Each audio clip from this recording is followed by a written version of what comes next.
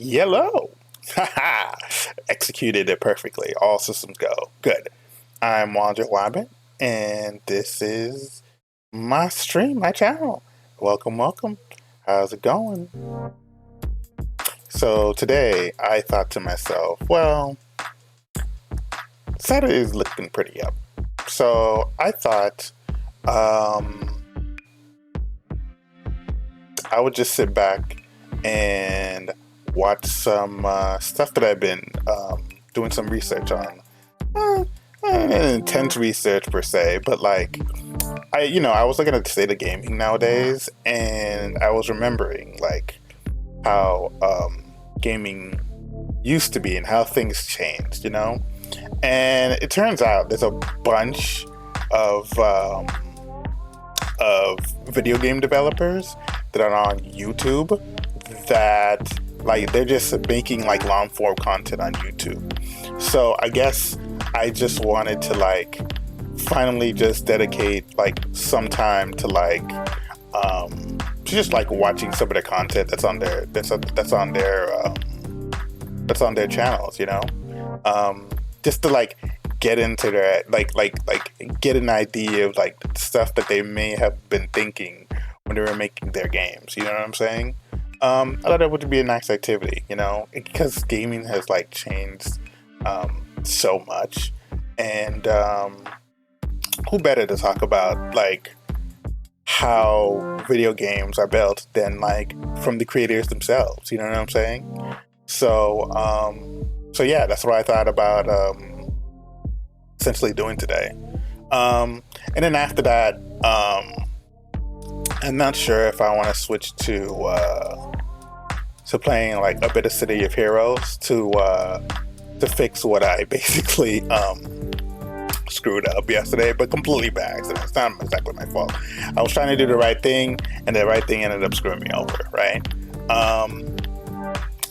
Or I could continue a bit more of Danganronpa, So that's the idea for today.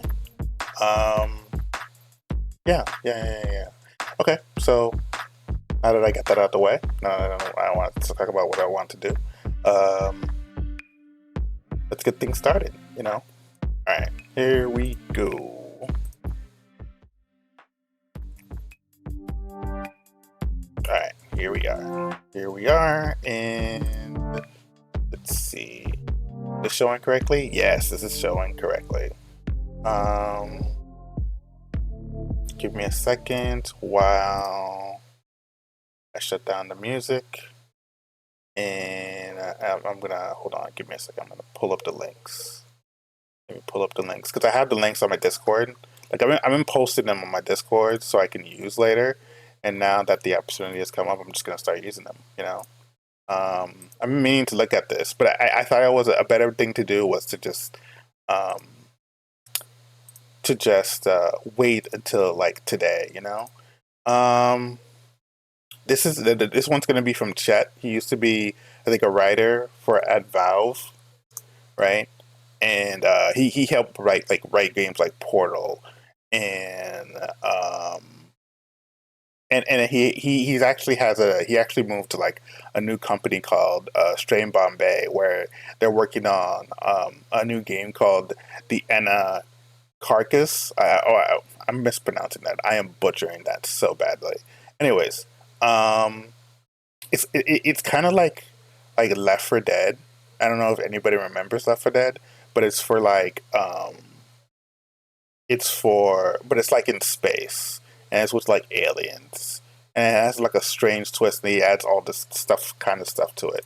So I thought I'd be watching some of like what he's been posting on his YouTube just for a start, and then we're gonna move on to some other YouTubes after that. Lakeith Stanfield.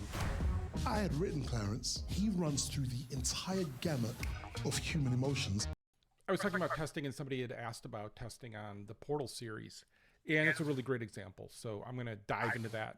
But first, clearly my channel, I don't make long heavily produced videos and talk for 4 hours at a time or something. God knows, I babble in a 10-minute segment. I try to limit it to 10 minutes, 20 minutes, just as a way to kind of have them focus down. But I really appreciate feedback, and I really appreciate comments, and I read the comments.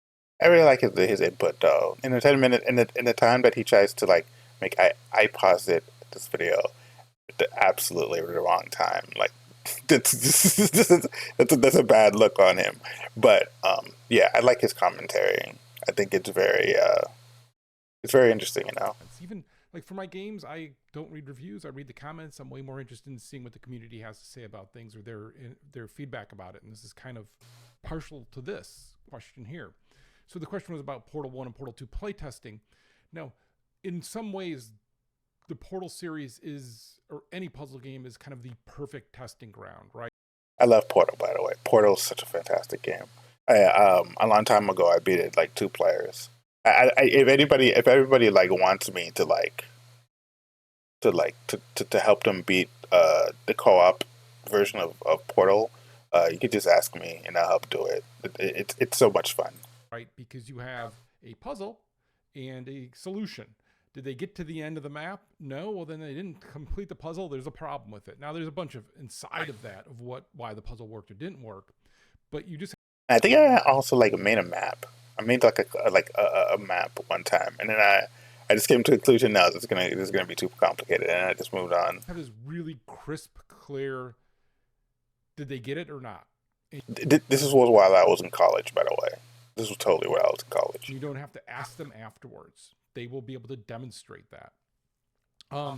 As somebody who worked on puzzle games and then has now play tested other people's puzzle games, I once had to play test a puzzle game on stage wearing a headset, fantastic contraption, while people watched. Don't ever make anyone do that. That is like the most horrific thing, because puzzles just do have that. Just you are either going to solve it or not. You are not going to muddle your way through it. It's a lot of pressure. That said, the Portal series, the first one in particular, we watched everybody play. And one of the things you always want to remember is you want to collect a lot of data, because we watched somebody play the original Portal series. Now this is some pressure, right? This is like, would bring people into play and you would have the team working on it in the room watching. And we got somebody who didn't understand that some of the areas you could put a portal and some of them you couldn't. Think how that playtest went. They maybe got to the 3rd or 4th map before we called it. This is a Portal 1. This is not that difficult of a game. And it was depressing, and then we brought someone else in to play a test just to kind of clear that out.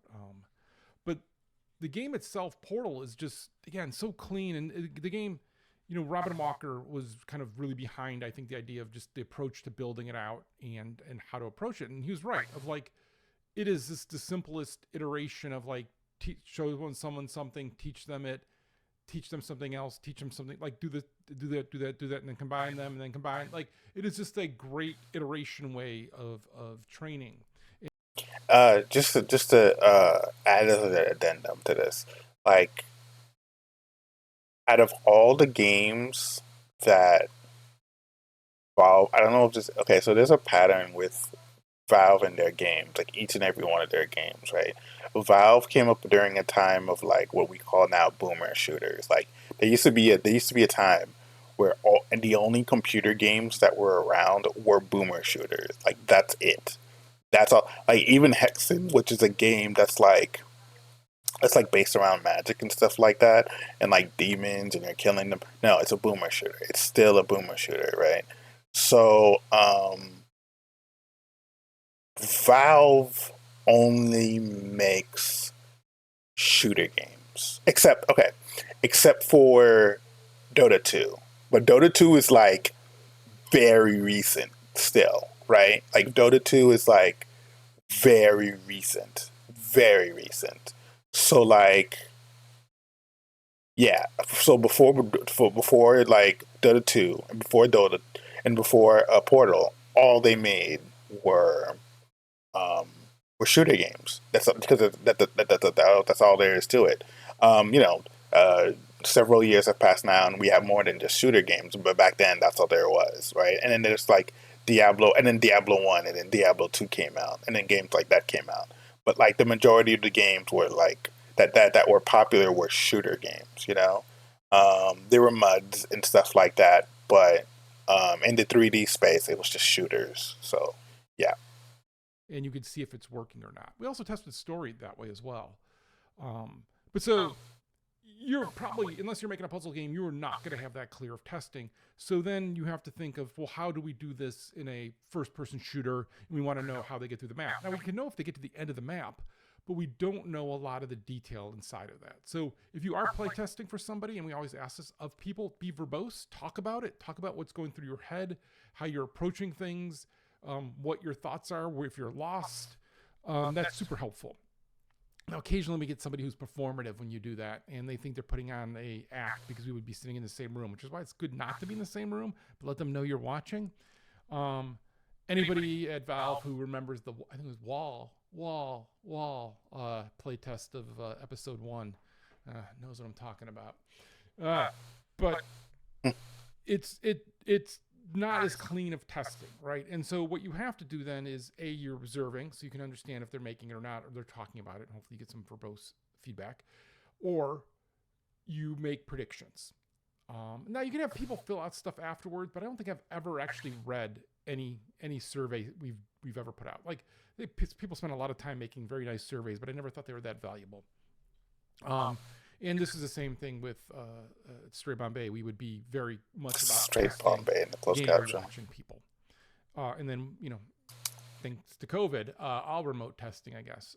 But my favorite is remote testing, everybody else in a room watching, because you don't need to win an argument anymore, because you see that argument played out. You see what people are getting or not getting. You see it really clearly.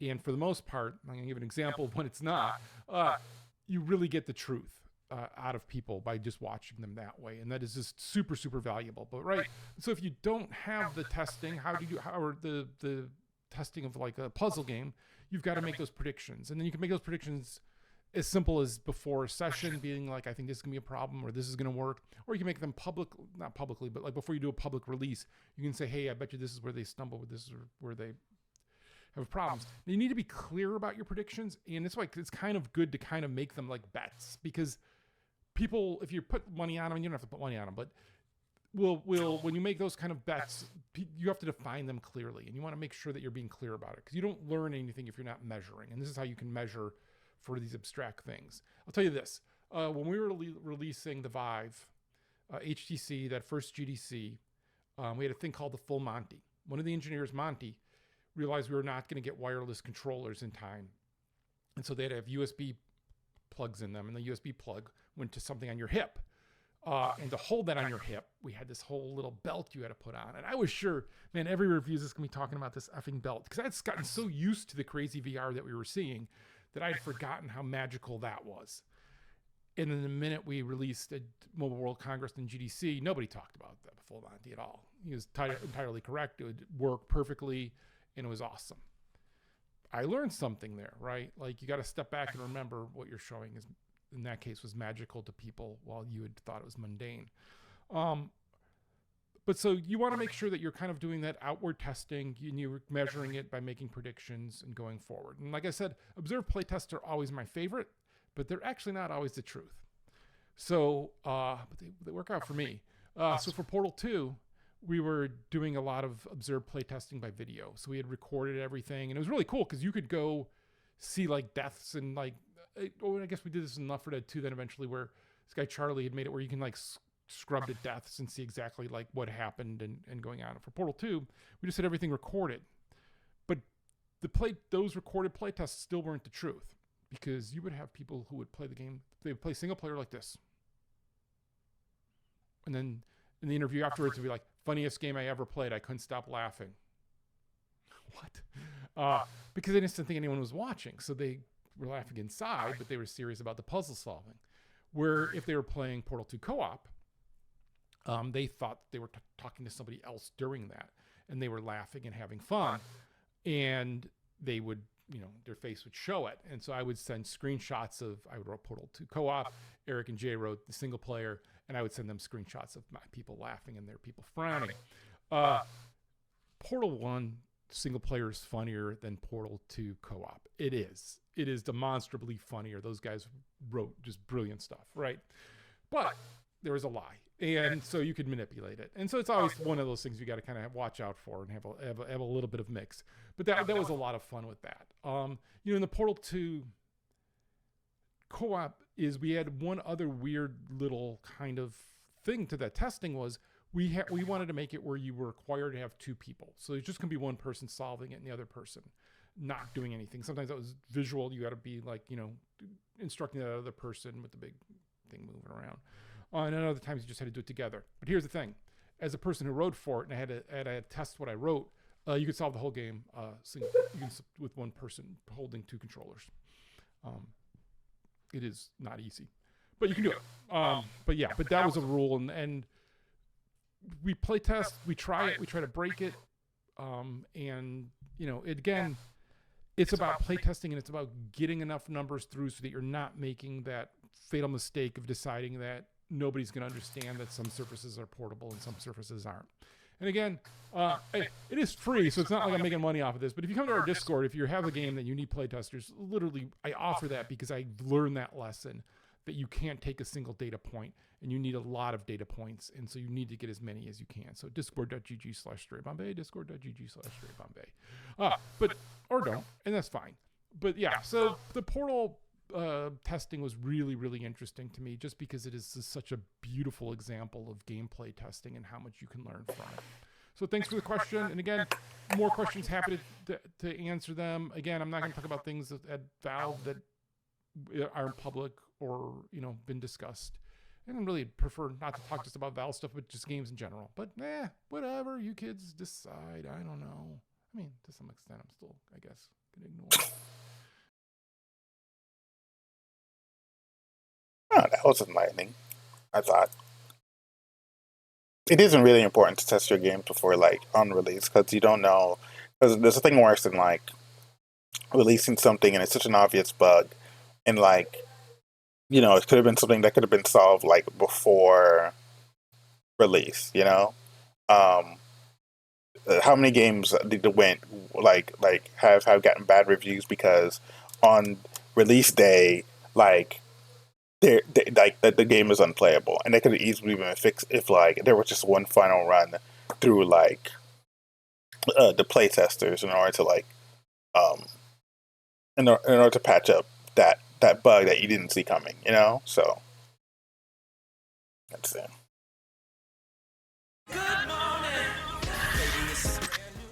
Go from Greek classics one day to Italian.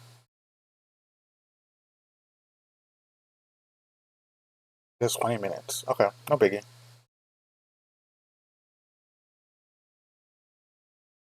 I've had a bunch of questions about kind of starting things and where's the building things. The upvotes? And just had this question this morning from Max Forsberg. Would it be possible to hear your perspective process when it comes coming up with a scenario for campaign level, things like in Left 4 Dead 2 and Anacrusis that makes a level good?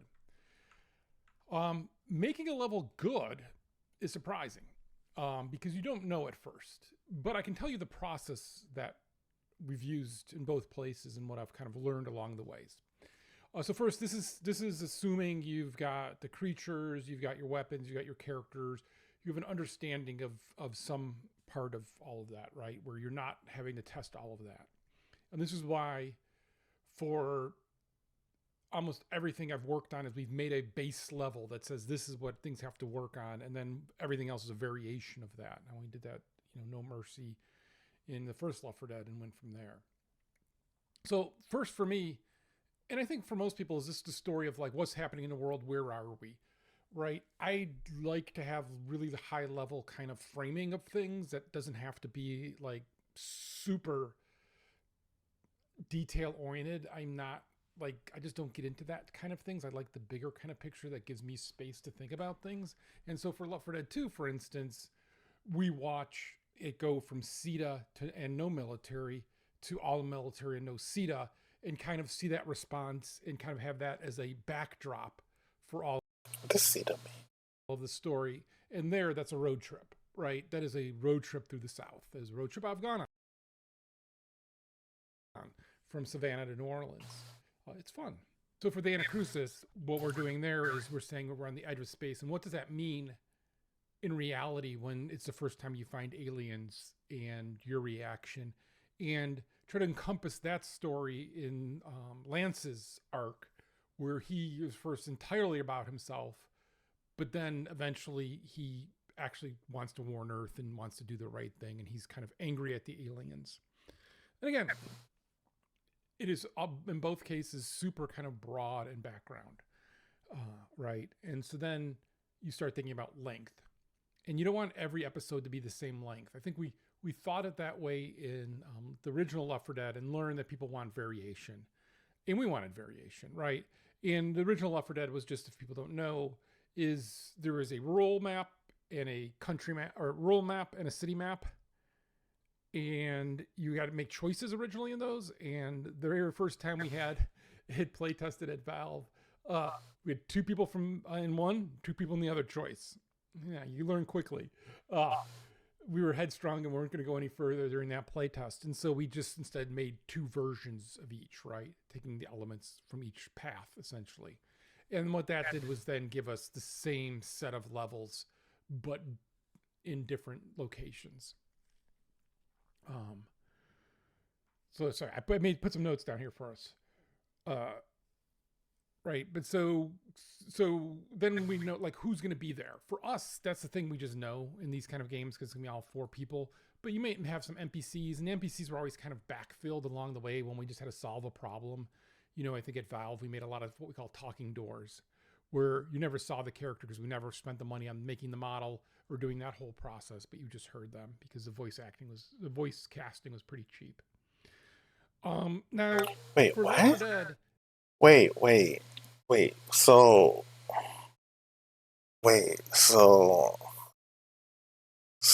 talking doors. Okay, so they made so what I have to guess is they made doors that would emit sound effects, but you couldn't open them, and that's how you got the dialogue out.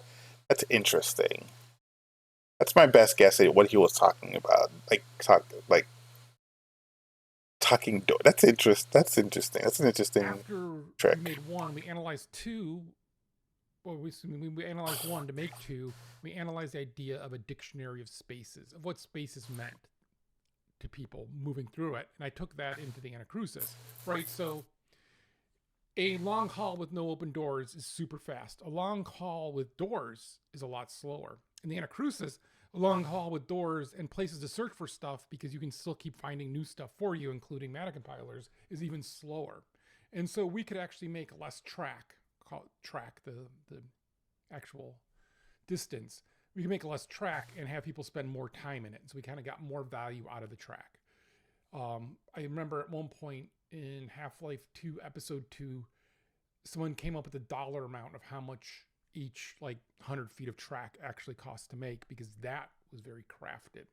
Here it's less crafted because you don't know what's going to happen on top of it, but you still think of it that way, of spaces. And I think this is one part, admittedly, in the Anacrusis, that while we confine players and expand players' vision in where they go, I think we make too many big boxes and then build inside of those big boxes versus making bespoke kind of channels. And we definitely mess it up, or mix it up some with the crew quarters curves and all of that.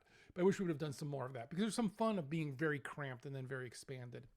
You know, I think if you play the Left 4 Dead series, you'll often see just go way off the path, and you'll realize, oh my God, there's all this stuff out here. There's all these things out here. There's all these items you can find, but you just don't need them. So you don't ever go out there, but there's all that built out because you need spaces for everything else to spawn and come in. And then so, you know, we kind of take that and start thinking of the space. And then at Valve, we would whiteboard kind of the top level and where crescendo events would happen and what would be the fun thing. For the Anacrusis, we didn't exactly whiteboard it, but the level designers would come and draw and Anacrusis. Okay. kind of make a pitch for it, which is similar, same idea. It's just we were often remote, and so it was different, right?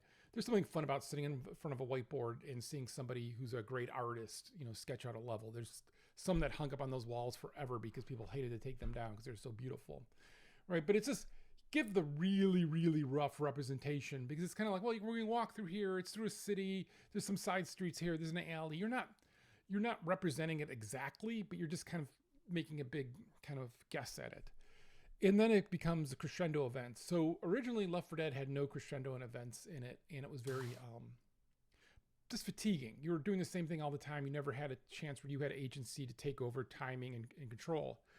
And so I still remember Philco, one of the level designers, super talented guy, created one in No Mercy right by the hospital. Like the side of the hospital broke in.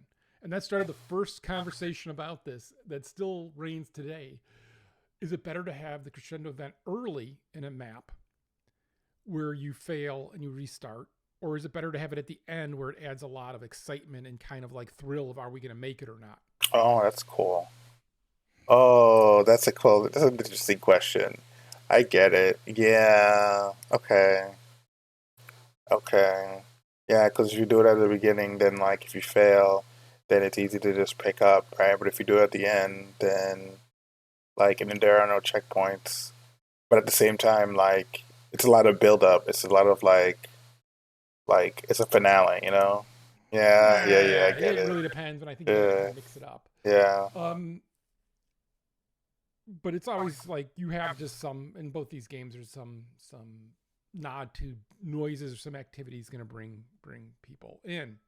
Different reasons for both in each, but that's still the idea.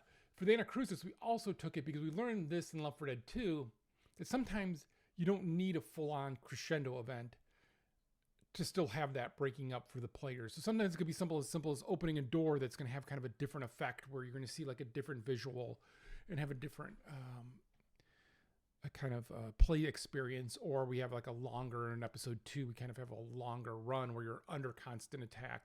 Kind of, you get breaks because we always want to give you breaks, and mixing it up. But so like we figure out those kind of things, and then we get the white box version of it, and that's just no textures, no art. Now some level designers like just to have textures. Dario Casali over at Valve would, man, the ugliest ground texture of the source engine would just always be what he chose. I have no idea why. It always felt like that. But he would just start there. But like so it's really to the level designer's preference. And that's neither good nor bad. But they would sometimes just be pure orange and white box, or it would be some texture, whatever, really loose texture. But they weren't trying to art it. We have artists who do that, and they have an understanding of that, right? But it is at that point that you can let people play it. And so first the team plays it, and you're like, this is bad here, this is good, I don't know where to go. Probably the biggest confusion always is about pathing and where to go. And this is where having Left 4 Dead's be on Earth made it a lot easier, because you have an understanding of how streets work, you have an understanding of cross streets and alleys and all of that, where in the Anacrusis, we were introducing you a spaceship, and spaceships are not consistent across all of sci-fi, so you kind of have to introduce people to what your spaceship is and the rules around your spaceship. And, you know, sometimes I'd have characters call that out and make fun out of it, kind of. And the same thing I did with Left 4 Dead, right? Francis's I hate things literally came from me hating a piece of art that was in the map, because what'll happen as we start doing this and they start going through is you start arting up these maps. And sometimes you find out that art choices... I think Francis is like a black guy in Left 4 Dead 1. He's wearing like a he's wearing business casual, and every once in a while he's like he's like I hate this, like he's right. I didn't know it came from him. You get lost. That's funny. There's a lot of noise to it, and if you have and I think that's why like people like Dario and stuff always put in textures so that you had something you were already losing focus in, because it's really easy to navigate sometimes in white and orange because it's really clear. But so as you start adding art in, people start getting confused. They start getting lost, and you have to do more. Often lighting's the trick or whatever. You know, a million times we've done a bunch of things. There's never one solution to pathing in particular that will win. It's always multiple things. But I've done this a bunch of times where, did you know, like in the finale of the parish in Left 4 Dead 2, all the cars are facing the way you need to go. And away we go. Add. Let's take this house and every. Or in Hold on, is there sound? Hold on, give me a second. Is there sound? the Anacrusis in that episode 2 where you're on the long run, all the lighting is Okay, actually there's telling you sound. which way to go. Just want to make sure. People still sometimes not pick up those clues, right? And you'll do a lot of clues like that. Some people will get it. Some people will get that without thinking about it. And then some people just won't pick it up. And you know, that's kind of a interesting thing that you learn. I always thought for episode 2, Hard Rain, or excuse me, yeah, not episode 2, excuse me, for Left 4 Dead 2, the Hard Rain episode, which was done by Ito, who runs the Counter-Strike team now, was interesting because we had this problem of you had to make the path be understandable going one way, and then you came back, and all of a sudden you had this water and all this other happening, right, in the darkness and lightning and all these storms happening. And so you were actually going through the same track, but it was radically different to you. And the fun thing there is they did really nice work with where they laid out the ladders and everything, where you just don't notice them when you're going into pick up the cans of gas, but you see them when you're coming out and you can use them. And it's just beautifully done. That's that team doing that, right? And that was just a lot of play testing, because through all of this, you iterate, playtest, iterate, playtest, iterate, playtest. And at some point you're like, hey, we're in a good spot. Let's actually bring people from outside. So little secret at Valve, man, if you're a nice person and you talk with them, I don't know how you do it these days. People would just mail us or whatever. We would invite you in to play all the time. You would see secret stuff. So many people saw the end of Portal 2 before we shipped it and no one ever talked about it. But it's just literally like, we need people to play. Imagine being the person seeing the end of Portal 2 before like the game even shit. That's fucking insane. Because we in our heads understand it. And, you know, for something like at Valve or in Left 4 Dead 2, there's 45 people. That means you get 10 groups to go through it that have never seen it, kind of. You get other people at the company to go through it. But there's a point you want to have somebody who has no concept for it to go through it and play it. And you just keep iterating on it. And then at some point you say it's done. And that's its own skill, right? Because you really want to say, okay, people understand, people have gotten it, we've gotten all the art in, right? Because our teams kind of schedule out all the things they're going to put in. And then sometimes while they're doing that, they'll think of fun little things. Like I think John Guthrie went through in Left 4 Dead 2 when you go to the amusement park, and all the weird little like games and all of that came through from his madness. And then the artists, you know, filled that out and kind of tied that all together. So you're still fussing with that a little bit, but you always have to be going on to the next thing and have an understanding with that. So often, like the art team's working on multiple levels together because some of it's finished, some of it's start. And this is where I think Hammer and how I'm used to working there was great, because the art team and the level design was tied in together in one. For the Anacrusis, our level designers had come from id, where they use these Mudbox to design the levels and then integrate it into Unreal. And we lost. I think there was a tool called Mudbox, like an app called Mudbox back in the day that would help model like 3D 3D characters. So I think he's actually like there are editing tools for like levels, but I think like in that moment he was confusing that with like Mudbox. Some time in there where as the art team took it over, that iteration process, there would be some point where we had to stop and be like, the level's not going to be playable for a little bit.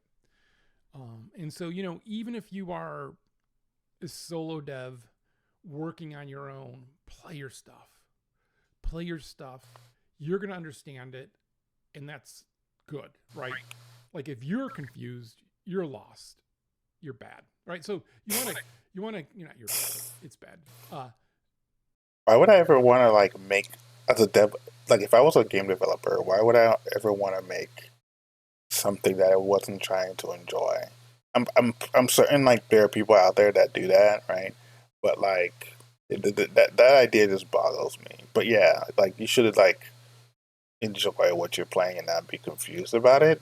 Yeah, that makes perfect So you sense. want to get outside I guess he's just like stating the obvious because it just needs to be said. You know what I'm saying? Like, like some people just like forget the plot. You know? people in, but I think people underestimate or discount just your team playing it and getting your team to be able to honestly discuss and give feedback on it. So even if there's two of you, being able to honestly talk to each other about, hey, this was bad.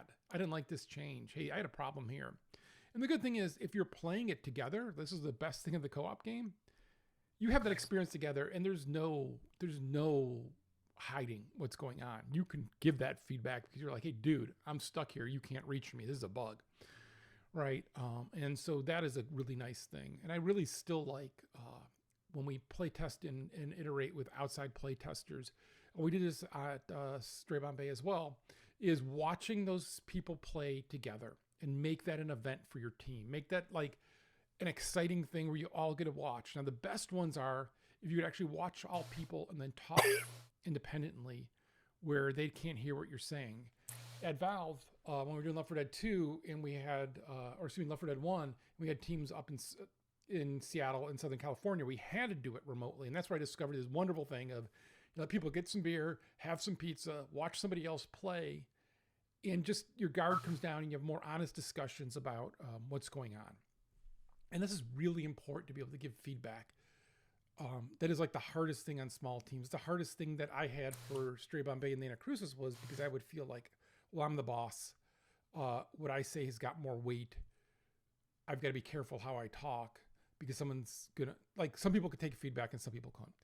In the sense, not good or bad, but like from me, right? And so learning of how to talk with everybody is the thing you have to do because you have to be able to give that feedback and you want to be able to solicit that. And the best level designers will go out of their way to poke and prod people to give them all the feedback so they have an understanding and it's just not them. Because nobody who makes the levels themselves will ever know if it's good or bad until you get other people playing it. And that's how you find out, because that's right. You're making it for them. You're making it for them to consume it and be able to play through it. And so, yeah, that is pretty much the process. That is a process, I think, for most teams. Where you fall down is a lot of teams don't play test their own stuff. They don't iterate. They say we're done. And that iteration process is really important because remember, iterating means sometimes something didn't work and you yank it. And sometimes it means you make it better, but it doesn't mean you take wholesale parts of it and throw it out. What he means by iterate, it's like if you're building a level or you're building a portion of the game and like it's not working, like it just doesn't feel fun or it's just not working out. Like you can like rewrite that part of the game. Like iterating is like it's like like making another version of the game with the stuff that's wrong with it. You get what I'm saying? So that's what he means by iterate. And start again, right? That is a young designer mistake I see often, where you give them feedback on a section and you go back and play it and it's entirely different.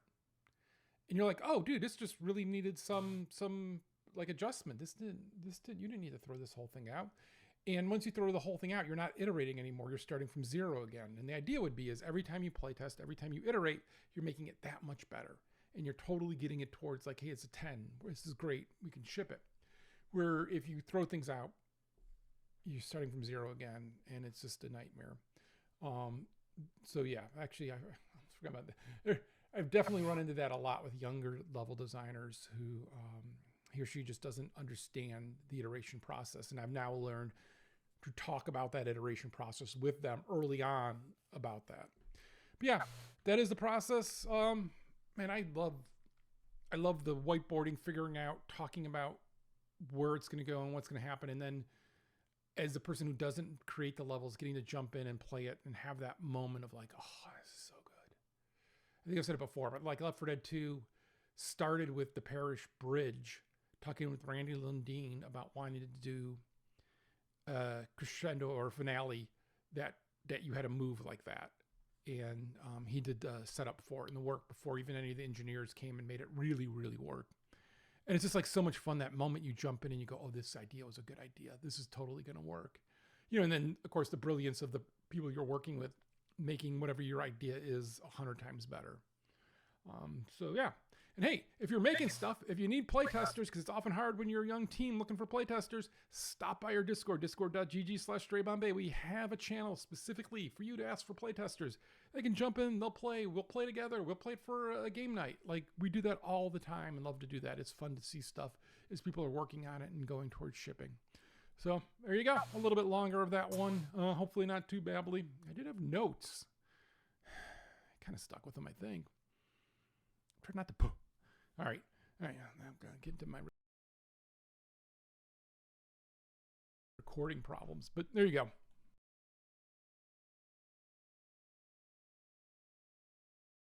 It's interesting that they're allowing themselves to become playtesters themselves, A good fit for therapy feels like compassion. Mutual. A therapist who takes their insurance. This is your safe space. To feel good in here, to do the work of therapy. Find the right someone to talk to. Not just anyone. Alma. Okay, so not to become, again, the Valve person or even the AI person, but some people have been asking me about where these two things connect, and that is that AI content on Steam and Valve's policy change, and for all the freaking out why I'm not freaking out there. Again, I am biased. I like Valve, work there, have friends on the team. I know they take these into consideration seriously and thoughtfully, but there's also another reason, right? So first of all, when I talk about AI, we're talking about a very specific thing of AI. And this is, in this case, and it's generative AI. That's AI that uses other pieces of data to build new content. And in Valve's change, just back in June, we shared that while our goal continues to be shipping as many games as possible on Steam, we needed time to learn about the fast-moving and legally murky space of AI technology, especially given Steam's worldwide reach. And so now they've been learning about it, and so now you have to do a content survey of saying about, like, essentially saying you own the content of your game when you submit your game. So now when you submit it, you actually have to call out to AI usages, and that's pre-generated or live generated, meaning stuff that was like making art that was put into the game, and then stuff like NPCs reacting to you and they're using AI. But now they're not saying that all of this will just be accepted. What they're saying is you need to let us know that this is in here. And one of the reasons they need to do this, the big one, right, is while I think a lot of people look at this and they think of like Midjourney, who's just flat out said they steal from artists. And if you use Midjourney to create textures and stuff, you're stealing from artists. There's a bunch of other tools from ChatGPT itself where you can just train it on your own data to things like Adobe, where they've licensed art to be used in their tools. And developers use those tools. I use AI. Okay, I use AI. I use ChatGPT as the best documentation of Unreal that I know of when I'm working in blueprints. That's not generative AI. That has to be listed here. But you also have some code assist things that people use now, and a bunch of other tools that are not caught up in this. We need to scan every Disney movie ever, otherwise our AI doesn't work kind of controversy. But like things like Midjourney definitely are. Right. And so Valve wants to try to separate those two and say, hey, there's actually valid uses for these tools and for this technology, which is the same thing I keep saying when people say I'm against AI. I'm not. There's a bunch of valid uses, a bunch of ways that we can really. AI gets a lot of flack, but there are good uses for AI. Just the cons are too, like look what's happening with SAG-AFTRA and voice actors in the video game industry. It's terrible. Harness its energy and use it as a tool. But it also has a bunch of negative uses, and Valve's trying to split the difference here, I think, and say these, no. Midjourney, you putting in an artist and saying, steal me everything from, Kenneth Scott's work and put it in my game. You can't do that. But if you've created a bunch of artwork and you want to be able to generate more quickly without hand doing everything, you do that, right? Already, there's tools in artwork to help you do this with your own work. And this is like just taking it further. I mean, hell, think of things like Houdini, which is crazy amount of AI technology inside of there and just technology in general. And so I think Valve's just trying to split the difference here. And that's why I wasn't freaking out about it. So I don't think you should freak out about it. It's not gonna be like, there is no magical button of press this button and shoot out a game in AI, right? If you forget, this is the AI version of the A team, and I'm not worried. A team. Team is a high-octane, action-packed series that takes us on a wild ride through the world of superheroes. With its quirky blend of humor and heart, this show is a must-watch for fans of all ages. Got that voice. Okay, but right again, yeah, this is early days, but there's never just going to be a make a game button, right? It's kind of like we've been making the joke of add multiplayer is not a Sure as hell would like one though. click make multiplayer an Unreal button for the past 15 years, right? So we are a long way off from anything like that being available or being able to happen. But what AI can do is it can help you as a developer kind of expedite how you work. So yeah, I think it's a reasonable splitting of the hairs, and we will see how it comes out in reality. And I'm hoping it's not a big flood of games, because discoverability on Steam continues to be probably the biggest problem for developers. So.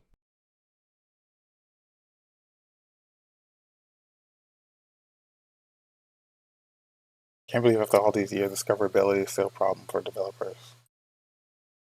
It's crazy. Need your attention, please. Now in theaters. I'm gonna burn this place to the ground. All right, I'm gonna try to talk about something and not get myself in trouble. Yeah. It's kind of my whole life. Sometimes it feels that way. But a lot of people have been asking me about Valve and a DMCA notice takedown of a community mod. So now, I said it, I'll say it again. I'm not going to talk about things that I don't know about or that are not public about Valve. So I'm not going to talk about the particulars of anything. I'm not going to go ask anybody about the particulars of anything. I'm not a Valve news source. I'm just a guy who worked at Valve for 12 years and now talks about games and makes games. I make games. I should say make games first and then talks about games. But lately, while we're in this cycle, I've been talking a lot. And so, I think a lot of people are like, well, man, Valve's really not getting beat up on this. The community's kind of mad, but a lot of the sites are covering it, and they're giving Valve the benefit of the doubt. And let's talk about that. Now, clearly, I'm biased, right? I have friends there. There's a fuck ton of goodwill to give to Valve. They kind of like earned it. I work there. I care about people there. But Valve has traditionally supported mods. They've supported a crazy variety of mods. From the original Counter-Strike to just embracing people using their content and creating new games out of it, or extensions of games out of it, right? But on our channel, on our Discord, we play Valve mods all the time, right? We played Double Action Boogaloo the other day. That's got Nick kind of. I have to go about Double Action Boogaloo.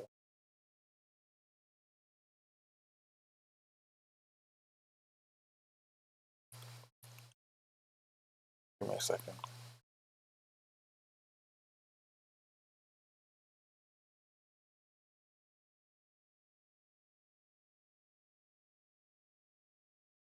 I'll just play the video. Screw it. From Left 4 Dead, as well as built on top of the Source engine. We play those games all the time. So Valve, in general, has a supportive issue around mods, right? I think we can agree on that. Can we agree on that? All right. So then, why this one? So now, often, as you get older, especially, you realize while you may not know the particulars of this one, if you knew all of these other ones and they were right there, you give them the benefit of the doubt, right? And so, while working at Valve, we did support mods. And not only that, we had talked about how do you expand mods even further? And ends up, there's a lot of legality around this, right? There's always the, hey, let's just wave our hands and make this good. But you can tell when it gets serious when the lawyers are involved. Because Valve lawyers are expensive and they're super smart. Even if they think the Mariners is a good baseball team, it's not. It's not. The Cleveland Guardians are way better.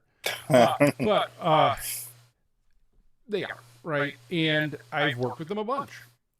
And in fact, how's this? they had a fight. This is like the crazy stuff that they fight and they have to think about is there is a patent for sending an SMS message through Facebook that can activate a app or something like that. And so I showed how you can use Facebook. This is back in the day. I don't have Facebook anymore. Don't have Facebook. How you can use Facebook to send a invite that someone could jump in and play Day of Defeat Source. The minute I showed the lawyer that, the lawyer's like, do not delete any of your emails. You are now in a lawsuit. And if you ever wondered why at Valve, if I worked It's fucking insane.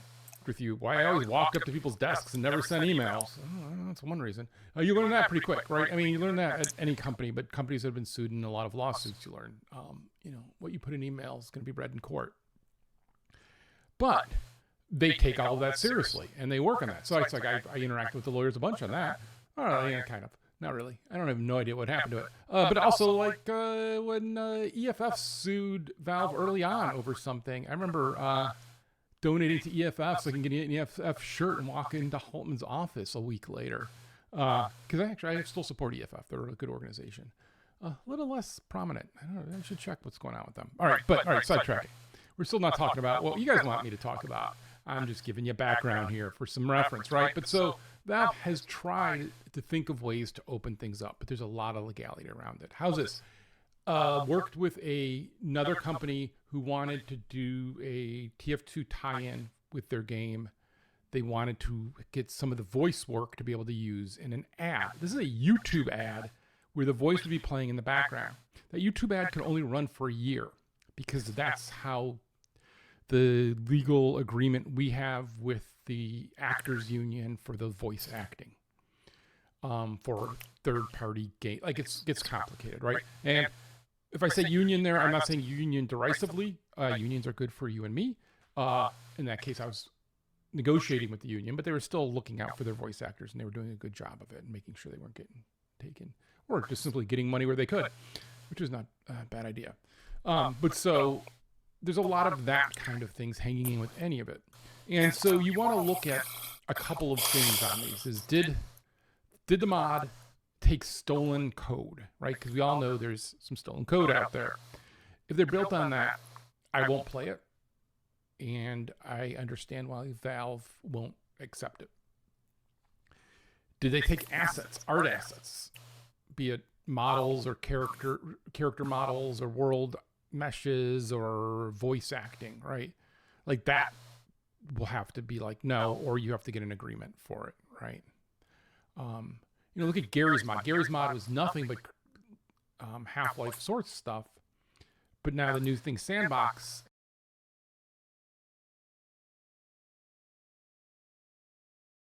has none of that built into it. It doesn't have that license. So anybody using that does not have access to those characters and likeness, right? It's a different beast. I respect Gary a lot, even if he pokes fun at me here. But that's like he wanted to not be having a license he was under of owing Valve a larger chunk because he was using all of their assets. He wanted to create his own. And so create Sandbox in its own way. And so then anything derivative of that doesn't have access to those things either. Where if you created something derivative in Gary's mod, right, you had access to all of that. That's different. Right. And so that all plays into that, right? And I don't know any conversations people have had. I don't know any back and forth. I know while we were working on Team Fortress 2, before we had announced it even, I think, Fortress Forever started. And I think it's Fortress. I should look. Maybe it's on Steam. Maybe it's not still on Steam. But like, there was no animosity. There was no hard feelings. There was a competing product using the name partially, but building all their own assets and all their own game and making a bunch of other choices. Valve supported that. Valve did not have anything against that, right?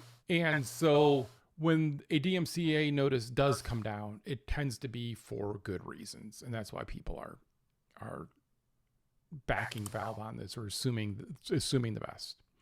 And I'll have to do the same, right? Again, I have no knowledge of this. I have no understanding of this. I'm not going to go ask anybody at Valve about this, especially the lawyers are really expensive. But they're nice people. But for you, that's a way to think about it. And there is a limit to that, right? You can't be like, oh my God, it's like the 50th time I've done this and I've never done anything nice. And that means the company's changed. But I don't think when you look at one-off of a product that wasn't actively being developed anymore, can you say, oh, this is a new Valve or this is something changed? Gabe's still there. Gabe's part of these conversations. But it does get complicated with all of this. Okay, how's this? I remember once, because we're talking legal stuff, is trying to think of like, how do we get where you don't have to buy a headset and you can just lease it.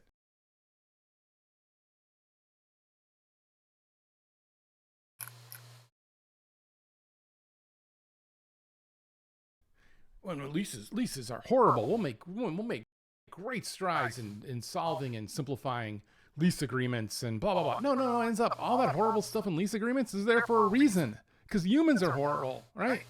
And so like that kind of legal back and forth stuff exists because of the world, the people ripping people off and being bad players. And so sometimes good players need to act in ways that make them uncomfortable because of the set of bad players, I guess is what I'm saying. And so I don't know anybody on the mod team there. That's got to hurt. I wish them the best. But it's always, God, I've gotten in so many arguments with people who are like, Disney kills creativity because they've trademarked their art assets. That's not creativity. Creativity is go crazy, make something on your own. Go nuts. But still, I get people who, paying loving attention to that, but equally taking Valve assets and hosting them and storing them outside of the ecosystem is a problem thing. So that is probably a unhelpful answer, unsatisfying, but we are obviously very honored to have Gabe Newell found. All right, I'm going to try to talk about something and not get myself in trouble.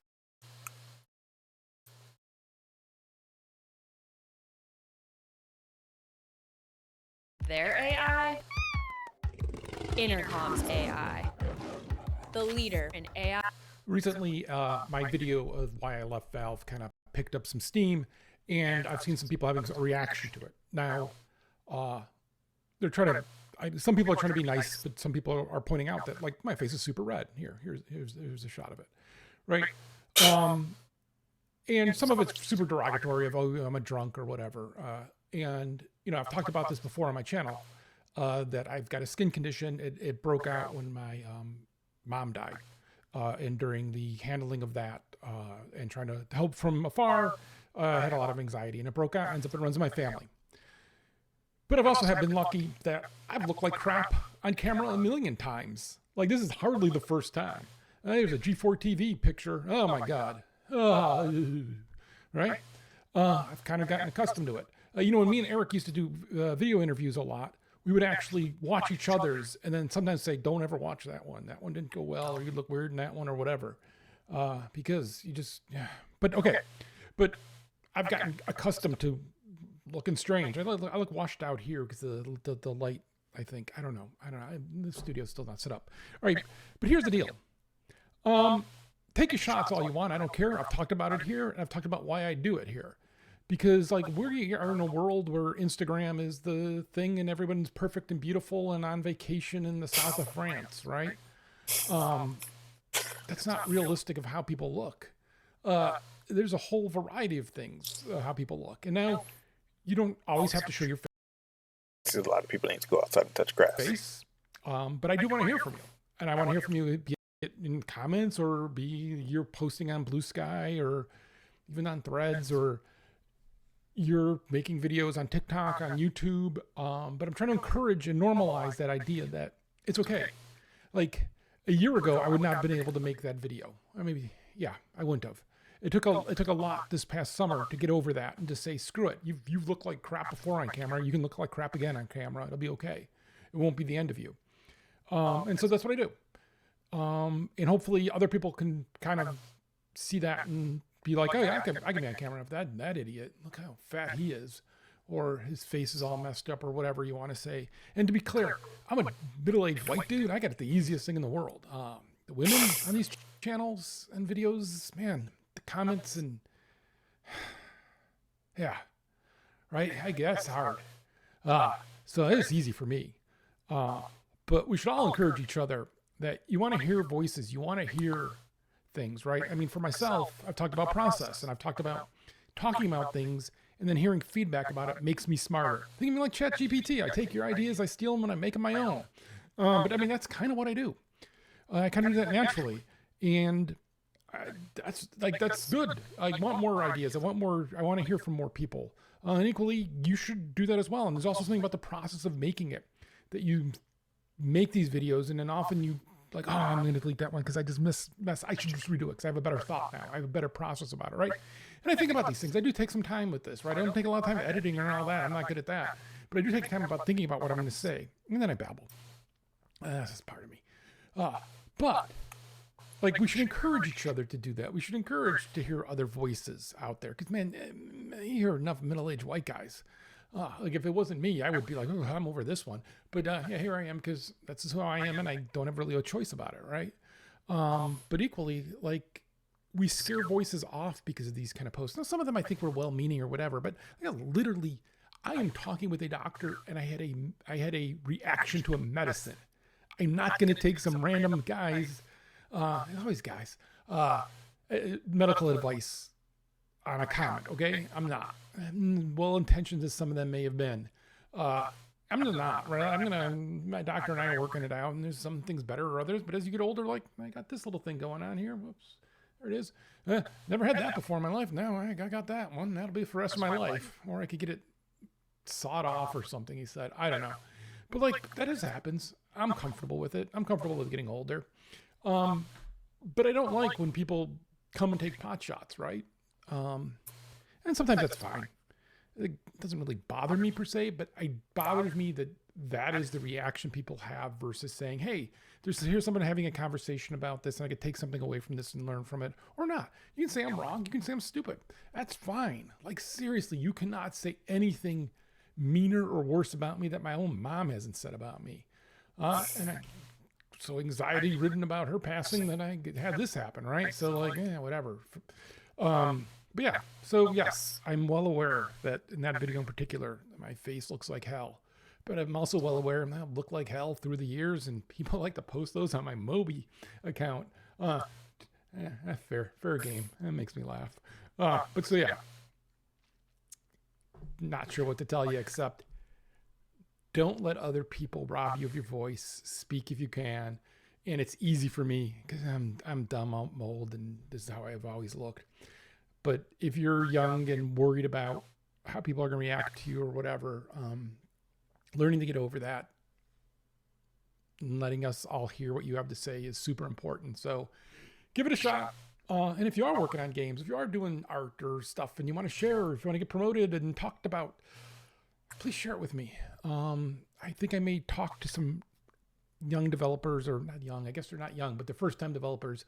I'm going to see if they'll do a little bit of a longer piece so we can talk about it, because I think their path would be insightful. And it's just not me babbling then. We'll see. I'm going to try different things. But that's one of the things I've been thinking about. So. Oh my God. Look at that. Look at that. Oh my God. Oh my God. Oh, hey, how are you? Not bad. Welcome to the stream. I'm just looking at Chet's YouTube channel. This is a screenshot from like from back when I forget what it's called. There was a channel.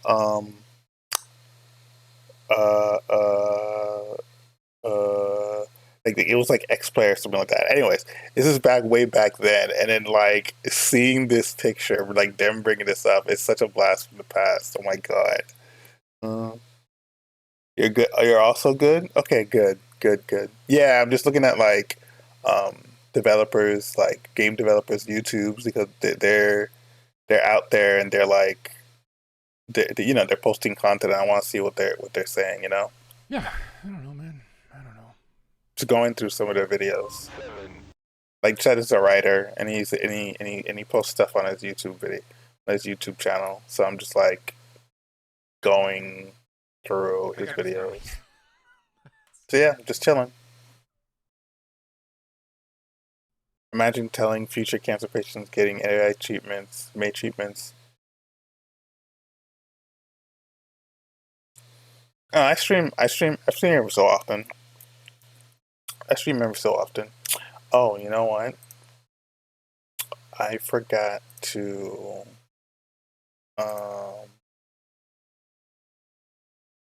there. That should be displaying on screen now. I forgot to for the turn on. But yeah, I stream every so often.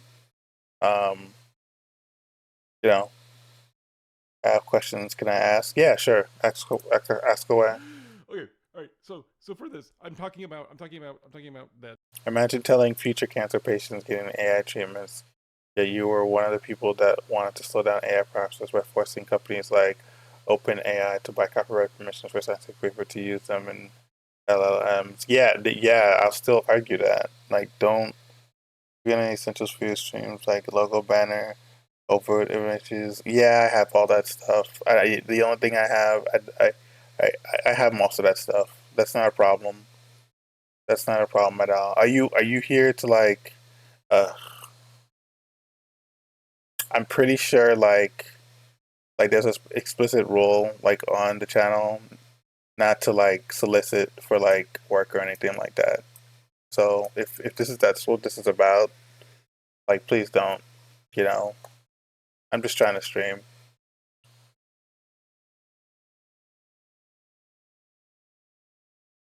People just lump in AI to all mean one thing these days because so here, the comment here, I gotta read this. Imagine telling future cancer patients getting AI made treatments that you were one of the graphic design was like chicken. No.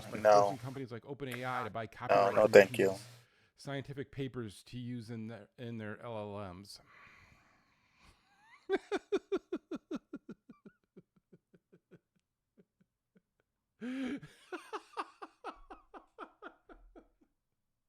Sam, is that you? Is that you, Sam? Sam Altman, is that you? Oh my God, this is the crazy hype around this, right? Did you know the big breakthrough in cancer research with using AI was machine learning? That's not large language model. Large language model again is not the only AI in the world, but Sam Altman would like you to believe it is. I'm almost beginning to believe Sam Altman is evil. But yeah, this is not. Sam Altman in the end is just a businessman. Nothing more and nothing less. This is not a concern. This is not a concern. Okay, but then there's a comment that's actually insightful that says, "Hey, look, you know, it's a lot of this is people smarting over missing the iPhone and what happened there and that explosion, right? And there's a lot of investors, there's a lot of technology people that feel like they missed out on that, and that the only way to get back into that is to just jump on everything and hype it up just to equal. Oh my God, it's gonna be bigger than this, bigger than this, bigger than this." And that's what I'm trying to do here is call out the craziness of that first statement. No, AI is not going to be slowed down at all because of that, right? No, technology is not going to slow down for that. Did you know there's technology that exists outside of AI that is built independently of AI? Now, there is a point where AI kind of bleeds into everything, right? And there's somebody else pointed out in the comments that like all the AI noise that's out there is bullshit. Like I just want to die off already now. If you talk about games and AI, my God, there's AI in pathfinding, there's AI in all kinds of things. There's AI in tools, right? That's why I think the recent Steam announcement about AI in games, I'm kind of like, let's see how this actually shakes out and what this means, because it could just be meaning you can use all those tools that are available, and that would just make sense. But maybe not. Maybe it's worse. But you know what? Let's actually wait to see what happens instead of making crazy conjecture. I know, crazy. That's gonna cost me some views. But no. So the comments. Look, you got this comment. The first comment is crazy, but the rest are smart. You guys are all smart out there in the comments. You guys are all wonderful. But not your mom. No, some of you are not. But you know, hey, I like the interaction, and it's interesting because it makes me think, and so it's also just nice when people agree with me. It stokes me. You go, I need it some days. I will admit to that, I guess. Yeah, I guess. All right, but there you go. Cancer research is not going to be slowed down because of copyright laws. It's just not. And yes, post me the Literally, that's the dumbest thing I've heard all night. Like, who thinks that? article that says it. This is the thing, right? This is when you have the enthusiastic press that are about this, that you have the access journalism, right? You just don't have people calling this stuff out. So it's harder and harder to find these things calling this out. And then as AI feeds into this, you get more and more BS AI, and it becomes this cluster of little value. Yeah, there you go. So that's my morning read. So I SS, whatever your name is, 03DL. Thanks for the laugh this morning. I needed that. I didn't need coffee this morning because I was laughing so hard. Thank you. I don't know if you could hear him at the end of that video, but somebody wanted in. When he hears me talking, he wants in. Bella runs. She'll leave the room if I'm recording. All right. That's a good morning. No, I even have coffee now. And a cat.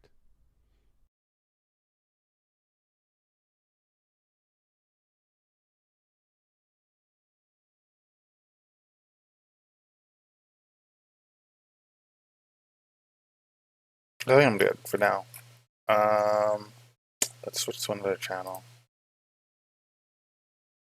Switch to channel to something a little different.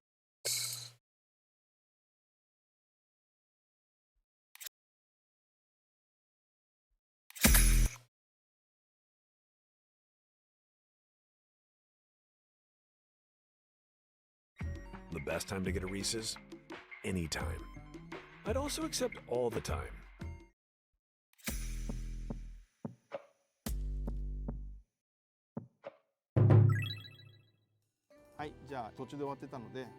Stopped in the middle last time. Let's pick up on one.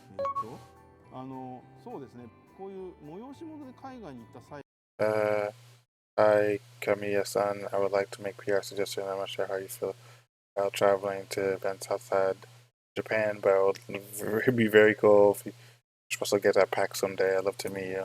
ボストンのパックスだからコロナが始まるギリギリの頃だったかな。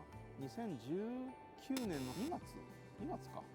だからまだね世界的な騒ぎになってない頃でマスクもまだ全然みんなしてなかったし。ただなんかね会場に行ってみていろんな取材を受けたんですけど直接握手っていう接触はみんな避け始めてなんか肘でこうねタッチしたりみたいなことをやり始めてた頃で、まあ、パックスを終えて日本に帰ってきてギリギリ入国できたみたいな感じでもう入国出国制限が始まったりとかいうような時期だったかなと思いますね。確かだから出張の準備するのに消毒のアルコールだとかなんかもうめちゃくちゃアマゾンとかでもプレミアの値段ついててめちゃくちゃ高くなってたりとかしましたよね。まあね。Oh my god, it's true. That part of the pandemic was so like people were marking up like hand sanitizer and the like crazy. まあ実際僕もちょっと前にイギリス、スペインと行く出張あったんですけど、韓国も行って、まあ今はね割と行きやすくなってるから行きたいですよねまたね。海外のみんなとも交流したいんでオファーお待ちしてます。こればっかやな。And she's into the story how you came to create the Devil May Cry franchise. Where did it start and how did it happen? How I created Devil May Cry. The creator Devil May Cry. なんだっけちょっと前のインタビューで喋ってなかったっけこれデビルの成り立ちについて話すとすごい複雑で話が長くなるからどうしようかな。ざっくり話すと To make a long story short, you play Resident Evil 2. 完成させました。で会社としては当然バイオ3を作り始めますってなりました。で、その時に僕はバイオ1にも関わってましたしでバイオ2でディレクターやったのでもうバイオには関わりたくないみたいなことを会社に言ってそしたら会社的にはディレクターをやらなくてもいいけどチームには関わってくれっていうことで、別の人間がディレクターに立って、僕はサブに回る形でバイオ3が走り始めました。で走り始めたんですけど、ちょうどその頃にバイオってプラットフォームはプレイステーションだったんですけど、プレイステーション2が出るということになって、でそれで、確か僕会社の、三上さんも含め会社の偉い人に呼ばれて、新しいハードが出るので、それに向けてバイオハザードを作ってくれと。で新しいハードで作るんで難易度が高いから神谷にディレクターやってほしいっていうふうに言われて、で僕も新しいハードでやるんであれば新しいいろんな表現ができそうだし、それだったらやってみたいですっていうことでまた仕切り直して、僕がディレクターになってバイオ3をプレイステーション2上で作り始めることになりました。で一方でバイオ2のアセットを流用する形でバイオのスピンオフみたいなものを作り始めて、それはまだタイトル未定だったんですけど、バイオのスピンオフ的な位置づけで制作が始まっていました。でもっとかいつまんだ方がいいな、その会社の偉い人、これ確か岡本さんだと思うんだけど、要するにそのバイオってナンバリングつけた方が売れるんですよ。サブタイトルつけるよりもバイオ2、3、4っていうふうにナンバリングした方が当然ねメインのシリーズってことになって、商売的には成功するわけですよね。それでスピンオフ的位置づけだったものに3っていうナンバリングをしろっていうことが会社命令として下って、これは三上さんすごい嫌がってたんですけど、ナンバリングじゃないっていうところでいろんな実験しながら新しいことできるっていうことでやっていたものに、ナンバーくれってことになったので、やむなくそれがバイオ3ということになったと。ってなった時に、じゃあ俺たちが作ってるこのプレイステーション2So with the Resident Evil spin-off turned into Resident, what does that mean? Resident Evil 3 for PS2? Oh wait. It's going to be Resident Evil 4. Often having working title screens to build district and teamwork in one version. The Resident Evil 3 on the title screen. The quick games 4. I could read Resident Evil 4. これがデビルの源流ですね。で僕はそのプレイステーション2っていうハードウェアでいろんなことを新しいことを実験しながらやってたんですけど、僕がいたその第4開発では僕の同期の匠衆、逆転裁判とかゴーストドリック作った匠衆ですよね。彼がディノクライシスっていうゲームを作って、でディノクライシスは皆さんご存知の通りフルポリゴンで背景がこうちゃんとカメラワークがついて動くんですよね。バイは一方でプリレンダーのグラフィックなんでカメラ動かせないんですけど、カメラを動かす動的な表現っていうのが僕すごい羨ましいなと思って見てたんで、ぜひとも自分がやる新しいバイオでもそういうフルポリゴンでグラフィックを描きたいっていう思いがあって、そこでこうどんどん動的なイメージっていうのをゲームの中に入れていって、よりアクション性がゲームの方もアクション性が強まっていったわけですよね。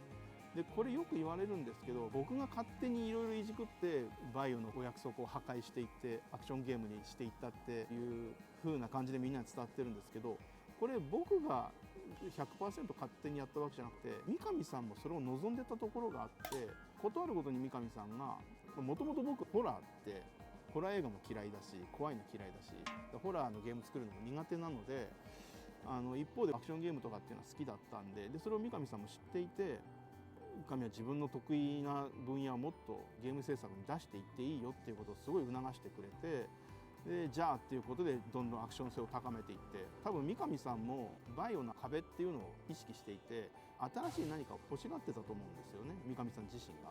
I see. 僕もじゃあアクションを高めていくっていう方向に持ってったら全く違うバイオ。I see. So Resident Evil was getting stale. So it looks like he's going to say they made Devil May Cry. っていう形でそこをどんどんエスカレーションさせていったと。でその結果もうバイオっていう世界観には似つかわしくないものになっていったので、三上さんの方からもうそのバイオっていうタイトルも外してもっと自由に作れるオリジナルの IP にした方がいいんじゃないのっていうことを言われて、最初は僕はああいうなんかそのバイオとは思えないようなゲームっていうのをバイオっていうタイトルで出すっていうところにロマンを感じてたので、三上さんがそう言ってくることっていうのもずっと抵抗していたんですけど、最終的にはもうそれを飲んでしぶしぶじゃあ変えますっていう形でもうバイオの世界観から外れたんですけど、そうなったらそうなったで、バイオって基本的にはバイオテクノロジーを下地にしてすごいリアリスティックな表現をずっとしてるんですけど、守ってるんですけど、もうそこを気にしなくていいんだっていうことになって、でチームの中からもなんかこうふわふわ宙を飛び回る敵だとか、もう口から溶岩吐き出す敵だとか、そういうダイナミックで高等無形な攻撃をする敵を作りたいっていう意見が出てきて、もうねバイオテクノロジーの世界じゃないし、じゃあもうオカルトの世界観に転向して敵キャラクターを悪魔っていう設定にして、じゃあそこはもうどんどん派手に膨らまそうっていうことになって、ああいうデビルメイクライというゲームが出来上がったと。長かった。Oh my god. Resident Evil 4 was supposed to be. Resident Evil 4 got turned into Devil May Cry. They disconnected it from the Resident Evil series. Okay, so they finished Devil May Cry 3. They finished Resident Evil 3. And then they wanted to make something new, but it was originally part of the Resident Evil universe. But then they disconnected it from the Resident Evil universe, and then they completely changed like how everything works since Resident Evil is based on biotechnology. Okay, that's hilarious. That's crazy. Looking forward to the new Robocop game. そう、ロボコップのゲーム出るみたいなんで、確か俺の記憶が正しければね、一番最初のバンホーベンのロボコップの世界観を忠実に描いたゲームだったと思うんですけど、僕ロボコップ好きなんで、バンホーベンのロボコップ1がいいですね。2、3はもう僕の中でなかったことになってるんで、ゲームの方はどうしてんのかな、2、3の世界観をちゃんと引き継いでるのかな、わかんないですけど、楽しみですよね。僕新しい方のリブートした方のロボコップも好きですけどね、1作目だけで終わっちゃいましたけど、ちゃんとこうバーホーベンのロボコップへのリスペクトがあってすごい良かったなと僕は個人的に好きな映画ですね。で次がそうなんか悪口来てて、こいついない方がプラチナもっとよくみたいなこと書いてるのかなこれで。俺批判は全然いいんだけど、悪口も別にいいんだけど、There's fans who don't like me. I have complaints, but I picked this one because scumbag of a human with nothing to offer outside of working on other people's ideas. これ他人のアイデアを盗用してるみたいな。saying they see other people's ideas. そう、これはね、I couldn't just let that one slip.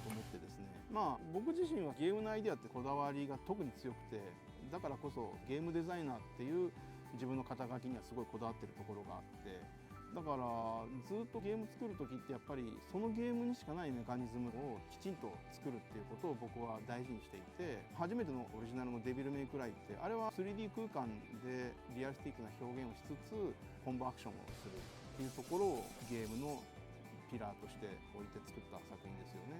で次のビューティフル・ジョーから特にゲームデザインのこだわりっていうのが顕著になっていって、ご存知の通りだと思うんですけど VFX パワーっていう世界にスローをかけたりマックスピードで高速で動いたりっていう映像演出を交えてゲーム攻略をするっていうメカニズムで、狼で言ったら筆調べですよね。画面に何かを書き込むとそれが具現化するっていうで、レオネッタではWhich time he does have a lot of original ideas.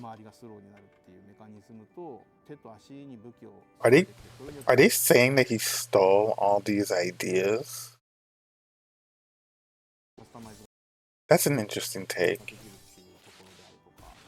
そういうゲームデザインっていうところにはすごいこだわりがあるので、他人のアイデアを盗んだりってことは僕はしたことはないですし、だからお前のゲームつまんないよとか出せよとか、この人の感想だから別に反論するとかそういうことはないんだけど、なんかこのね事実と異なることを言われるっていうのは僕は看過できないなと思うんですよね。と思ってピックアップしました。次はボードゲームをデザインしてみたらどうですかっていう。いやこれね無理です。僕のゲーム作りってなんていうのかな、後でよく考えればちゃんとロジックができてるんですけど、ロジックから入る人間じゃないんですよ。ノリから入るんですよ。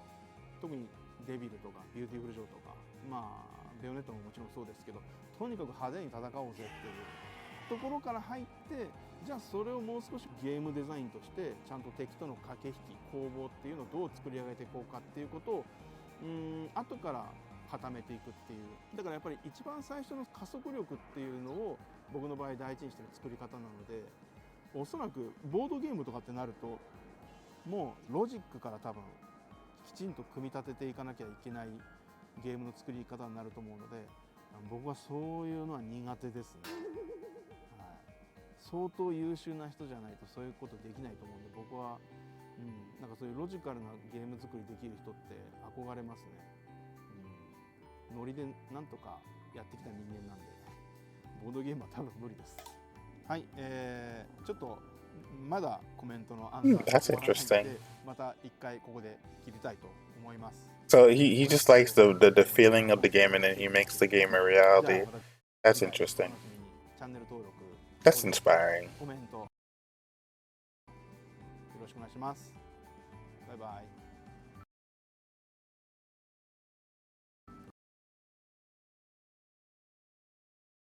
Timothy Kane is known for making Fallout.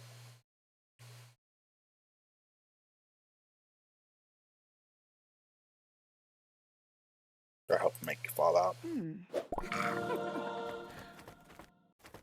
Oh. Yeah. Hi everyone, it's me, Tim, and today I want to talk about skill design in RPGs. In particular, Queen of Bad Jokes 9413 asks, I wondered how you would approach skills for a new game. How do you choose? What skill types are there? How do you and would you level them? Is there a particular skill that has worked out for multiple games? How can you design for balancing, and are there skill tables too? I mean testing besides in the testing rooms and player testing in the alpha. Queen, that's a lot of questions. I will try to get at it. I made myself an outline so I wouldn't forget things, but this may be long.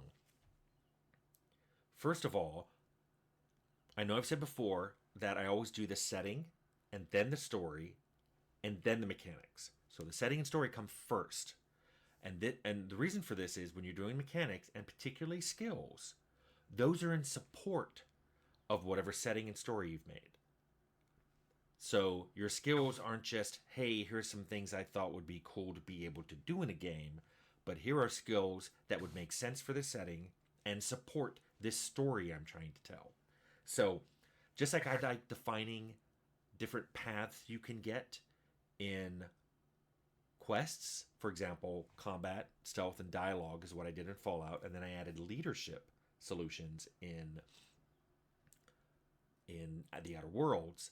This led to skills to support those things, which meant I had to have combat skills, I had to have stealth skills, I had to have dialogue skills, I had to have leadership skills. The skills weren't created, and then we thought, gee, what are we going to do with these? It was, we had already decided we wanted that kind of gameplay, and there were parts of the story that would be involved with those paths through playing through the story. Therefore, we needed to support those in skills. So now, of course, there's a lot of other things that you can do in an RPG. Exploration, shopping, crafting. Those need support too. Now, not everything comes from quests, or comes from skills. And you have to address that. But let me just make sure I cover the things I wanted to make sure. If you were making exploring a haunted house where it's all these incorporeal ghosts or whatever, you probably wouldn't need combat skills. You'd probably want perception skills and dialogue skills and maybe psychic skills. If you think you need a traps skill, how common are traps in your game? If you're not going to put in a lot of traps, why do you need a trap skill? Similarly, if you're not going to put in a lot of people to talk to, why do you need dialogue skills? If you're not going to do a lot of combat, you won't need combat skills. I've seen games that include speech skills and then barely make use of them. So it makes me go, why did you do this? Now, one thing you're probably thinking is, okay, you're putting in all these skills. When do I make it a skill versus making it a perk or a trait or a background or any of the other myriad of character creation elements you've seen in my games?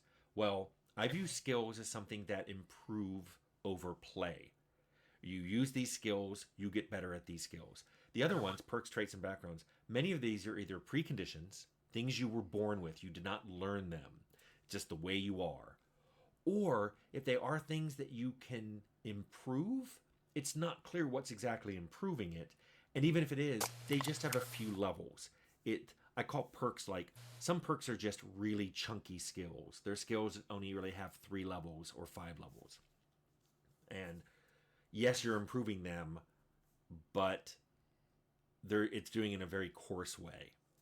Now, that brings me to saying I really wanted to talk about skill ranges. I think this is one of the most important discussions you can have when you're thinking about putting skills in your game. It's exactly what are the ranges skills start at. Let's assume they all start at 0. Do they go up to 5, 10, 20, 100, more than that? My hand's over here. Let's talk about each one of those and the pros and cons of doing it that way. Let's say you wanted skills to go from 0 to 5. Well, those skills should probably only be increased when the player character levels up. And even then, you should probably only give 1 point. Because spending a point in a skill range that only goes from 0 to 5 is a big increase. You're going from 1 to 2 to 3. That's a 20% increase at each jump. In fact, I would consider, if you're really thinking about doing skills with this small of a level range, consider just doing perks instead and not having skills. I think we all know a game that did that. Another thing you really have to think about is with skills going in a range of 0 to 5, it's really hard to create bonuses for those skills. So if you have a pickpocket skill that only goes from 0 to 5, and you make these silken gloves of pickpocketing, what's the bonus on them? And if they're +2, that's almost half the range of the entire skill. Why put points in it if you can just find those gloves? So you have to really think about what will affect the skills before you can even think about what the range is you want on those skills. So let's increase it to 0 to 10. Let's say skills go from 0 to 10. Again, I would probably limit skill increases to leveling. But instead of 1 point every time the player levels, maybe consider giving 2. Maybe put a restriction saying you get 2 points, but you have to spend them in different skills. Again, these are a little hard to make bonuses for. Because let's say you have a skill for picking a lock and you want to make, glasses of lock picking, magnifying glasses that make it easy to lock pick. Again, you put a +2 bonus on that thing, you've just done an entire player level worth or 2 levels worth of bonus for glasses. It's crazy. So I would even consider at that range again, not doing bonuses from items. Let's talk about 0 to 20 as a range. Now we're talking.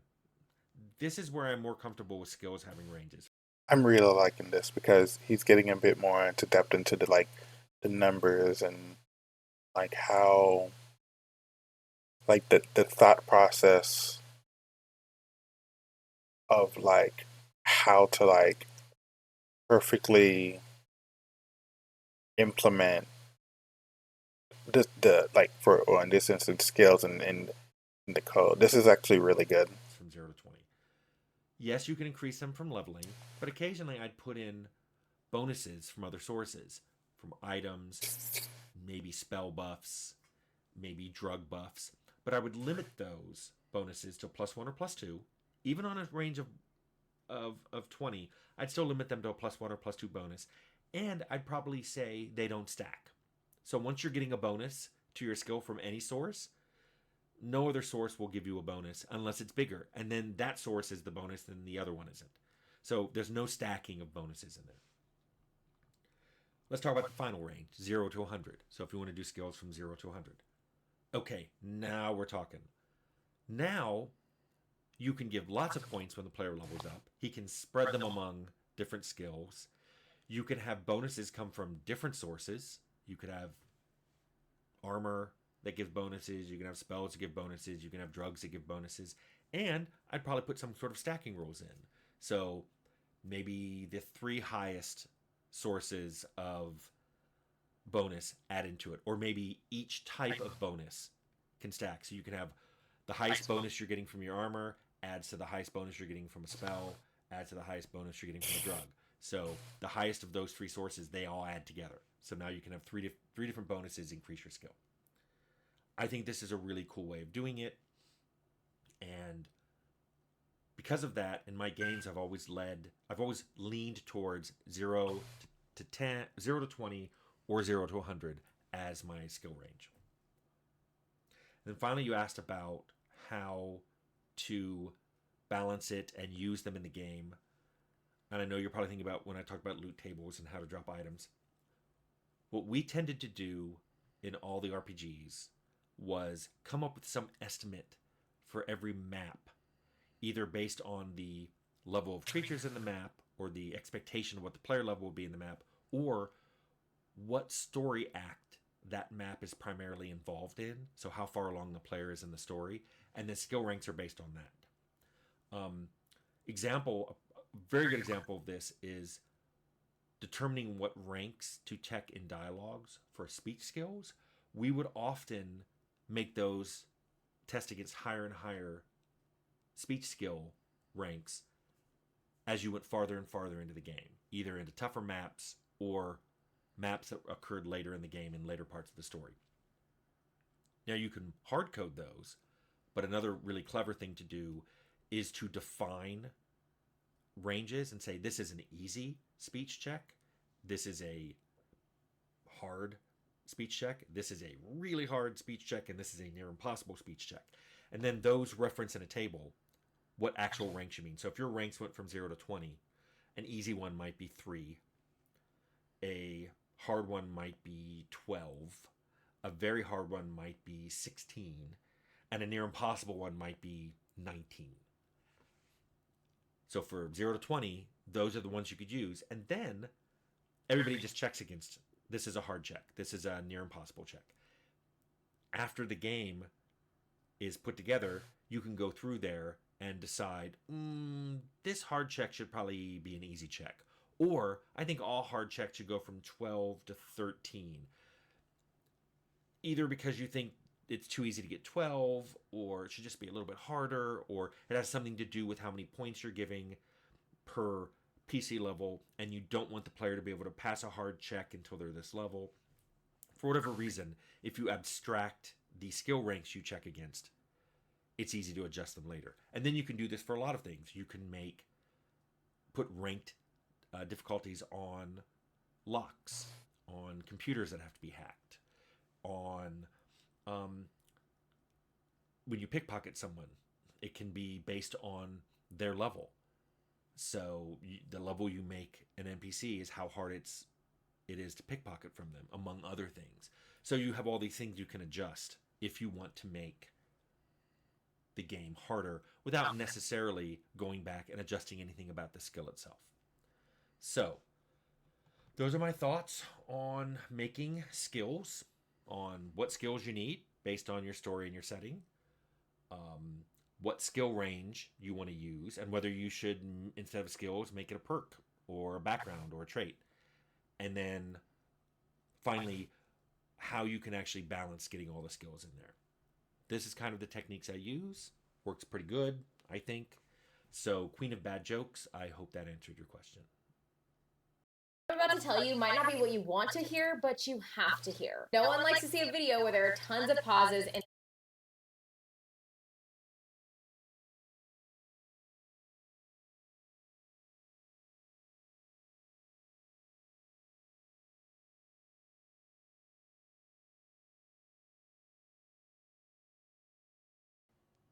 Hi everyone, it's me, Tim.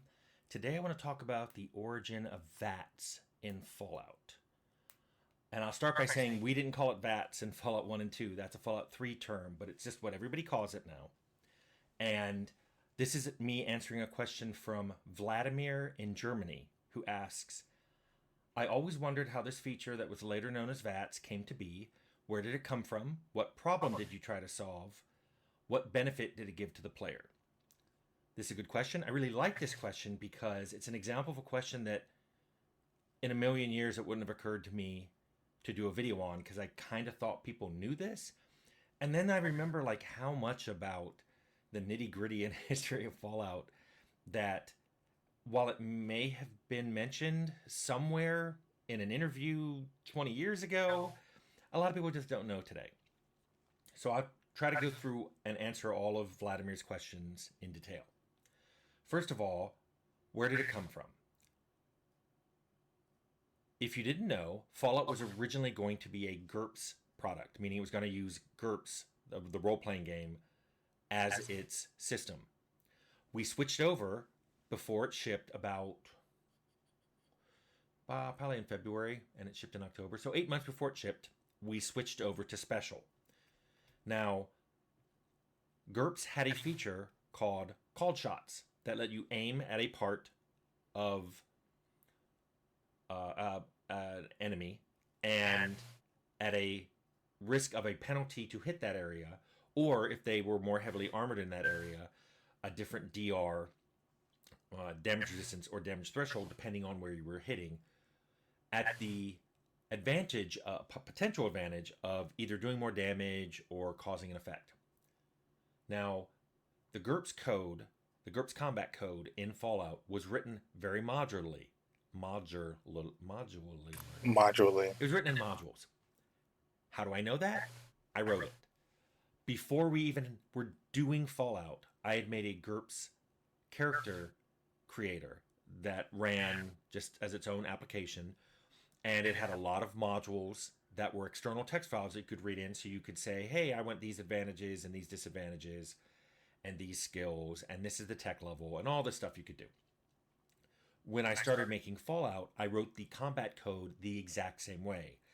The game was kept separate from the game mechanics. And the game mechanics were GURPS. It was this set of skills and these rules for how they were used. But that's not how combat worked. Combat was a turn-based combat engine that when it needed to know how far can I move, what actions are legal, if I use this weapon on this person, what's my chance to hit, and how much damage will I do, and what effects will I have. Those were calls from the game into the game mechanics, the modules supporting the game mechanics. So when we switched from GURPS to Special, I extracted all those GURPS modules and just put them somewhere else. That meant we had to make our own system. And we did traits and skills and perks. When we did all that, I wanted to keep the called shot system because even though our sprites were 2D, they were made as 3D models and then extracted into game data as sprites. So basically they were rendered walking in all 8 directions, in some of them 4. No, we didn't do reflection until Arcanum. So we did, I don't know, it's only 6 because it's GURPS, Fallout was in hexes. So we would render these models out walking and doing their actions as 2D sprites, but we had 3D models. And in our called shot UI, we had this really cool thing where we'd wireframe the model and then point to different parts of it as places you could shoot. I wanted to keep that. So as part of the new special system, we allowed called shots. So that's where it came from. It came from GURPS. What problem were we trying to solve with it? We wanted to keep called shots because A, it made combat more tactical and more interesting, but it also allowed us to differentiate weapons and armor from each other because we had armor that protected you better in some areas. We had weapons that had different bonuses and penalties for shooting in different areas. So these are things that we wanted to keep. And also there were traits and skills and perks that we wanted to leave open the possibility of those affecting called shots because it made an interesting character to have someone who I don't hit as often, but when I do, I get more criticals. Or I believe there was a trait that said you don't get called shots. You get more action points, but you can't do called shots. Okay.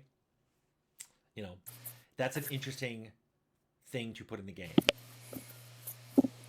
Called shots, therefore, so that the problem we're trying to solve is how can we make weapons and armor and creatures and perks and skills and traits have more differentiation and more things that they provide as tactical decisions for a player to make in combat. And then finally, what benefit it did give to the player. The clever player, when playing Fallout, will take advantage of all these differences.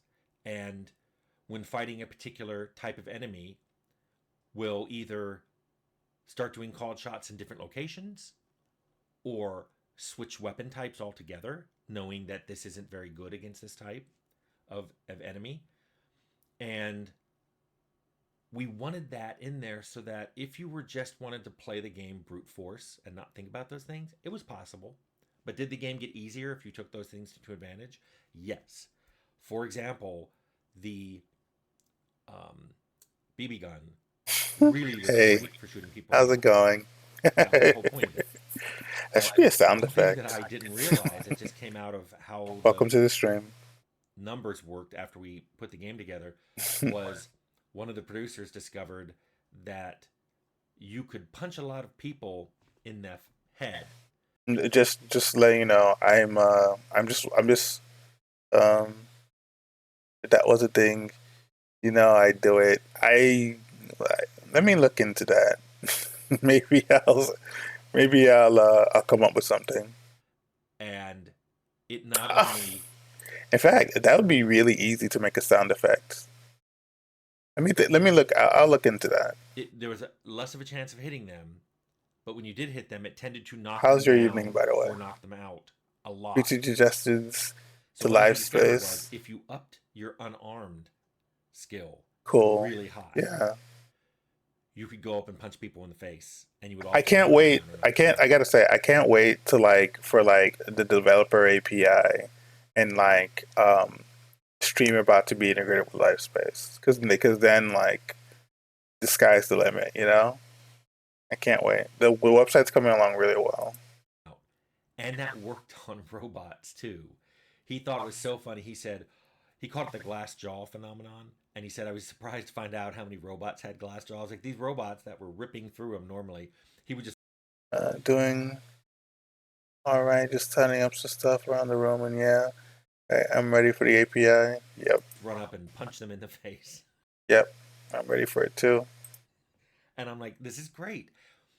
I didn't take that out because what I loved about that was the idea that a player will feel clever because he is being clever and find some advantage like that in the game. I love. So while there's a lot of things in the game that bring that dimension of discovery, called shots did it in a great way because while they were a penalty to hit, they often increased your chance of doing a critical, and they added effects to what the critical would be. So that's his call shots. Hitting them in the head, knock them out. Yeah, okay, that makes sense. The leg.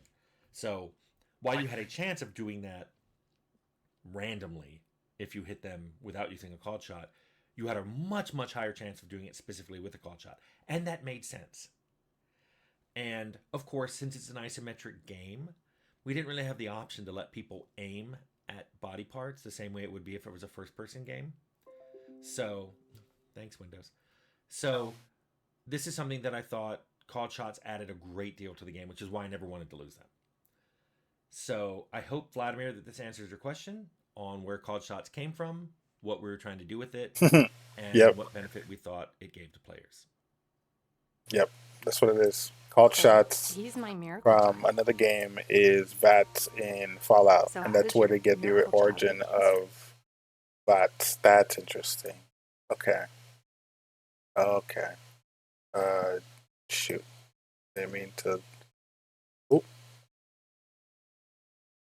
That's very interesting. Okay, this is actually very insightful stuff about the. I do not regret doing this at all. This is cool. I can't believe they've been doing this. They're just sharing stuff with the world.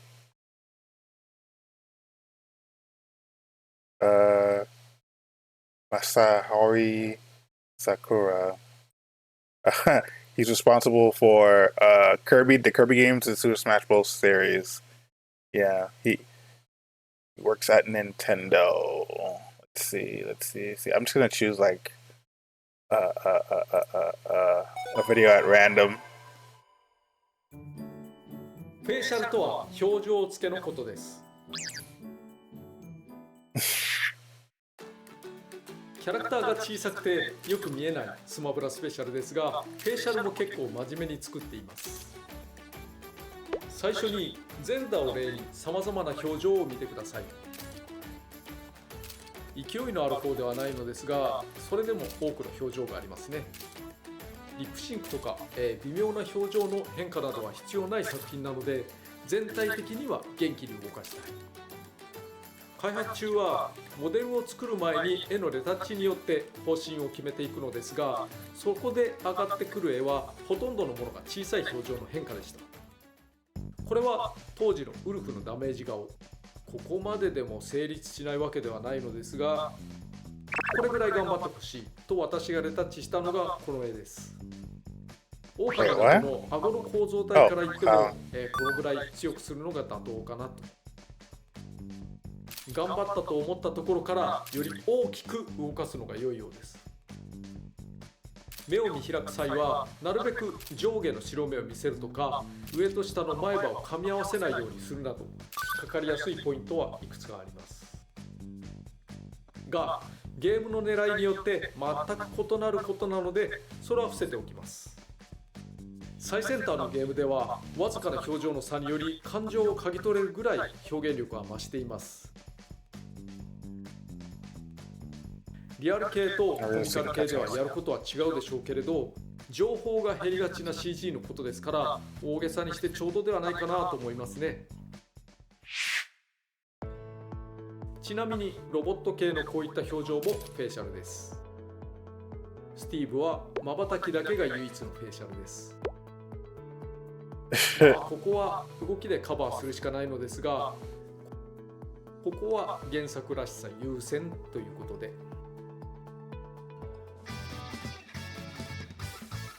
Oh wow. Oh, okay.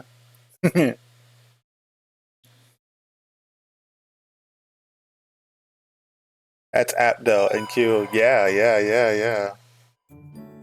I think I'm gonna I'm getting the urge to just like go through all of their channels. Not tonight, like, because that will take too long and that'd be a really long stream. But like, I'm getting the urge to like go through the channel. How long does this go?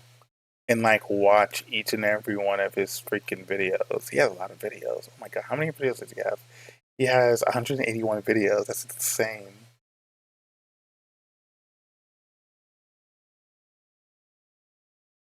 Oh my god.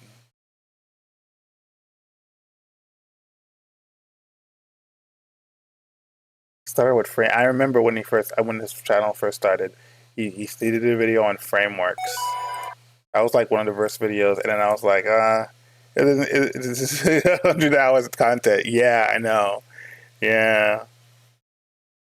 I think I will do it though. I think I will go through all of them, just not on my own time, because I'm now very curious. I'm learning a lot from these channels. This is really interesting stuff, you know. It seems short though, therefore it may not be as bad as it looks. Yeah, maybe. I won't know until I try. I want to learn as much as possible. This is cool. There are even like assumptions that like I make about games that like I'm getting answered while I'm reading things, when I'm watching these things. On television. Okay, we're done. つまり秒間60フレーム。これがゲームの単位時間として扱われることも多いです。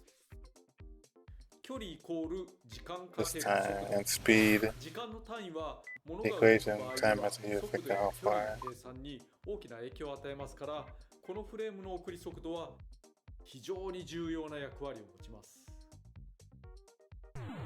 秒間60フレームと30フレームでは見え方や操作の滑らかさにもかなりの差が出ます。まあ、YouTube 上で正しく見えるかどうかは分か Oh りませんが wow, look at that. できれば60フレームで作りたいところですが、 Okay. 30フレームを標準にする場合もあります。 Yeah. パフォーマンスを30フレームの半分に落とさなければ60フレームにならないですからね。まあ30フレームでもゲームは差し支えなく遊べる範囲ではあります。実際映像作品などは30フレームが標準的ですから。 Tears of Kingdom is 30? ゲームごとに一定にしているわけではなく、その機種や処理によってまちまちです。可変フレームレートといって処理が重い時だけコマ数が減る場合もありますが、これはいわゆる、処理落ちとは少し異なりますね。ゲームの速度は変えず描画だけが落ちるとか。 PC ゲームやハイエンド機種では秒間120フレームや200フレームを超える描画処理が行われていることもあります。マシンが対応していてもモニターが対応していなければ意味がないので、ぜひ揃えたいところですね。滑らかヌメヌメで最高です。さてここで昔話をしますが、ファミコンやスーパーファミコン、任天堂64あたりを作っていた時、ブラウン管のテレビの規格に NTSC と PAL というのがありました。日本や北米では NTSC が主流です。これは毎秒30フレーム構成でしたから、操作線の処理によりゲームは60フレームで作れます。ところが欧州やオーストラリアでは PAL 方式です。これは毎秒25フレームでした。つまりゲームが50フレームになってしまう。 I didn't know that. 少なくとも私が手掛けたゲームの、ファミコンやスーパーファミコン時代は画面の割り込み回数をそのまま時間の単位にしていました。これはつまりパルに移植すると速度が6分の5に落ちるということです。少しゆっくりした動きの仕上がりになりました。しかし64以降、ポリゴンで処理をするようになると描画だけを遅くし、処理はそのままということもしやすくなりました。つまり駆け引きにはあんまり違和感がなくなると。まとめ、フレームは時間、コマ数分解の通常秒間60フレーム、これからもしばしば出てくると思われますので覚えておいてください。 Okay. Gotcha. Okay. Alright, I have a lot to go through. Okay. How it is now 7:30. Okay. So now I think this is gonna be a lot of fun. No, stop. I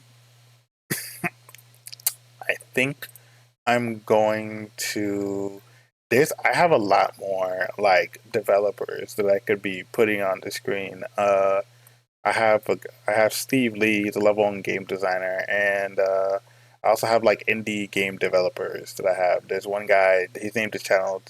It's a rabbit hole, yeah, and it's a fun one. It's a very fun rabbit hole to go through. I want to go through everything on my time off. I don't know how I'm gonna do it, but I will do it. There's a guy, his name is Pirate Software.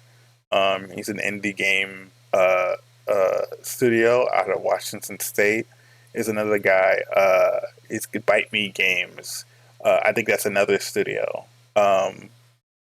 You know of them? Okay. You know of him? Okay, cool. Yeah, he's I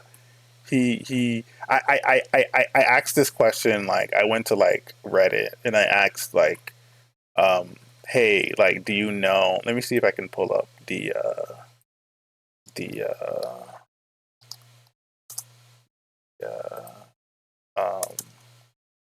post that I made. Hold on, give me a second. No, don't log in. Stop that. Don't redirect me. No, I didn't ask for that. Stop it. No, god damn it. It did it anyways. Okay, well, it's fine. It's all about games. Just came across him on TikTok, the whole story about throwing in the burrito. It's hilarious. Right. I didn't even know he has a TikTok. He has a TikTok? I'm gonna look into that after the stream. That'll be good to have as well. Where did I hold on, I'm trying to find Where did I do it? Yeah, here's the post. Oh wait, no. I want to go to. Yeah, here's the post that I made. I made this 7 days ago. He got a great voice on top of all that programming talk. Oh, okay.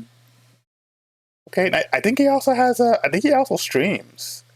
Um, yeah, he streams on his. I think I saw him like streaming one time. I haven't got around to like actually checking out the stream. I have to admit, at first, like I thought it was some random. It was called Pirate Software. I thought it was like a guy advocating for like downloading and playing like software illegally. Like that's what I thought.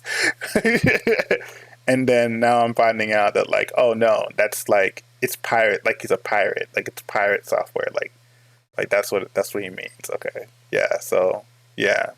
But yeah, this is the post that I made like 7 days ago on Reddit, and that's how I got the list. So yeah, I had no idea. Literally, the burrito store was the first time I ever seen him anywhere. Oh, okay. Okay, cool. I gotta check that out. I'm gonna check out. I wanna take in like as much programming advice as possible because this is fun stuff. I like finding out things like this. All right. I'm gonna switch. I'll be right back. I'm going to turn on Danganronpa, which is what I intend to end the night with. So yeah. Be back.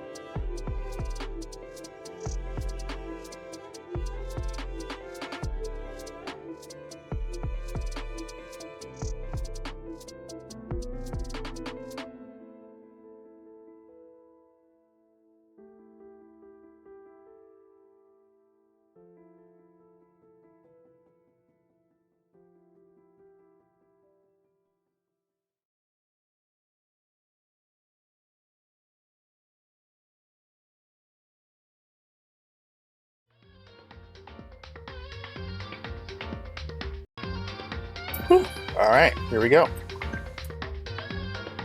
Danganronpa.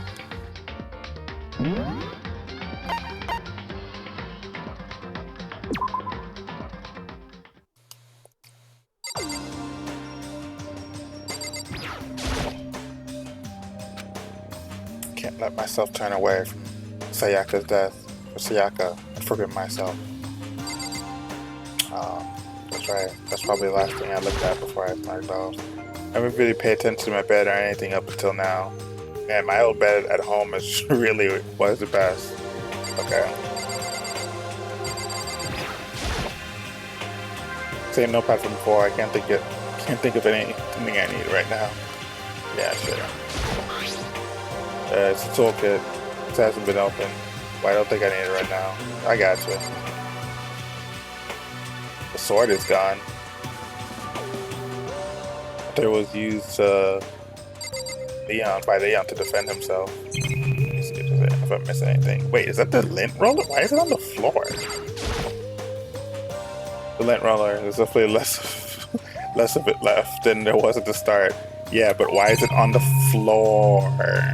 It shouldn't be on the floor. Like, I would pick it up myself if I could. This metal plate. More anything, I want to find a way to pull it off, but it's just impossible. Yeah. Yeah, leave the area.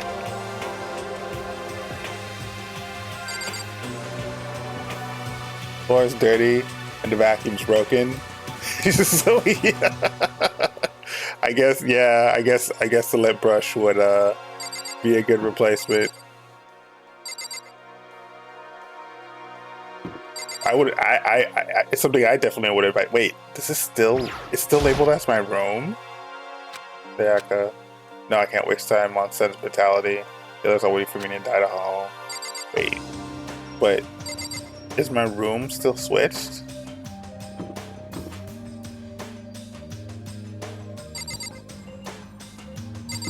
I didn't move anywhere, right? I'm just gonna go to the dining hall.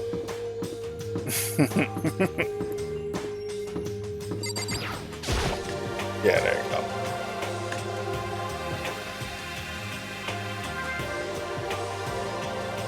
Hey, Makoto. Morning, Makoto. Yeah. Good morning. Is everyone here already? Yo. Nope. Still waiting on Bayuka and Taka. Bayuka's no surprise. With a strange Taka's not here yet. And Taka, I imagine he's trying to get the king of tardiness up and out of bed. Yeah, that's probably true. I'm sure they'll be here soon enough. Let's be patient. Let's see. I'm not waiting for him to just want. There is one problem, which is I am thirsty. Hey, come on. How the hell is that a problem? Ifumi, would you make me some tea? Milk tea, if you please. Why is that in her? Why me? Let's see. Your roundest figures reminds me of the owner of a coffee shop I used to frequent. Wait, that's your reason? That's kind of a weird reason. If she was a vampire, that could be an issue. Wait, really?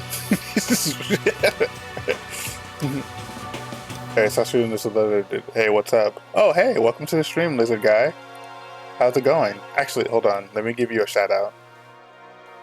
Don't worry about missing the announcement. It's not a big deal. There you go.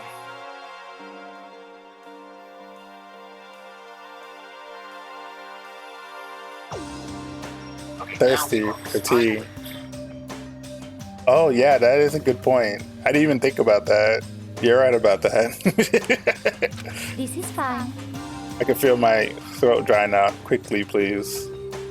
Oh, Okay. Oh, you got one that plays the clips too? Yeah, I do. Yeah. If you need I can tell you like I can message you over Discord like what I use if you're interested. I have people ask me that all the time once they find out I have it. I'm apparently unable to refuse Celeste's order. Hifumi sculpted his way into the kitchen. A few minutes later, thank you for waiting. Hifumi reappeared with tray in hand, the gentle aroma growing stronger as he approached. finally. Wait, why does this? You could made some tea for the rest of us, you know. There's no way to think I about this empathetically in a decline. common sense kind of way. You're not my type at all. Oh my god, I might look into it. Yeah, I'll hook you up. I'll message you later. It's all about the law of causality, basic instinct, act and react, and probably also that you're a horny fat dude, but that's okay. Well then, if you don't mind, a small smile played across her lips as she held the teacup delicately in her hand. Oh. Wait. She cocked her head to the side and threw the cup as hard as she could at the wall. What? What? What the? Hey, what are you doing, my little white rabbit? What the fuck? I hate this kind of tea. What? I don't understand. What? Yes, indeed. Imagine we're at a coffee shop, just any normal everyday cafe. I sit down and order some tea. Then they ask me, would you like lemon or milk? Now, further imagine that I replied, yes, I would like a milk tea, please. In this case, along with my tea, they may bring a small container of milk, yes? But this is not for me. I am among those who prefer the milk to be part of the process from the outset. Wait, what? She's picky? Wait, that's it? The fragrance is just overwhelmingly sweet that way. Adding milk or lemon right before you drink it is like drowsing your fries in ketchup, beer condiments. Whatever looking for a cafe, I first review their menu to see if it offers a proper style of milk tea. You know, he can milk tea, but he's not an artist, you know, like, and I kind of acknowledge any milk tea that does not add the milk during the brewing process. If I had to describe our shared reaction to what we just heard, I have to go with a wide-eyed bewilderment. Holy shit. I went to all that trouble to make you that tea, and you wanted me to go even farther? Yes, I realize it can be a bit of a hassle. What the fuck? Even cafes that offer proper milk tea, it is always more expensive than simple tea with milk. It takes more time to prepare, surely, but why even bother creating a menu if you're not going to offer any level of quality? What the fuck? But you don't actually have a menu. Yeah, you just asked about the blue. What the hell? How is he supposed to know? Bitch.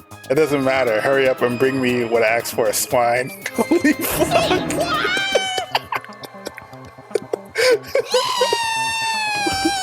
Okay, you little piggy will bring it right out, and he just runs. I so do love co-ocean. You're like a totally different person just now, literally. Yeah, shit, you really went psycho there. I knew there was something more to her. I knew there was more to her when I first met her. I hate to have her as an enemy. Oh god, seriously, man, she's one scary chick. The dining room doors flew open, and one of the late arrivals came storming in. But I knows everyone. There's a mystery afoot. Huh? What happened? It seemed like Byaka refuses to leave his room. What? I stood there, pressing his doorbell over and over, but he never showed himself. Maybe he just wasn't there. What? I think maybe... I like to think so, but I'm worried something might have happened to him. What? What he meant by that? He didn't have to say anything. Everyone understood exactly what he might mean. It might be a good idea if we all split up and go look for him. Listen to me! I was just about to suggest the same thing. What's your So problem? trying to one up everyone. Okay then, I'll go check his room one more time. Shouldn't keep hammering that button until I get a response. Well then. Very well, the rest of us can go check the rest of the building. Yeah, before it's, too late. Oh my god, he's already dead? Didn't we just have a trial literally yesterday? Anyway, we have to do our best to find Byaka. So where might Byaka be? Maybe he went to go check the second floor of the school again. Yeah, okay. That's actually going to get help look for Byaka.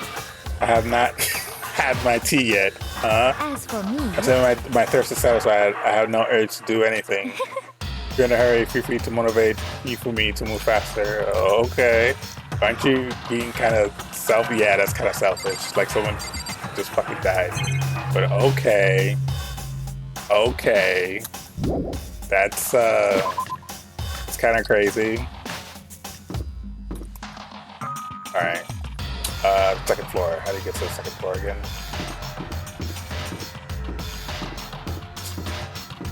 Oh, not through there, that's for sure.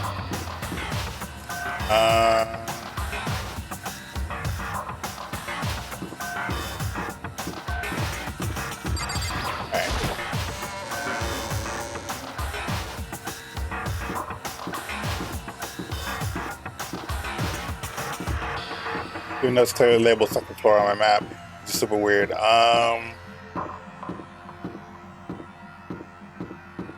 Second floor, here we are. How's your night going, lizard guy? Oh wait. Hey. So you got to come here too. Yeah. So. You think about what Bayaka was so interested in yesterday. Probably guess where he is right now, huh? What was Bayaka was interested in yesterday again? Hold on. Let me open my notebook. Report card. This isn't really a report card.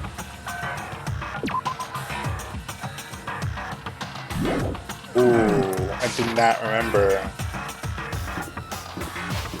It definitely wasn't the pull.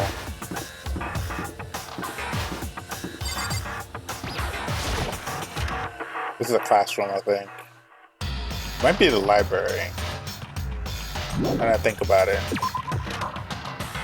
Let me see.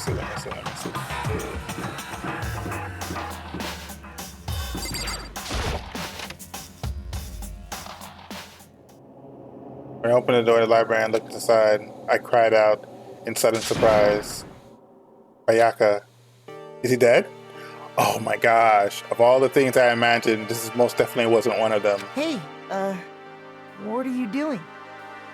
I'm fishing. What does it look like I'm doing? I'm trying to read, so if you could be quiet. Oh, sorry. Wait, no! What are you doing here? Everyone's super worried. We've all been looking for you. Yeah, everybody thought you were dead, dude. Who asked you to do that? Because we're all supposed to meet up in the morning and eat together. We made a promise. A promise? Can't I get a second's peace and quiet around here? Jesus. Bayaka stuck his books up, slowly stood up, smooth and silent as a shadow. Yeah, of course he did. Meanwhile, the others must have heard me yell and started showing up one after another. Bayaka, so this is where you've been hiding. What are you doing here, man? We were very concerned. Well, you had no reason to be. I was just reading. What are you fucking talking? He's the first one that was like, you know, people are going to like turn on us and like kill us all. Like he was the guy that was saying that was going to happen. He was the guy that was saying, oh, it's not a matter of if, but when. And now he's just sitting in the library, like chilling. And he's like, why are you so concerned about me? Fucking idiot. I've never read such a coarse novel before, but it might just prove useful at some point. What the fuck? What were you reading? A mystery novel. Wait, so you're going to use what you learned in there to betray us? Literally, don't be stupid. Yeah. It's just something to keep in mind. What the fuck? Yeah, what? But I decide to fight. Of course, I'll come up with something original. Otherwise, this game of ours will be totally boring, right? It's not often you get to take part in such a high-stakes, high-tension activity. Oh my god. See, if he's one of those, if you're going to do it, you better make sure it's entertaining. His words sit and chill down my spine. What the fuck? There's an undeniable smile on his face as he spoke. It looked like he was actually enjoying himself. Why? Who enjoyed this deranged killing game? What the fuck, dude? Damn you! What do you mean game? That's fucked up. But it is a game. It's a game of life and death, which can have only one winner. That's all there is to it. Oh god. He's right. It's a zero-sum game. Are you okay with this? Part of game theory, a mathematical model. Game theory, what we're going through now, is called a zero-sum game. In this type of game, in order for one person to gain something, another must necessarily lose something. In other words, it's a situation in which participants must compete for position or resources. I see. like a kind of elimination match. Actually, Entrance exams, sports tournaments, job openings, most societal interactions fall into this category. Everyone must scramble to obtain something which is limited. For you to succeed, someone else must fail. This also applies to the school life we have been subject to here. In this case, our unlimited resource is the only one of us can successfully become the Blackened. So in other words... So this game was designed from the beginning to force one of us to try and defeat all the others. Oh. Yeah. That's can't be what they had in mind. This is why adaptation is so crucial. For those who want to escape where to disappear, there wouldn't be no reason to continue playing this game. What? Why would I want to stop playing? It's so much fun. He smiled again as he spoke. Oh my god, what the fuck? This guy's a psycho. This smile was filled with evil intent. It's twisted his face into something not human. Sound as if you do not acknowledge even the possibility you may lose, am I right? Naturally. So that's, of course, do not speak like the others. Exactly what I would expect for Togami is heir apparent. It's just normal arrogance. Yeah, it is just normal arrogance, literally. And I think he's just fucking with us, to be honest with you. He's just fucking with us. You talk like that, but what if you end up dead, literally? Not possible. I won't. It simply isn't possible. You right? son of a bitch! What do you think you are? You know, I still just can't believe it. What? Yeah, we believe what? An uneducated, brain-dead, useless piece of garbage like you has survived this long. You know, the game just started. Only 2 people died. And one of them died because she broke the rules. Like, no wait, 3 people died. Sorry. Only 3 people died. Like, it's only the first trial. Like, what are you talking about? I'm gonna fucking kill you. Don't make me repeat Like I said, I won't die. You keep saying that, but don't bother arguing with him. For him, the concept of lucidity doesn't exist. He's the ultimate affluent progeny, after all. A boy raised to succeed from the day he was born. He considers victory his destiny and has lived his life accordingly. Oh god. Tests and challenges are merely ways for him to stand victorious, even if it's a life or death situation. Yeah, okay. Is that not so, Bayaka? At least one of you seems to understand. Isn't it wonderful? It is because I'm the same as you. Games are meant to be won. That's enough. Are you trying to suggest we're on the same level? Close that vulgar mouth of yours. Yeah, okay. Oh well, I do apologize. Anyways, let me just say this to all of you. Y'all need to try harder. If an opponent isn't going to give it their best, where's the fun for me? Oh god. That's a terrible way to look at it, literally. It's because... This isn't a game, their lives are on the line, you know. To kill your own friends is... It's horrific. It's horrific. My friends who decided that. We're not friends, no, quite the opposite. We're in competition, we're enemies. But... You know... What? But what? Stop trying to force your contradictions on me and just accept what I'm telling you. How... You know, how isn't it... Next time somebody dies, wouldn't it just be easy to blame him? And then, like, everybody dies? He's like, this is... Like, he's being an idiot. Come on. Yes, if you have something to say, say it. Otherwise, keep your mouth closed. Jesus. I'm sorry. 2, I'm sorry. Stop fucking around. They shouldn't. Get off on bullying people that can't fight back. You want to try that on me? So you're back to pretending to be friends, huh? How long do you think that's gonna last? Piece of shit! God, fuck you. What? Is that all you can say?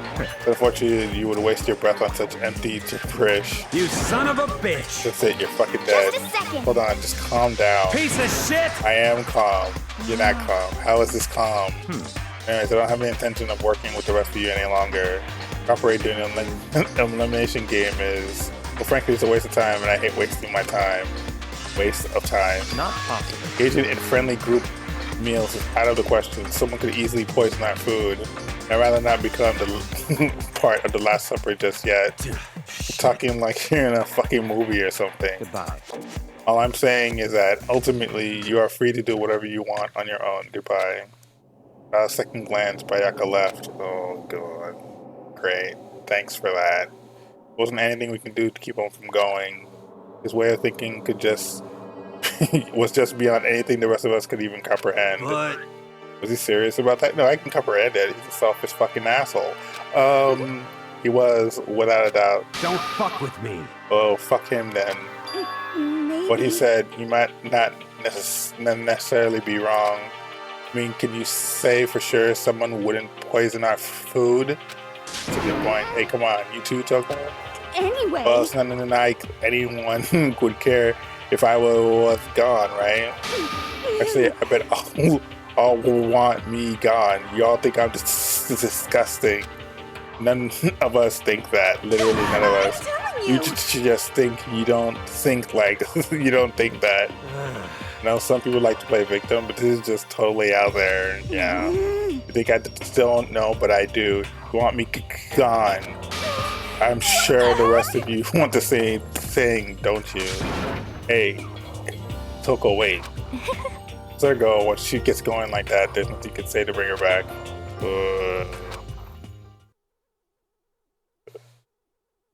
Me, our breakfast meeting came to an end without answering any questions. Great. Everyone headed back to their rooms. Jeez, I'm tired already, literally, but I don't have time to take the day out. One day off, I need to get myself going. Okay, great. Let's go. Let's fucking go. Alright, here we go. Where is the shop? Where's the shop? Where's the shop? I need the shop. Gonna get gifts. I'm gonna talk to him now that I think about it. I don't know. I haven't made a decision yet. I have not thought that through on this. Where's the shop?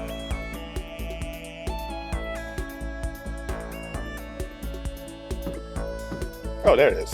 I just almost passed it. There's the Monokuma machine. There you are. Yep. Give it a shot. Alright, let's give it a shot.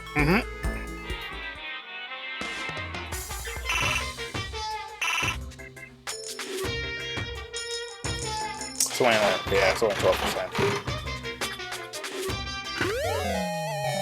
What the fuck? What did I just get? I'll look it up later.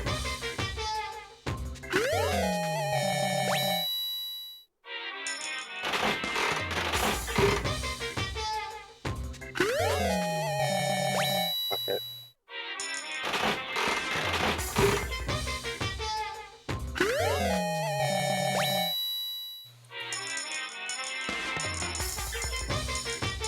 I like 10%.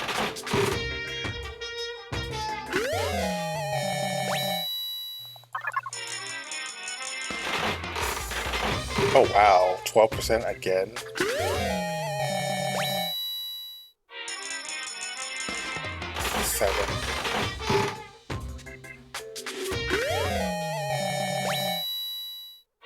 So right now I'm trying to like one of the things that you have that you can okay, so there's a period called free time, which is like I can go anywhere I want and talk to anybody I want.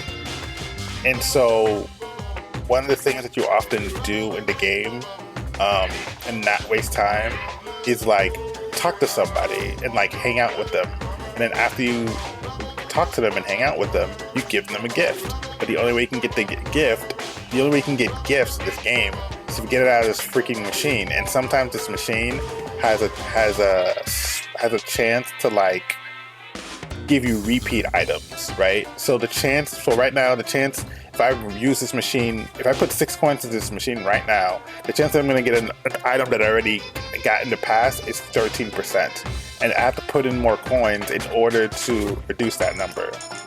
And it goes up every single time I get a new item. Oh, well, that guy's dead. Just gave me a baseball, I think.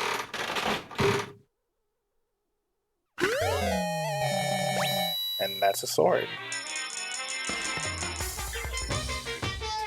And now I need 10 coins to get 10%. That is, I think, a handheld video game. Portable video game console. cat dog. Alright, I'm out. I want to save my coins. Should probably get going. Yeah. Let me see what I picked up. Yeah. So this Coca-Cola contains highly stimulating, almost addictive sweetness. Pair it with some nice junk food or can't miss combo. Staples not made by frying potato skins and oil. Beware it's dangerous. This is dangerously high calorie content. Chips. Curry pack made for kids. Made with expensive high quality ingredients you wouldn't expect from a kid's food. Let's see. Bird seed. Sprinkle this around and watch the birds come flocking. There's nothing stopping you from eating it. 2. Why would you want to do that? Why are you giving me ideas? That doesn't make any sense. Okay, no, I already have that. Stands prove the friendship between those who spent their youth together. A charm devised by the protective deity of martial arts. Oh, this would be good for what's her face. Great and gracious Kasumi.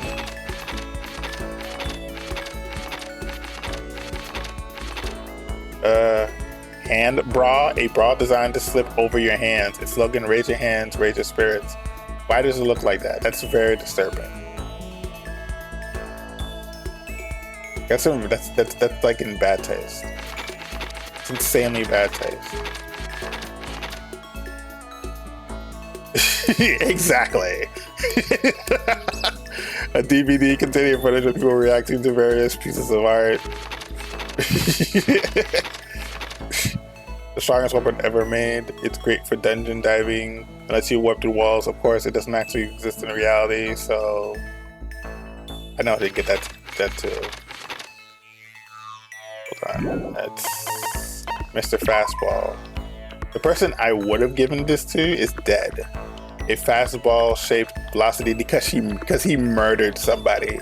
Throw it to measure your speed, but don't throw it at a wall. Yeah, that's literally one of the things he did before he died.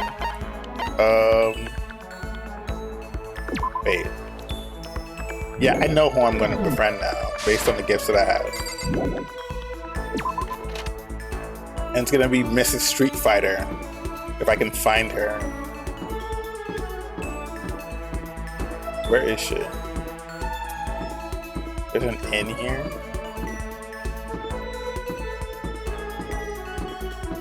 Is she in one of these classrooms now that I think about it? Let me check. She could be. If she's doing anything else. Nope, not in here. She literally looks like a Street Fighter character. Like, if I had to give her, like, Except, and the only thing that's holding back for him for not looking at Street Fighter character is the fact that she's in like a schoolgirl getup, like a Japanese schoolgirl uniform. But she has like fucking. Oh, this is open now. She has like scars. Is she in here? Is anybody in here? What's this? There's a massage. There's a massage room. Remember, I use it once I get really tired. Okay, gotcha. Those are lockers. And one of them is open. Lockers. One of them is locked. I don't see anything inside. Okay, gotcha. Is that the exit? No. What is in here? Is there anybody in here? It's a pillar, right? This bathtub is huge. Wait, that's it? That's all you have to say? Okay, fine. Let's get out of here. Wait, this is another room? Is there anybody in here? Is this a sauna room?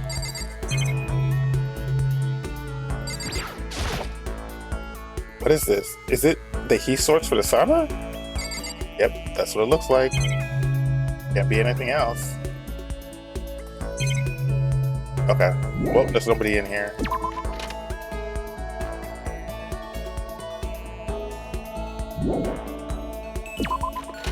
damn, this school. Imagine having a school, and it has a bath and a sauna, like a jacuzzi and a sauna.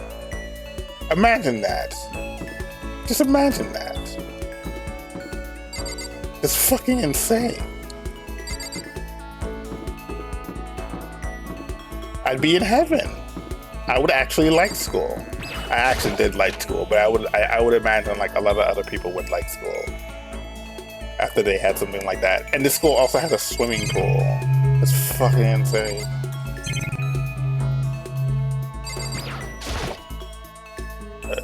There's one of the monitors Monica appears on. All this for now, school press. A break Monica in.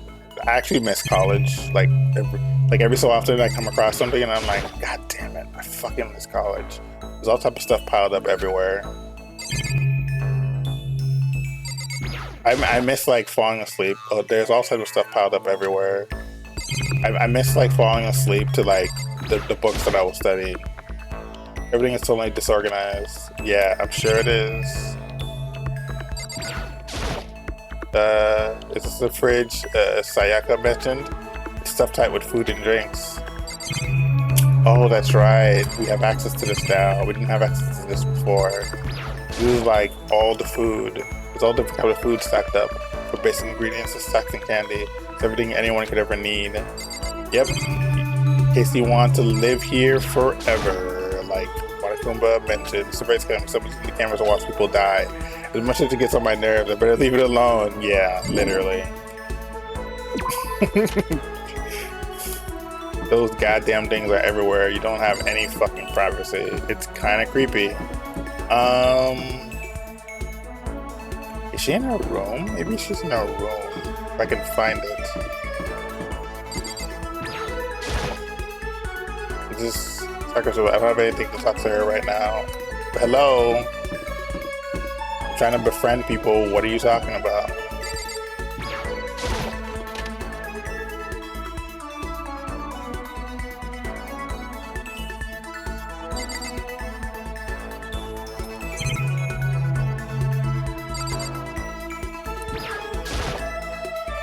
Yeah, leave the area.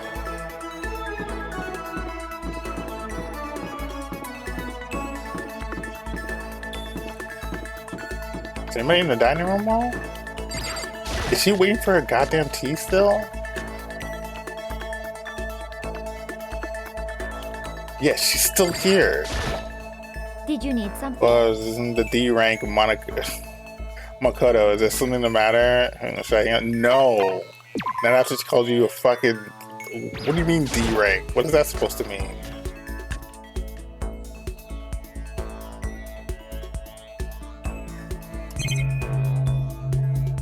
The knife is still missing.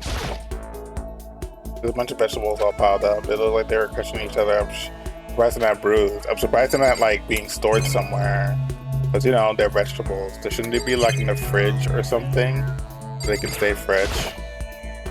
Or the freezer. Sorry, it's a deli style display case. Stuff inside looks pretty high quality, but who are they trying to show off to in here? Literally. The most high class goddamn school I've ever been in. Is this a school or is this like a luxury hotel? Like what the fuck? Like, what the fuck? Oh my god.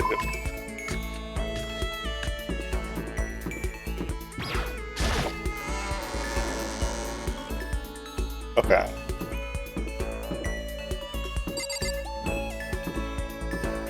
I think we've checked both of these the classrooms. Let's check in here.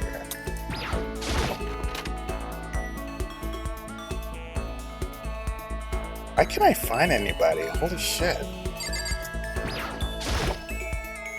There's nothing in here anymore. I can't help but think about that creepy DVD, yeah, that gave everybody their motives.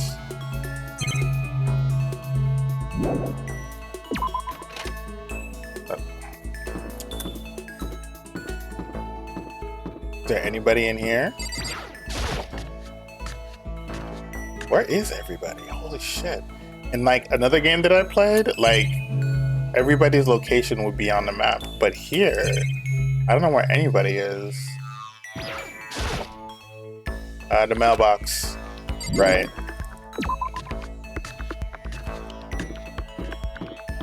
This is still closed. Okay, got you. Is there anybody at the gym? Why is it taking so long? Nope, nobody's here.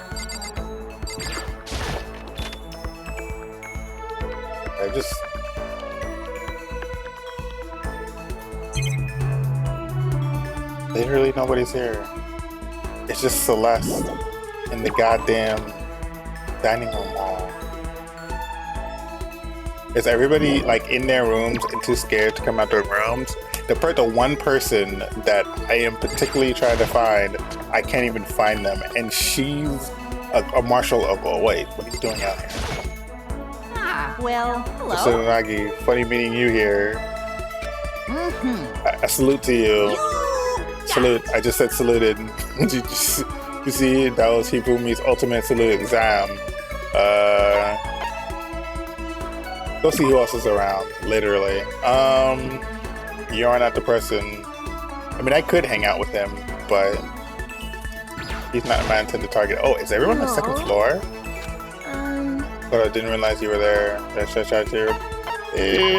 I want to, but let's keep our eyes on the prize.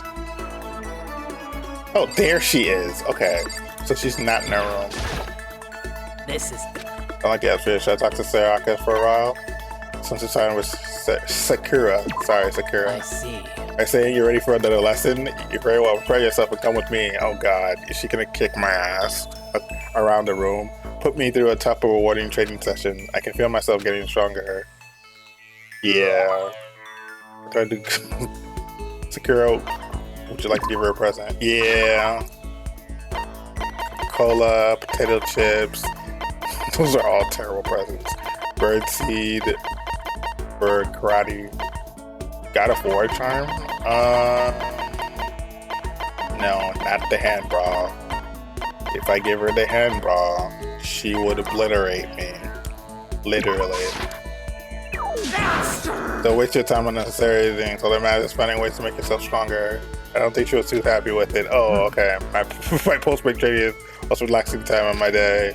Sensation of your muscles cooling down after hitting during the workout is the only true reward. No matter how many times I gave her the wrong. Yeah, I never got tired of it.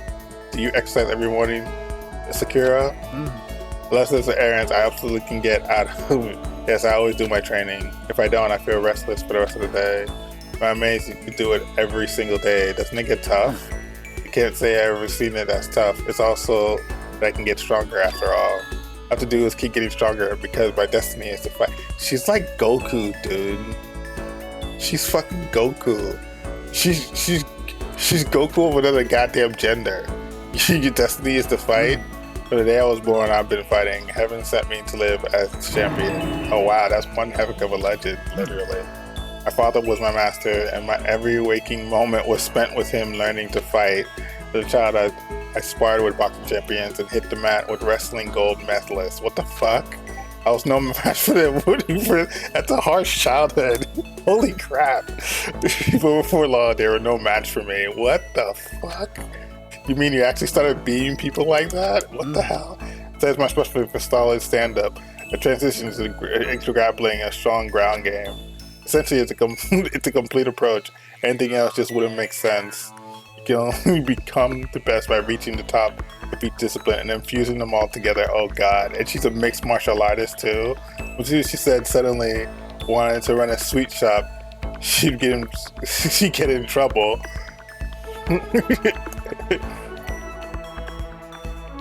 Yeah, and it'd be completely. I would ask you, like, is this the same person we're talking about? Like, right? Like that would be completely out of character. Like, did something happen? Did she bust her brain or something? Stand-up fighting, grappling, and strong game. That could only be. I blame her parents. Absolutely.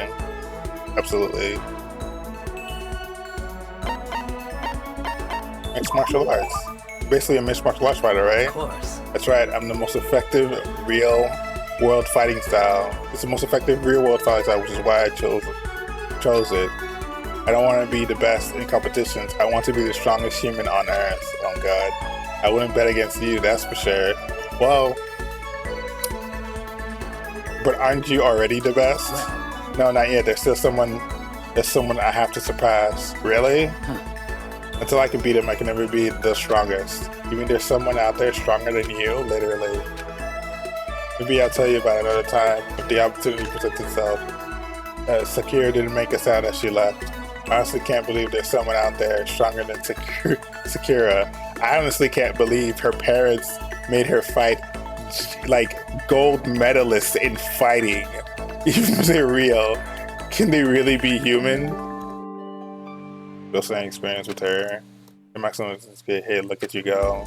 Okay, I'm gonna go talk to her again. Head back to my room for a little while. I know who she's supposed to be. Like, I just realized who she's supposed to be too. Like a parody of. It's just I can't sit around. I should head out. Okay, yeah, let's do that. I must subject myself to the Monokuma machine, but this time I'm gonna ask for repeats because I want that sword back.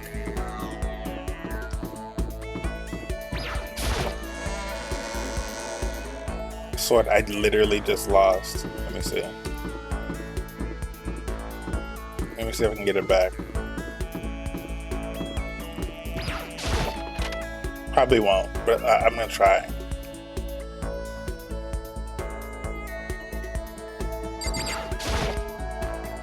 Yep.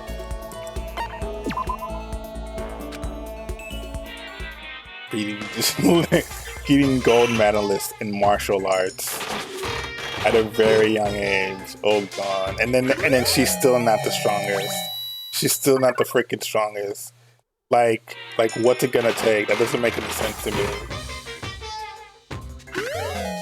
There's one thing you can't blame her for though. She's definitely dedicated, you know? There's a character named Sakura also in Street Fighter, and I think she's supposed to be like a ripoff of her, but not like a complete ripoff. I think it's more like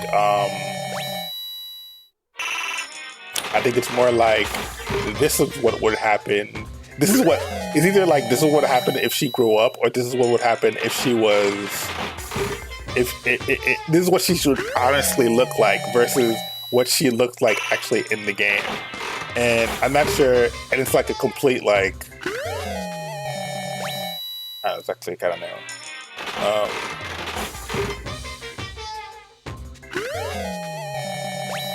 Got the baseball again. Wow, I'm getting repeats all the time now. Okay, we're gonna stop. This is not working. I should have gotten it by now. Literally. Alright, let's go back to the second floor. I definitely gave her the wrong item. I shouldn't have given her that sword. I was so frustrated from like not finding where everybody was that like I was just like I didn't think about it. That sword belonged to somebody else.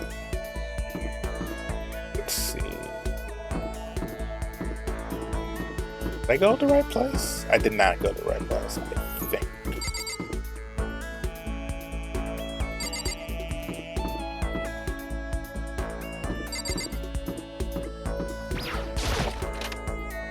She can't be at the pool again, right?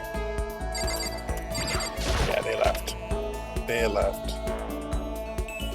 The locker room, which I have not looked at yet at all. Wait.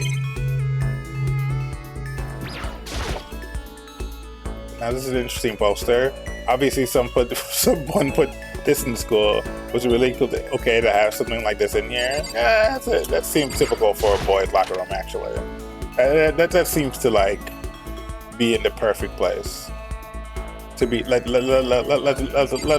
be real. No one's here. Okay, got you.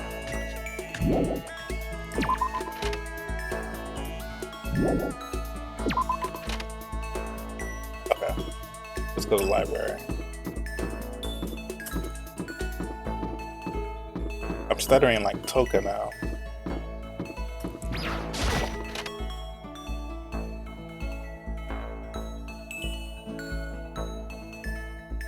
Yeah. Hey, you. Oh. I can't concentrate with you. Kindly leave. What the fuck? No. Get the fuck out of here.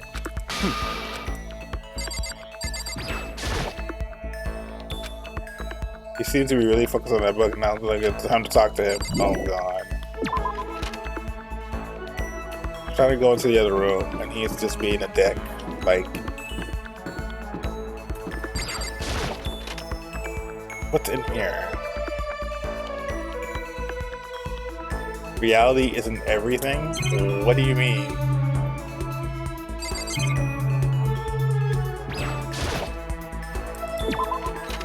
Now I can't find anybody in here. Let me check the dining hall.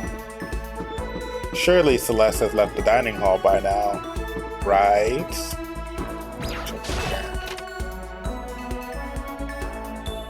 After she got her her milk tea, yeah, I was just doing locking, but I gotta go. Hope the rest of the stream goes well. Thank you for coming. I appreciate it.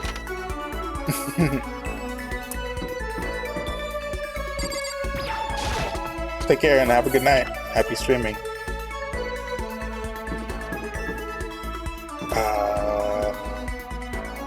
Give me a thing. Where was I gonna go?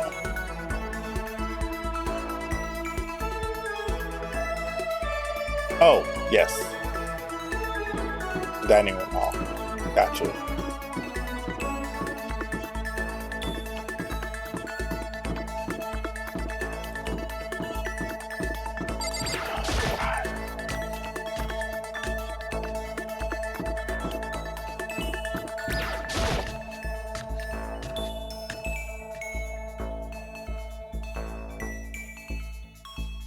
Ah, okay.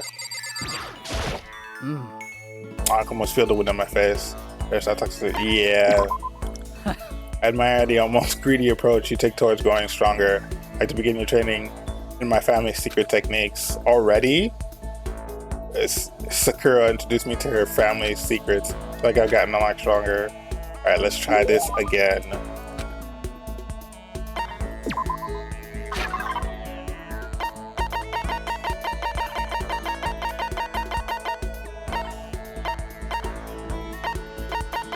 Not the God of War charm, not the red scarf, not the ham, bro. Definitely not the bro. Oh, I still have this? No, I don't. It says 0. Okay. Mr. Fastball.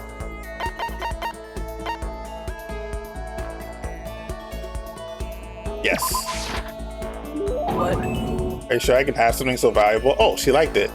Makoto, So then. Since we already talked so much, it's okay to talk a little more, right? Seeing Sarka so pleased with something I gave her makes me happy. Yeah. Hey. I suppose I don't mind talking with you a little more. Really? Then I can ask you something? What is it? What we were talking about before. You said there's someone out there stronger than you. That acts as a guy or a girl? It's a man. Of course it is. A man that Sakura has to surpass. We were talking about her own teacher, which is... your dad? You're talking about your dad? Probably dojo has been passed down from generation to generation for the past 3 centuries. 3 centuries? That's one heck of a history. I was born into my family as an only daughter. Male or female doesn't matter. It's our duty to protect our legacy. And because I'm a woman, I must be even stronger than if I were a man. Some would say that a woman is incapable of becoming the strongest human alive. I want to prove them wrong. Which is why I subject myself to such feverish training under my father's instruction. Rescuing my father was certainly important to me. Well. That's just a matter of time. What do you mean? I was 14 years old when I first beat my father in a sparring match. What? After that, I never lost to my father again. Wait, what? Wait, then... Yes, I've already surpassed my father. I don't believe it. Well. I'm not sure I did the right thing. My father also had the desire to become the strongest human alive. But I can't look back and only move forward and try to claim that title for myself. That is my destiny. Wait, this doesn't make sense. But that's why it was enjoyable. Goodbye. Where Sakura left me standing there alone. Wait, hold on. I never did find out who could possibly be stronger than her. Did she avoid talking about it on purpose?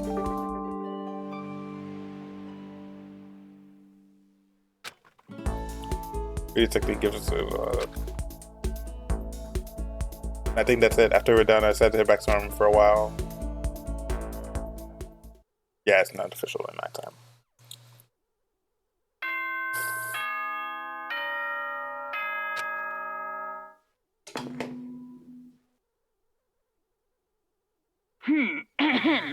This is a school announcement. It is now 10 p.m. As such, it is officially nighttime.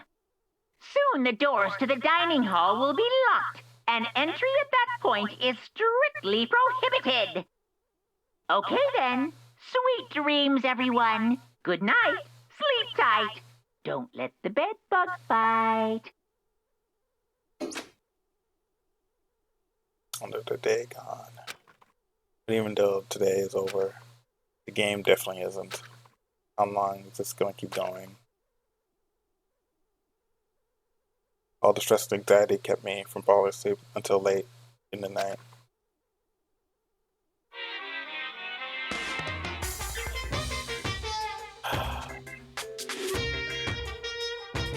Whenever I spot a cute girl, I have a tendency to stare. Can't help it. I just gaze with intensity. Oh my god! Just the other day, I rode my bike to the train station. I was in the bathroom, just looking at myself in the mirror.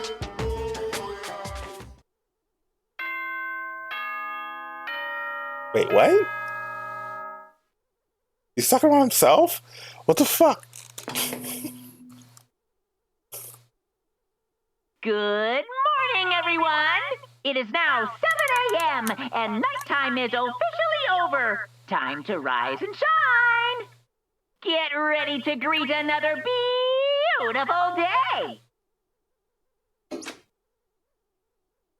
Well, I guess I better head to the dining hall before anything else. Yeah.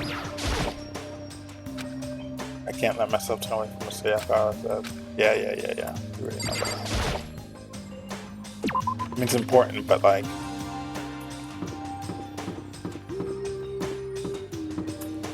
I've heard it already. Alright, now what? With the harmony broken, I went to the breakfast meeting, same as always, but this everyone, it feels a little small. Bayaka and Toko had stormed off yesterday, and it wasn't too surprising they hadn't come today. And the tables look bigger somehow. Oh wow. I assume that's because 3 people are dead and 2 are abstaining. Yet with 5 people missing, I guess that would feel kind of empty. Yeah. So I know Bayaka's whatever, but shouldn't we go check on Toko? That's a good point. Serious? I vote no. She's super annoying. You might also be dead. How can you be so cold? You're like a piece of rock candy. So says the kettle. You hear me? What? No, rock candy isn't cold. It's sweet. Anyways, Bayaka is a real problem. If you don't keep an eye on him, you might really kill someone. You can see it in his eyes. We got no choice. Get some rope. We're gonna have to keep him bound and gagged. I think that's going a little overboard. I don't know. In this situation, there's something scary that an ally just turns loose cannon. It's just like when we were kids and someone would go crazy at sports day or whatever. What? What the fuck are you talking about? You're gonna use the rope to do tug of war or something? Idiot. It can't be. I'm not an idiot. Yo! You're an idiot. Damn You call you. it stupid. Oh god. What's wrong, Shiro? You don't look so good. Aww. I'm just going through a little self-loathing. Self-loathing? Well, after what Bayaka said to me yesterday, I just get nervous. I locked up. I couldn't say anything. Mondo ended up having to help me out, and even he said I was someone who can't fight back. Oh god, hate how weak I am. I see. So Mondo made you depressed. What? What? How is it my fault? Hey, come I wasn't on. trying to be mean. Besides, girls are just naturally weak anyways, right? Is Sakuya in the room right now? Are you crying? Because you're screaming like a lunatic. Hey, come Hey, on. come on, don't cry. It's my fault. I won't yell at you anymore. Really? Not sure I can believe that. Yeah, Huh? no. Just shut up. What? I got it. I What? make you a promise as a man. promise as a man. Yeah, that's right. Maybe I mentioned this before, but since I was a kid, there was one thing my brother told me over and over again. He said that no matter what, a real man always keeps his promises. That's who you left me. Left you? Yeah, my brother's dead. Oh, I see. That's true. Anyways, I don't want to talk about it. I don't want to make you all guys cry. Yo. Anyway, so you can trust me when I make that promise, so you don't gotta cry anymore. Oh, okay. Thank you. Thank you, Mundo. Sure. But I still won't like how I am right now. I have to get stronger. I'm so weak at anything can make me cry. That's not good. So I don't stress me. Don't stress out too much about having to get stronger. Why don't you hang out with Why don't you hang out with Sakuya? No, I want to get stronger. I should start working out. In that case, I'll be happy to help you. That literally. Am I a mind reader or what? But then Miss Fujisaka will get smashed into a billion pieces. Just literally. a second. Shut up, you. You know? Finally cracked a smile, huh? I see. Yeah. Thank you. Everyone, thank you. Looks like Chikiro got some life back. Good. Yeah, man. If we keep helping each other like that, like this, we're about to get out of this crappy place sooner or later. I mean, someday, I'm sure. Then somebody dies.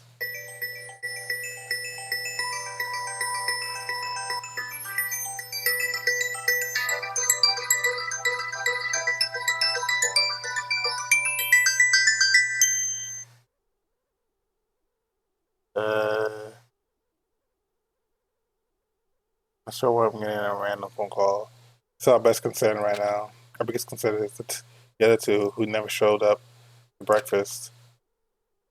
What can I do is try and understand those two better.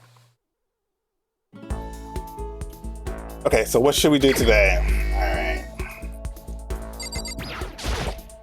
Did she ever leave her goddamn room?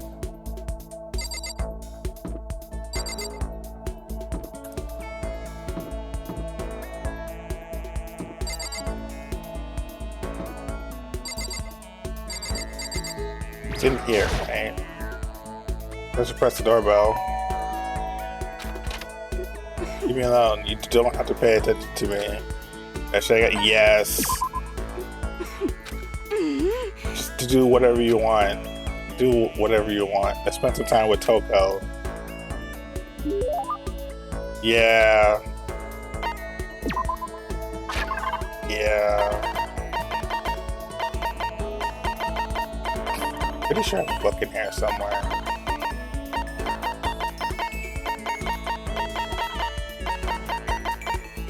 No, it's not gonna work.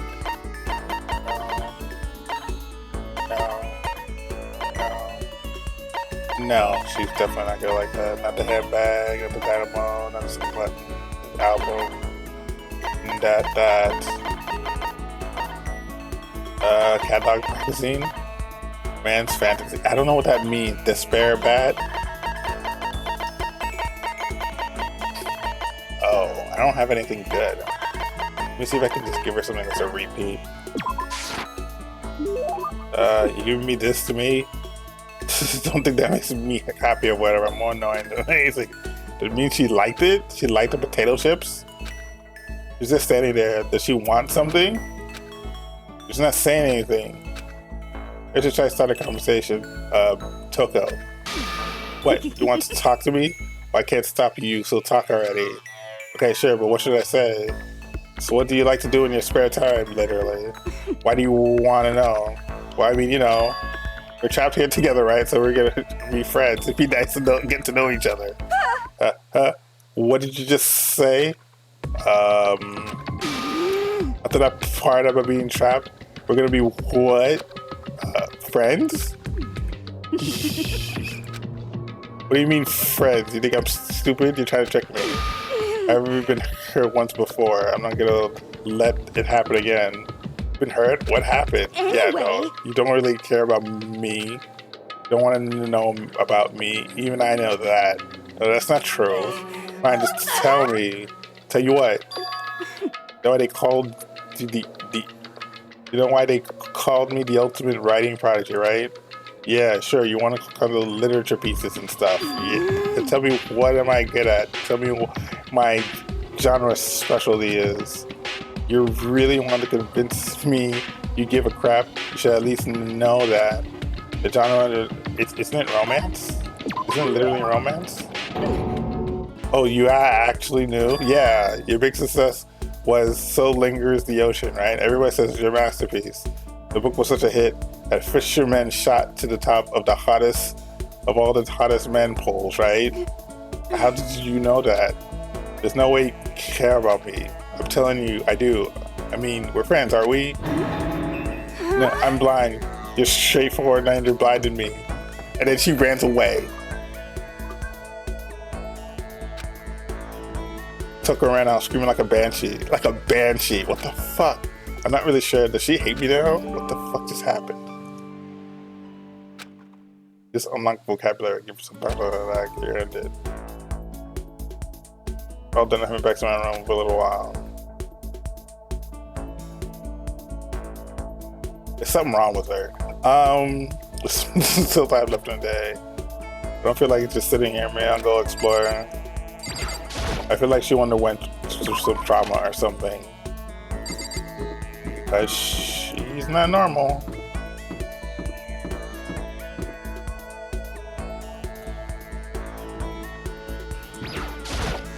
I am not going to subject myself to a robotic killing machine again.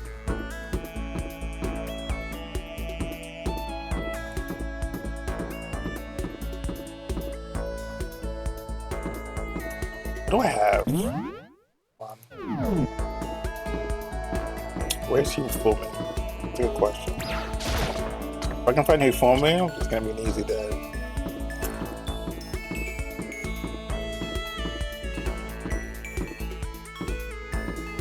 Is this guy still in the library or again reading? Yeah, he's still here. Hey you, I can't concentrate. Oh yeah, still reading.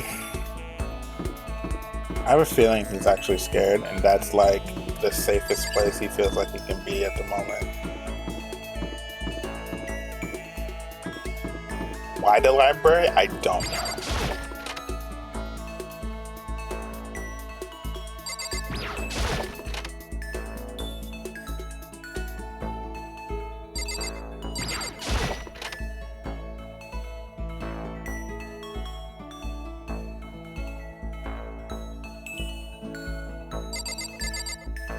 No one is still here. I would think the ultimate swimming more prodigy would be here. But no, she's not here either. That's kind of weird.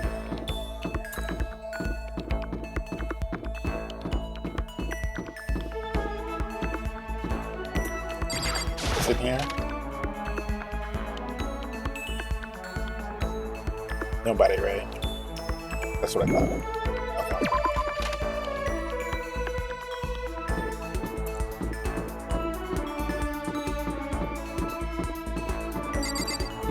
In the third game, I think I explained this already. In the third game, there was a map that tells me where everybody is. Made things much easier.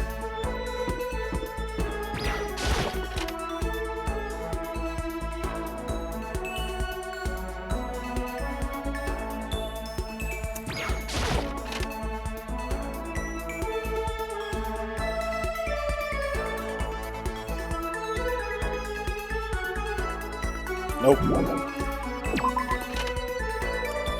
No play.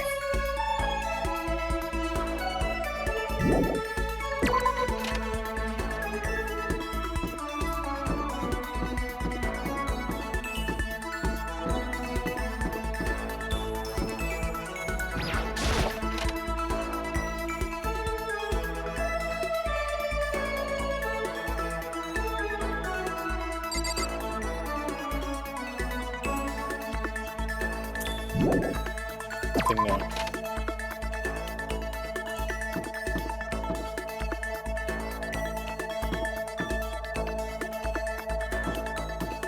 Dining room. Let's check the dining room.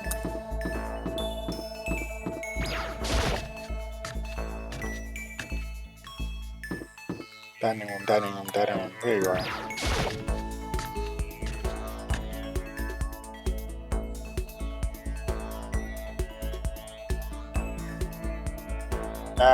Who I'm looking for though. Where is he filming? At least I know where those two are. I'm getting somewhere. You fool me in here? No, he's in here. I don't think I would have anything good for him anyway. What the fuck is he filming? Maybe in his room. Let me check his room.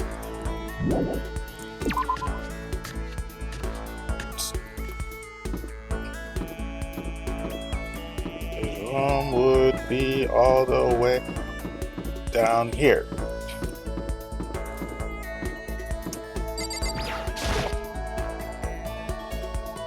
He's not in there. I know it says it definitely don't want to talk to him right now, but that just means like he's not there. Because the game already did that already once.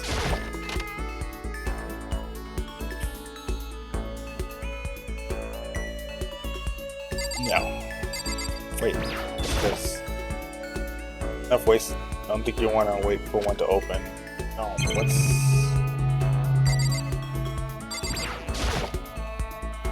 Bunch of magazine. What's called the Lovely Ladies of the Earth. It's filled with what they refer to as the world-class booties. Oh, okay, got you. That wasn't there before, actually. Now that I think about it.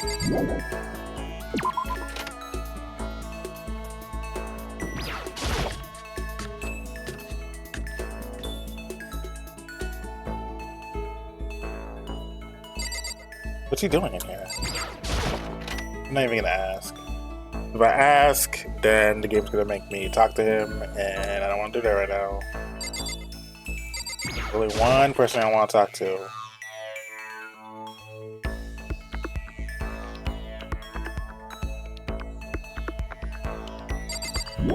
Where is he? Oh shit.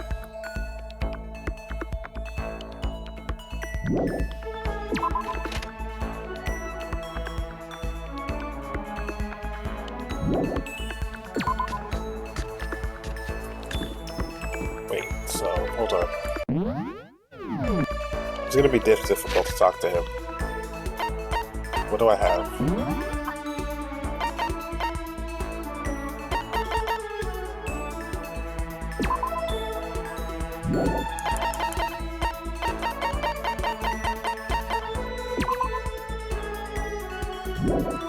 Yeah, I'll use the royal curry.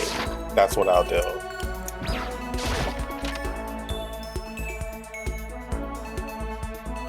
I can't find the bastard. Sean, do you need something? Yeah, I'm gonna hang out with you. This is starting to get. This is too much work.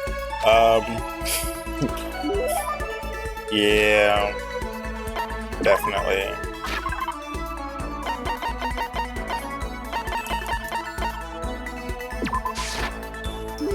Curry, can I have this? Yes, you can have this.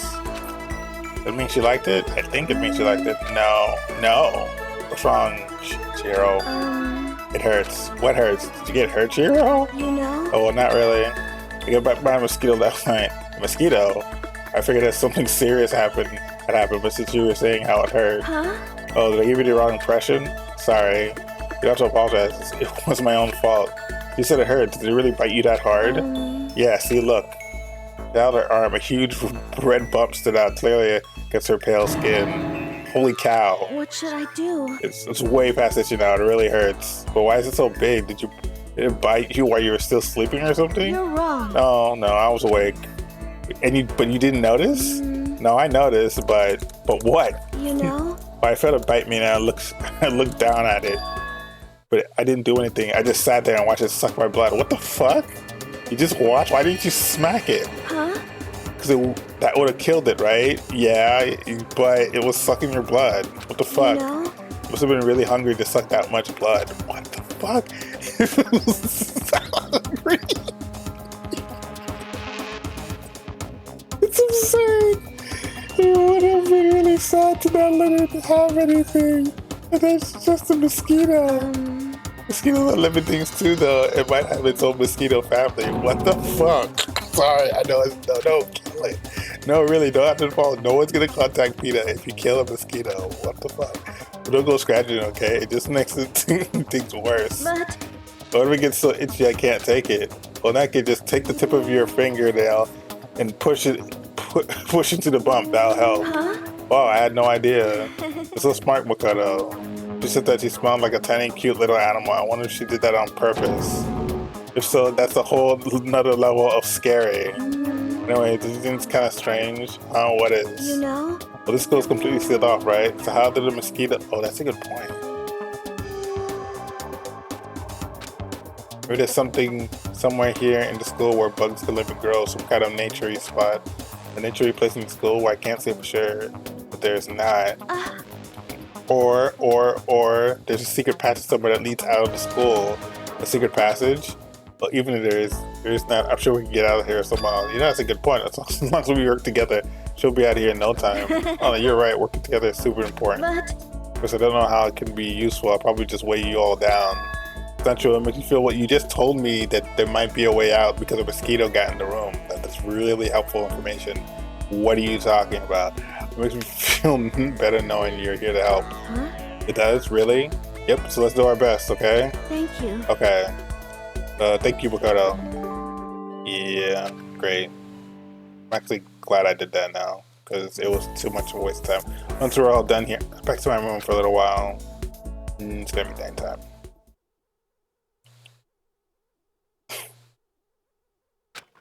Guess I'm feeling a little hungry. Better go get something to eat before it's nighttime. I should head to the dining hall then, I guess. Okay.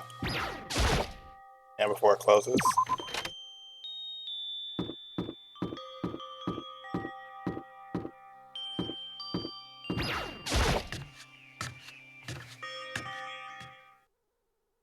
I just wanted to get something to eat. And I'm about to get roped in something out like this. Actually, no. I guess I'm already roped in. Listen to me! Hey, Makoto. Perfect timing. Huh? What's going on? Hey, damn it. I have a favor to ask. A favor? I have a bad feeling about this. What's going on? Listen to me! You came at the right time. I must ask for your full cooperation. What is it? Hey, damn it. Come on, Makoto. You gotta be our witness. Witness to what? What? This guy been talking shit about me since day one, calling me a coward and shit like that. You're corrupt! You are a coward. That's why you turn to violence to solve your problem. That's why you can't do a society act of you. But you walk around dressed like that. Oh my god, the fuck you say? You don't know shit.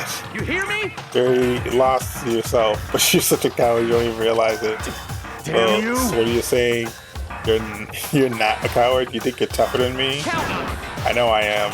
You wanna Okay, fight? let's throw down and prove I got what prove you got like don't guys. You hear me? Accept your challenge. What? That's what's happening, Makoto. You gotta be our witness. You're gonna throw down?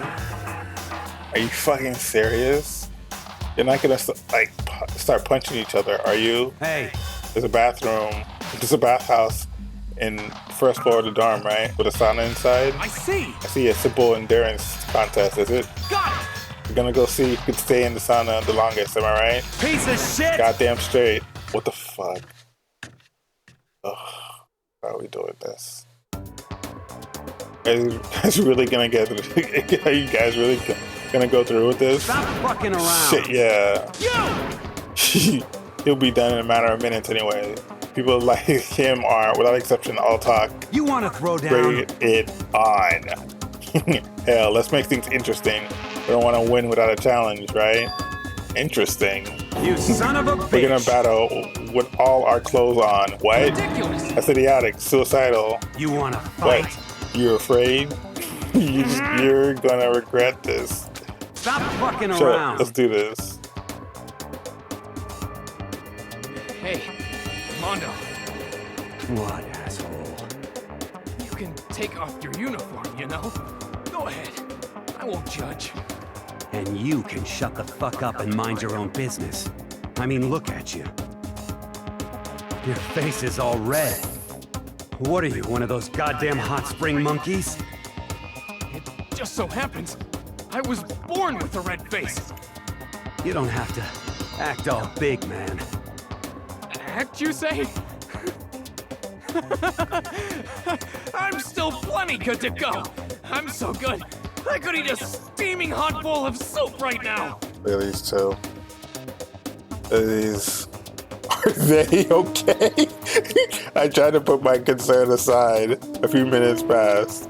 Then a few dozen minutes. Then an hour. Oh, God. Don't you think it's about time you gave up? What about you? You can't even hardly talk. Dumbass. Say whatever you want. I'm still totally good to go. In fact, I'm starting to feel kind of cold. That's probably not good. Hey, guys, I know you both want to prove how big of badasses you are, but don't you think you've done enough? Shut up. See, both said shut up. God, I just can't win. Done being fun.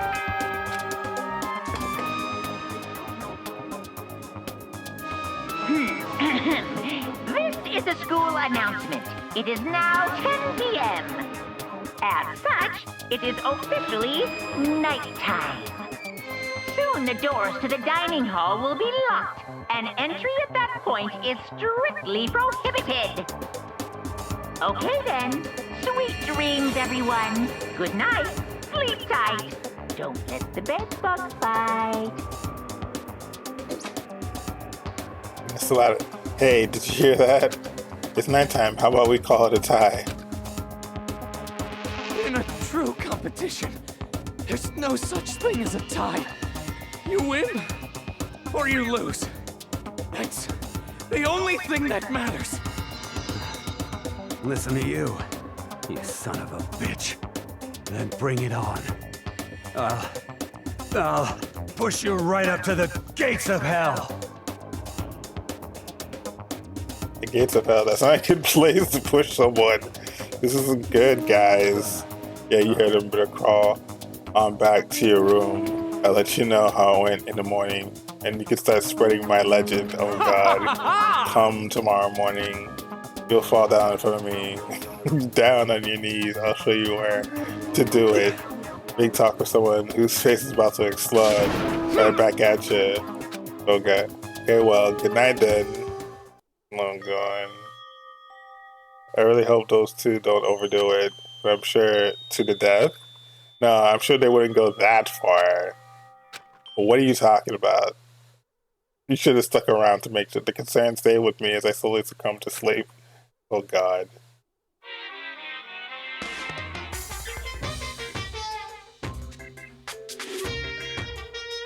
Your fate does exist. Doesn't that mean your future decided the moment you're born? If all your yesterdays pile up to create your tomorrow, is your future as final as your past? I just don't know. That's why I'm still alive! Because I don't know! That's why I desperately cling to life! Shut up, Arakuma.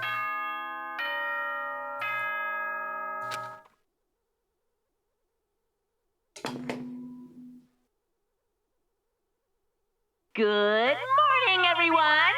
It is now 7 a.m. and nighttime is officially over. Time to rise and shine! Get ready to greet another beautiful day! Are those two dead? Morning, huh? Come on, though, and Taka survived, literally. Worried about the two of them. I hurried to the dining hall more quickly than usual when I entered. What are you talking about, bro? What are you talking about, bro? What the fuck? Yo. Hey, Makoto. Thank you so much for acting as our witnesses today. Are they friends now? They've been like this all morning. They're all buddy-buddy as soon as they walked in. It feels gross. What? Feels gross. Hell no. Feels great, more like. That's almost feels like sexual harassment somehow. What the fuck? Forget her, bro. A girl like her just doesn't get our manly bond. You hear me? Friendship between men is stronger than blood. A woman could never understand. What the fuck, bro? Ain't that right? What you just said, bro, that was cool as shit. I should get a tattoo of it. Without a No, doubt. bro, you must have, your body is a temple given to you by your loving parents. So who won the contest? Piece of shit! Who gives a shit? Yeah, don't ask the question. What matters is that we both took part in it together. It's completely different from what you were saying last night. Friendship between men seems very simplistic, not like what I'm used to with girls. Yeah, for real. All throughout breakfast that morning, the room was dominated by Mundo and Taka's overpowering brotherhood. All in all, it was a pretty unfortunate experience. Oh god. What's this about? So what should I do today? Ding dong. Who could that be? Wondering who might come to visit, open the door and someone forced their way in. What the hell is this about? Toko, what the fuck? Toko, what's the matter? What's your problem? Why are you so surprised? I'm really that annoying? I already know I'm annoying. I came here knowing that, so that makes it okay. No, you're not annoying. I'm just wondering what's going on. I have a favor to ask. I want you to go somewhere. Where do you want me to go? What the heck are you talking about? And where is that? Well, the library. Are you looking for a book or something? Why don't you ask Bayaka? He spent all his time in the library anyway, literally the entire day. You say, did I say something wrong? Did I blabbermouth, right? This has to be a secret. Honestly, I have no idea what you're talking about. But if you want me to be quiet, I'll be quiet. Let's go to the library. Okay. Got it. I got it. The library. Jeez, why so pushy? Quiet. Be quiet when you go in. Don't let him see you. She actually was starting to get annoying. But I did what she said and gently creeped into the library.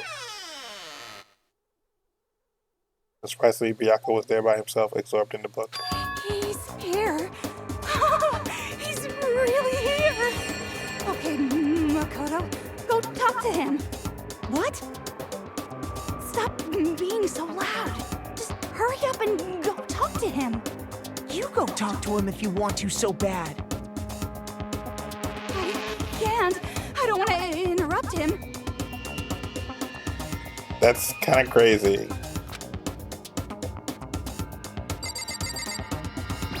What's this about? He seems to be really focused on the book. It seemed like the best time to talk to him. Hey, you. What are you doing back here? I hate even having to look at you. So you noticed me, huh? Naturally. Of course, now hurry up and leave. And take her with you. Oh, God. Hey, Bayuka.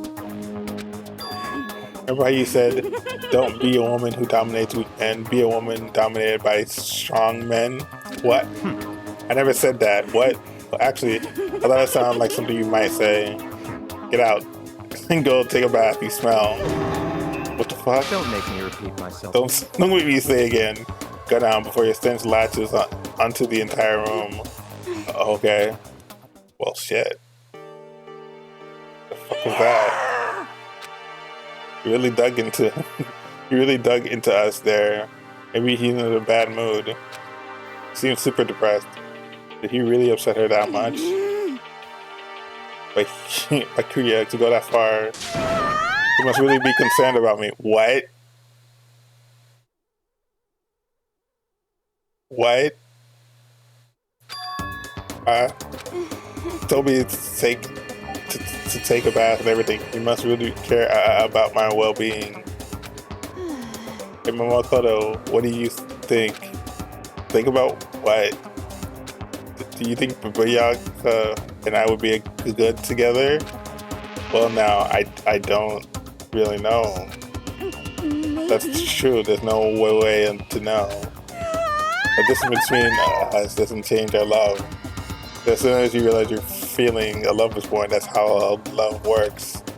Okay. Okay. There might come a day when you'll understand, maybe someday. Well, okay, so she has a crush on him. Got you. Okay. Well, shit. Young Love. Oh, Monokuma, what the fuck? Who would I guess you would go for someone like him, literally? An eager passion can be scary. Sometimes that leads people off in the wrong direction.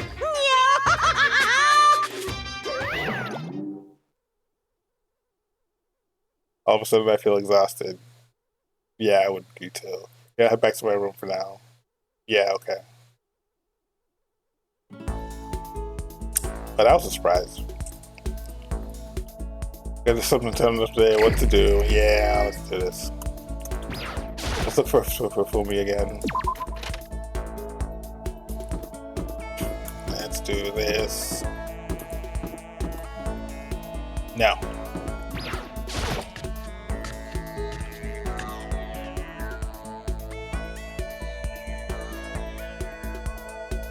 Not Mundo.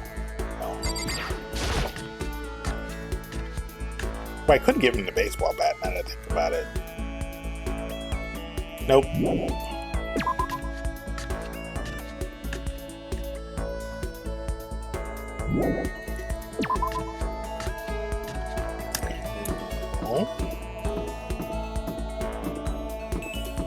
Oh, there he is. I feel as look at that tiny claim. Yeah, just hang on. I know I look like I'm about to get draggy, so I come to this side. Okay, no biggie. You can use sound effects on that side. Just hit this. Oh, sorry. Let's begin our 4-part history of electronic games. Part 1, Age of Babylon.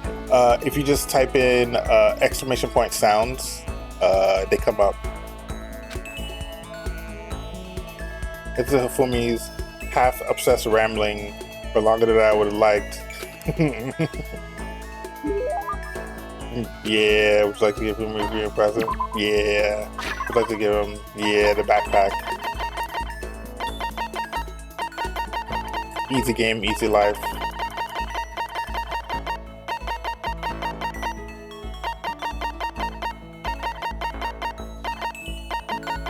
Where is it? Oh, the fun plane works too. I'll just give him the fun plane. Here we go. This swag for me, epic win. Oh, that's internet slang. Sorry, I sometimes forget.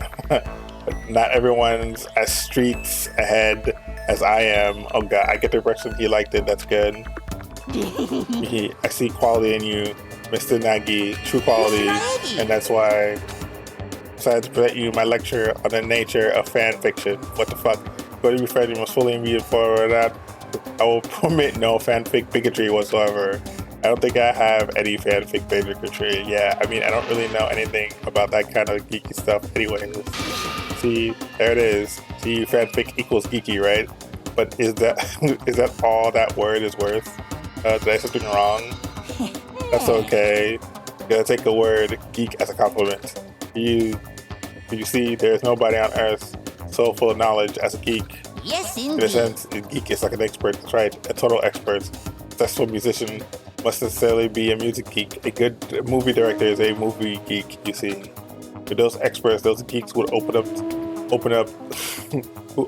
the world to others. So when you say that writing fanfic, it's geeky, you're recognized as true experts.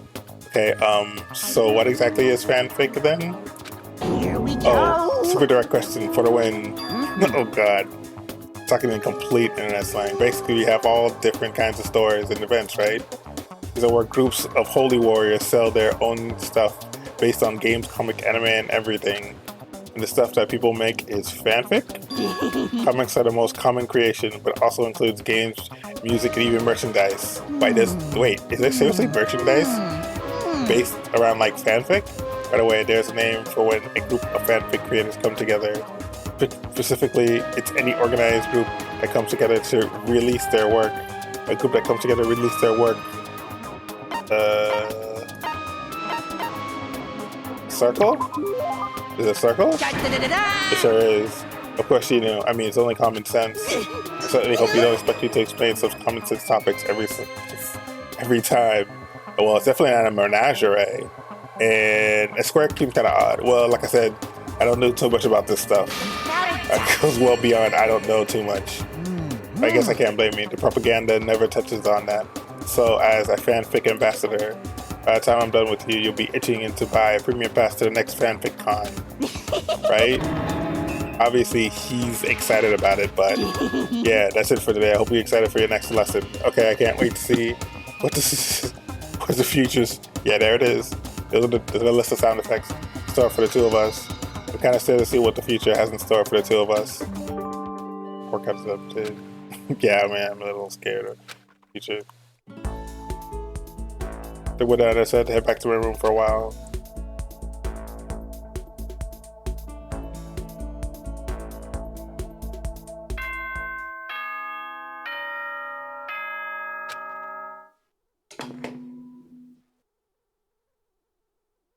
Ahem.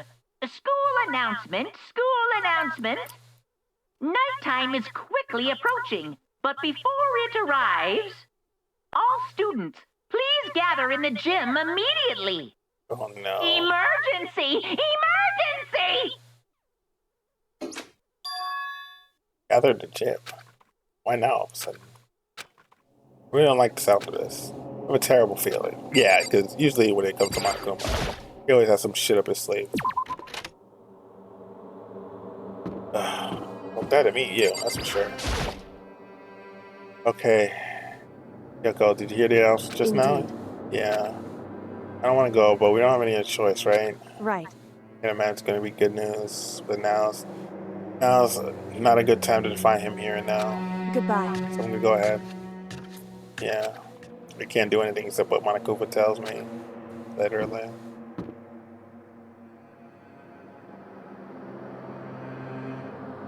The joystick's acting kind of weird, but... Yo. Hey man, you about to head in? Yeah, has everyone already gone ahead? That's that way. I don't like it, but nothing's good gonna come ignoring that goddamn bear.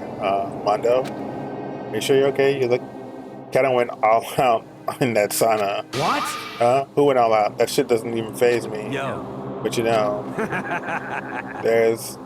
There at the edge of hell, I promise between men was waiting for me. Never saw that coming. Yo. Anyway, let's get our asses to the gym.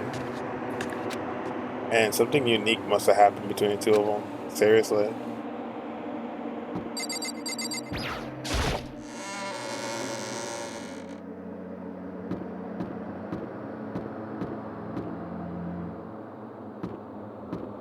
Am I gonna run into anybody?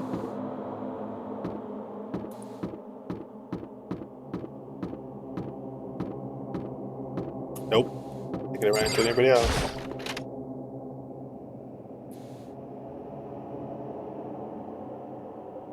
What's he Fumi? Hey Fumi, how come you haven't gone in yet? Why is that? Tsunagi, don't scare me like that. Sorry, but we should really go inside. No, don't go. You can't go. That's what my ghost friend is telling me. I don't feel good about it either, but we can't just sit ignoring this.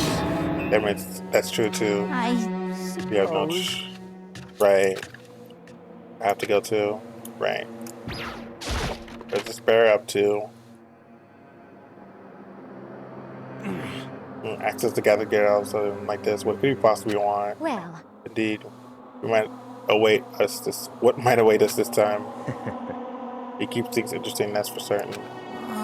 How's that funny? Can't you smile like a normal person once in a while? Like how a housewife on a classic TV show smiles at the end of an episode? Literally, that's creepy. Something totally messed up with you. You can laugh at the time like this. Which of us is actually messed up? What's that supposed to be? Yeah, literally, what is that supposed to be? She's like, nothing particularly, just admiring, that's all. I don't want to kill anyone, but I also don't want to stay here living in blind denial all day after day. I was just admiring how you could live like that and still keep your sanity. What is this? Not in denial. It reminds me, remember how you kept talking about how the police or whomever would come help us? How that turned out seems to me like no sign whatsoever of possible rescue. Well... That's just... Huh? What... I wonder what actually happened. Certainly. It's strange, that's true. There's no way the police would know about it. We're right in the middle of a major urban area. The police suck. On the contrary, the mastermind may be just that powerful and can even control to take control even of the police. Could it be? Oh, this might not be related, but then don't say it. Nope, gonna say it. It's not like some occult Slept last mystery. night. I was near the main hall, just staring off into space. Yeah, that sounds like something you do. But all of a sudden, I heard it. Huh? You heard what? A sound that I don't really know what it is. What kind of sound? Like I said, I don't really know. But I've had to describe it. It was like a construction site, I guess. Construction site. For serious? I mean, I could just making that up. I only just barely heard anything. He definitely made it up. Must have been the sound of the ocean that had ahead of yours. Oh shit! That say what? What you talking about, Toku? What the fuck?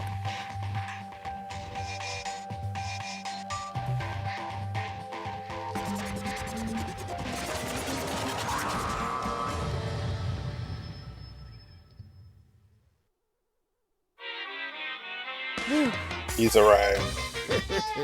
What Hero heard wasn't the sound of construction, but it could be this. It could have been an explosion.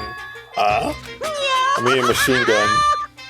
That can kind of sound like construction in a way. What are you talking about? And beyond this point, my mouth is zipped, my lips are sealed. I am fully puckered. The little secret. Fine, let's move on to what you can tell us. Literally, why did you call us all here? Say what? You don't beat around the old bush, do you? Ready for me to get to the point, huh? Before that, you don't mind if I vent a little? I'm low energy these days. My itching's even losing all its shine and luster. I'm thinking it's probably because of this ho-hum, boring, cold everyday life. Looking for something with a little bit more stimulation, something rife with danger and intrigue. Yep. Listen, can I just be frank? Today, The next backend hasn't showed up yet, and I'm getting bored. I decided to come up with a new way to motivate you. Oh god, a new motive. Yeah, motivate. Is it another set of videos or something? You're gonna show us some demented thing and try to drive us all to murder? Drive you to murder? What a mean thing to say, just awful. You hear me? You don't know what you got planned. We're not gonna kill each other anymore. No matter what you do, I swear to God, we won't. And that's very big talk. Do your best to back it up, okay? Now then, with your permission, let's begin. But this time, it's embarrassing moments and secrets. As long as you're alive, it's a given that there's things you don't want other people to know about you. So I did a little investigative of my own and dug up some of your darkest secrets. What the fuck?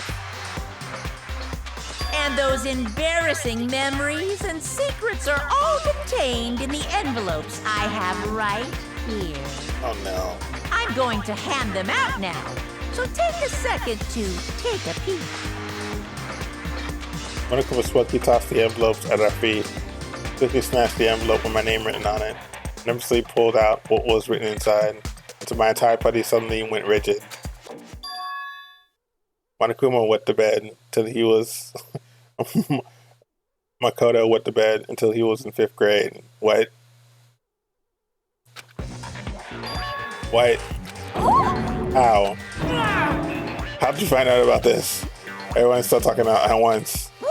That 24 hours if someone doesn't become the black and white end. All your deepest, darkest, most embarrassing secrets will be exposed to the world. Are you serious? Maybe I'll roll by a crowded intersection in a van and strapped with loudspeakers and spilled the beats. Wouldn't that be so embarrassing? So that's what you meant by motivate.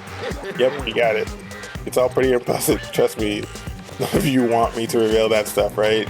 It's definitely something I run people not know, but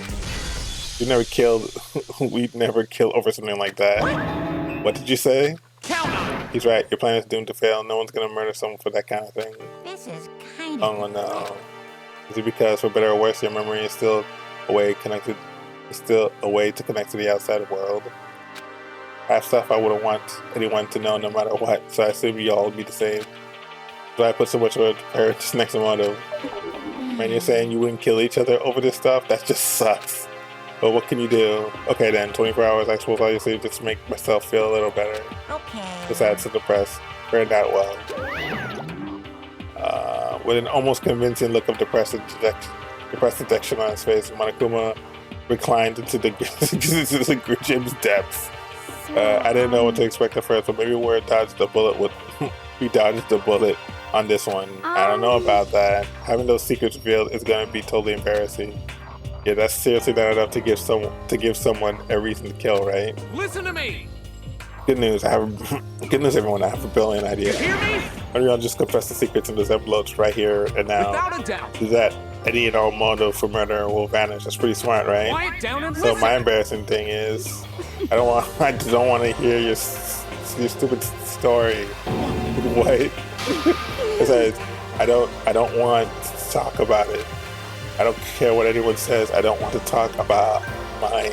As for me... Neither do I.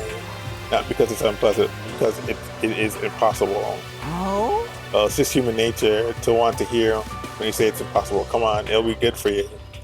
Absolutely not. Come on. It's okay, just a little bit. Come on, come on, come on.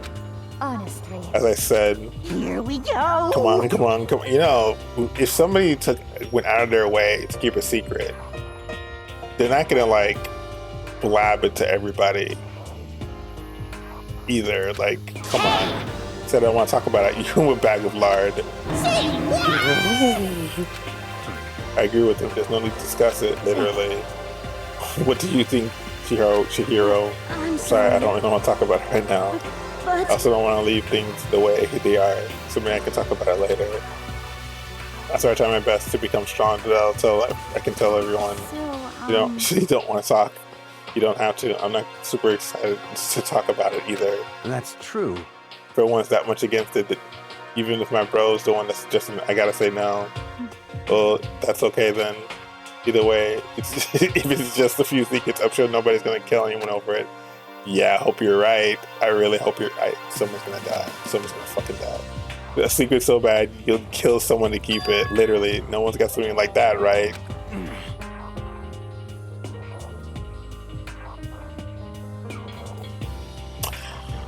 Okay, I'll stop with all the secret talk, but he was 24 hours to get ready.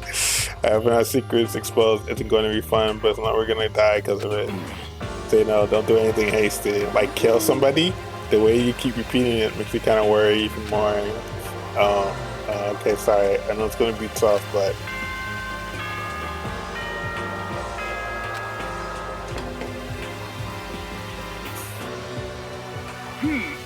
You are making stupid assumptions. That's all I know. It is now 10 p.m. As such, it is officially nighttime. Soon the doors to the dining hall will be locked, and entry at that point is strictly prohibited. Okay then. Sweet dreams, everyone. Good night. Sleep tight. Don't let the bed bugs bite. End time already, huh? Okay, let's all call it a day. Of course. Anxiety, we need to prepare for tomorrow. I was suffering anxiety I just couldn't shake, but we left things as they were and left things as they lay. One by one, we headed back to our rooms, and then somebody died. Secrets and memories you don't want anyone to know about. A way to connect to the outside world. Honestly, all that crap Michael was spotting didn't have any effect on me. There's no way anyone would kill over that stuff like that. At least that's what I thought. I mean, I'm just being optimistic. Yes, you're being optimistic. It's probably why, without too much of a struggle.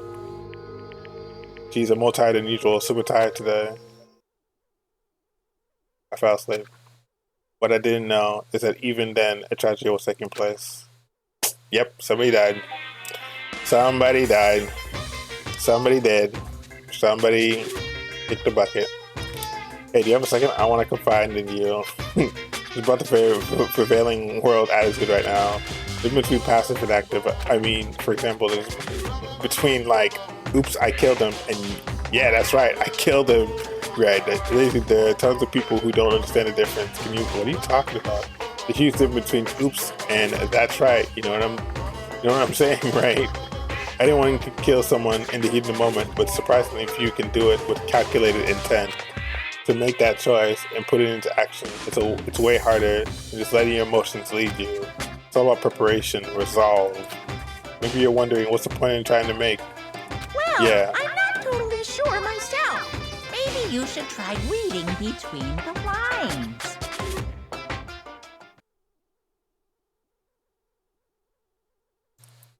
morning. Good. Good morning. Good What the fuck? morning! Well, nice reaction. I got to see you didn't disappoint. Oh my god. What the fuck? What are you doing here? What the fuck? Want to spice it down, so instead of a school announcer, I had to wake you up in person. What the hell for? Because it's fun. As long as I'm here, I figured you'd let you hear it right from the bear's mouth. Hear what? Are you sure you should be acting this laid back? I mean, even though something happened to one of your buddy classmates, why? Say what? Right? Your face is all blue like someone on the verge of death. What happened? What are you talking about? That's for me to know and you to find out. Good luck. Something happened to someone. Is it? Was it? No, it can't be. There's no way someone would. But what if? No, what ifs are pointless, especially now when the dining room hall. I need to get to the dining hall. Yeah, right. Oh god. Who died? Who the fuck died? Makoto. Are you okay? Hey. And Monokuma talked to you too.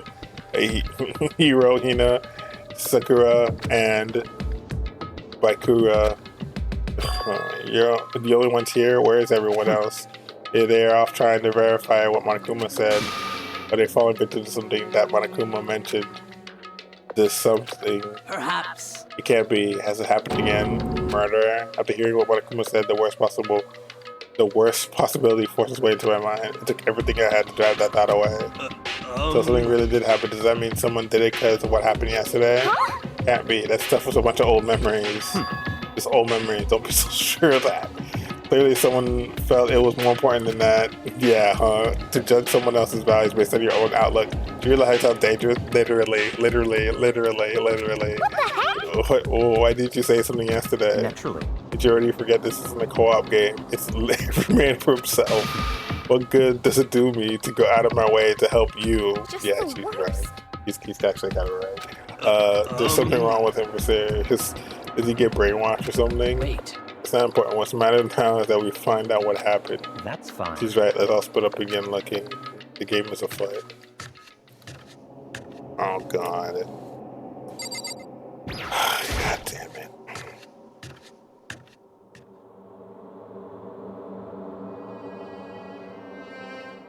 Okay. Where's the dead body? I knew something was gonna happen.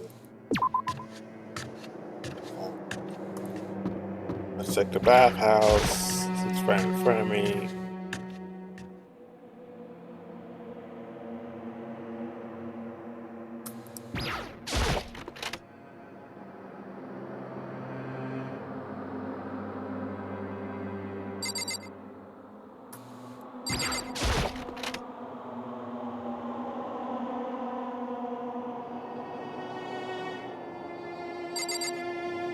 In here.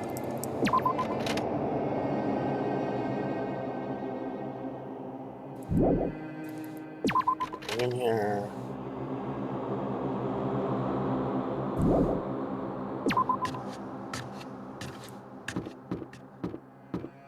Yo.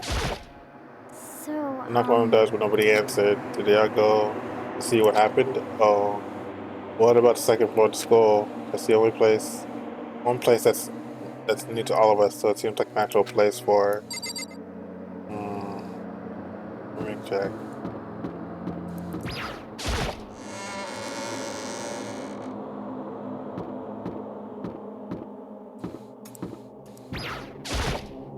Yo. Hey, Makoto, what do you think about what? We're serious. Baika, you think he's being brainwashed?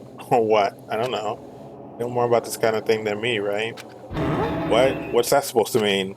Well, I mean, you're some kind of psychic, right? Hey. Listen, Makoto, I think you've completely misunderstood what it is I do. Okay, listen, fortune telling is like... Well? It's totally different from brainwashing and hypnosis and any type of pseudoscientific bullcrap. I need you to understand that. They expect me to think fortune telling isn't pseudoscience? Sorry, I don't want to get yelled at.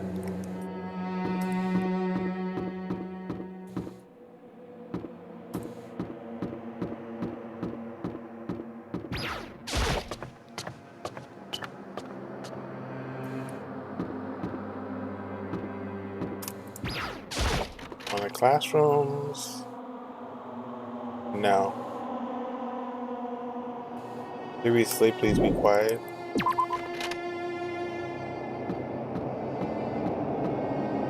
Let's check the library.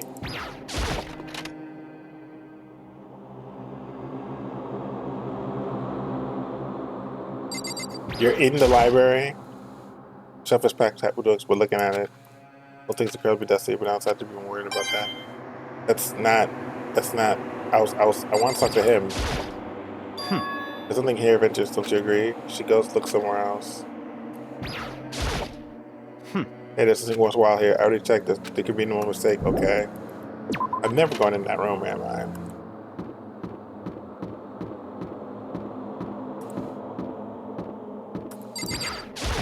You can also check the pool.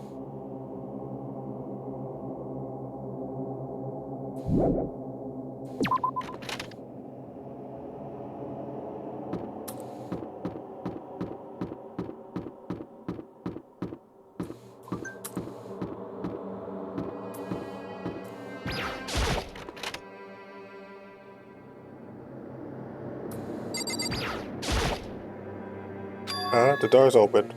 Aren't you supposed to be locked?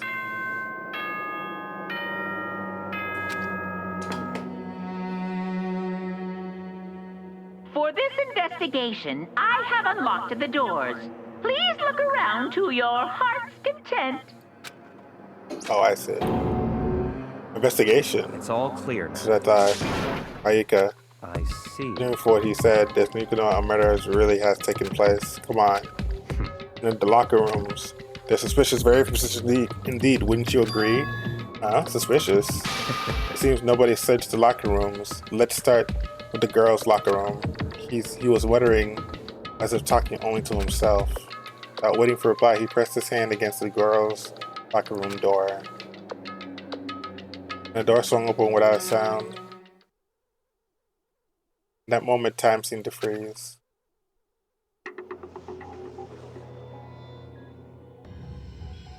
Fuck. Great.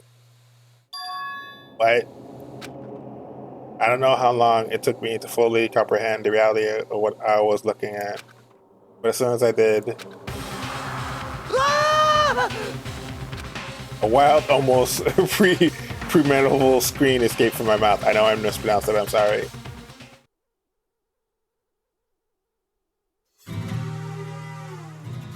Close.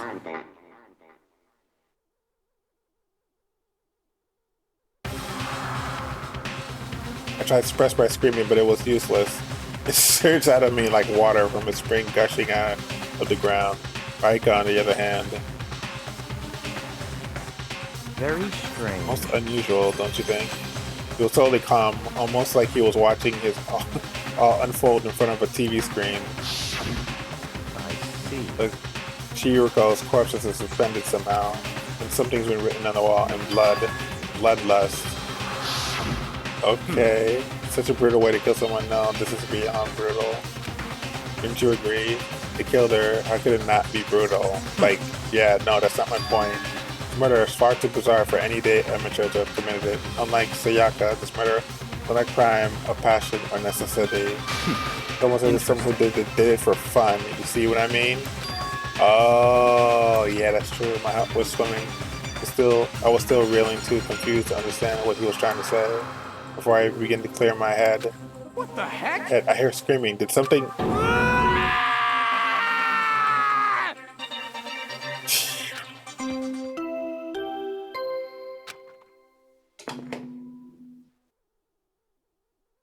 A body has been discovered!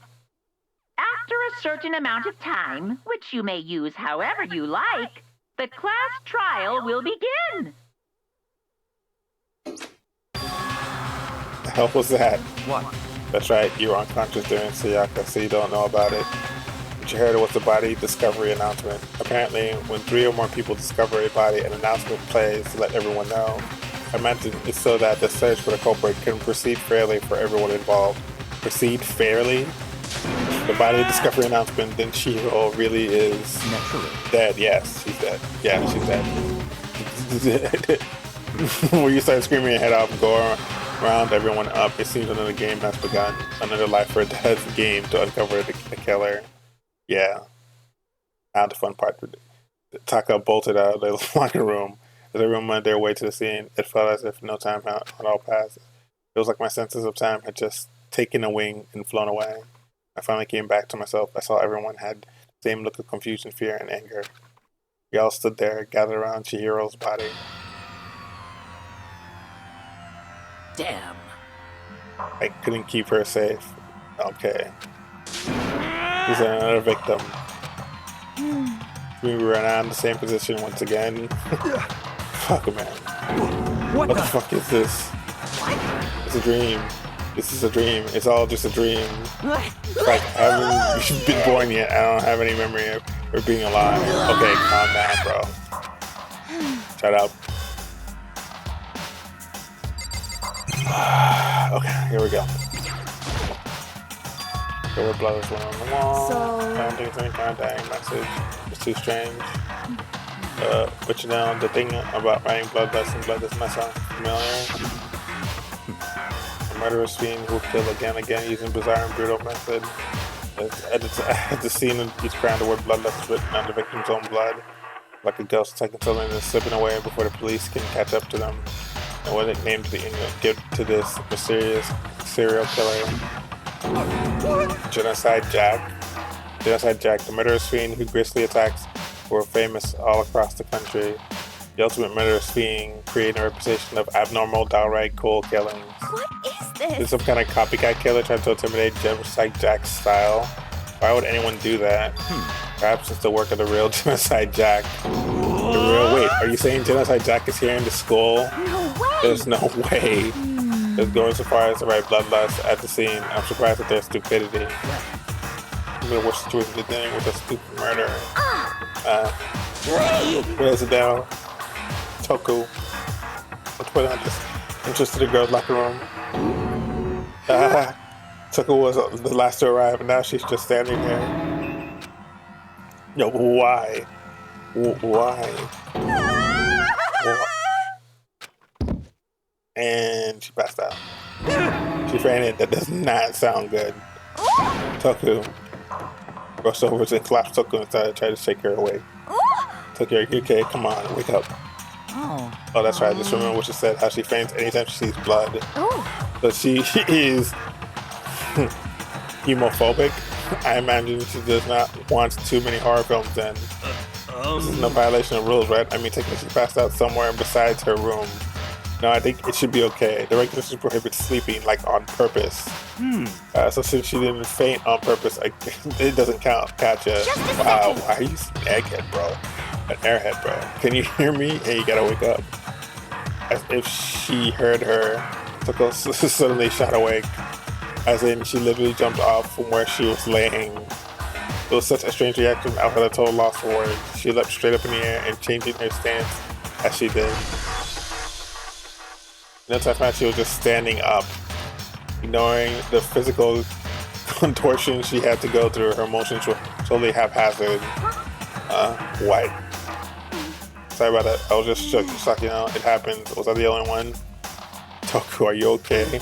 I'm fine, just fine. Yeah. Oh. Is that a dead body? Hey, are you dead? Excuse me? What the heck? She must have hit her head real hard when she fainted. The world had a front and a back, a top inning and a bottom. A sea of truth and a web of lies. This is quite concerning. I mean, she sounds completely different. And then everything's fine. At least the stutter's all gone. It's a good thing, right? I see. It's clear to me that everything's not fine. Your eyes seem strangely vacant. Might be best if we take her back to her room for the time being. So, Don't mind taking her, but can someone help me? If you need help, I don't mind. Taka, could you help me? No, she's totally ignoring me. Very well, you take the girl, and the rest of us can begin the investigation right away. I assume no one has a problem leaving Takuya and Mondo on guard duty again? Yeah, that's not a problem. Hold on a second, rushing into an investigation. Mastermind isn't behind that. After what happened last time, I'm sure you realize that. Don't make me repeat There's no question that Chihiro was murdered by someone among us. Not right, Monokuma. Of course. Right as rain. But don't take it as a bad thing.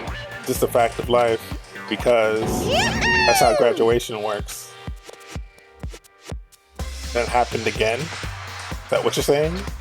Another one of us killed a fellow classmate?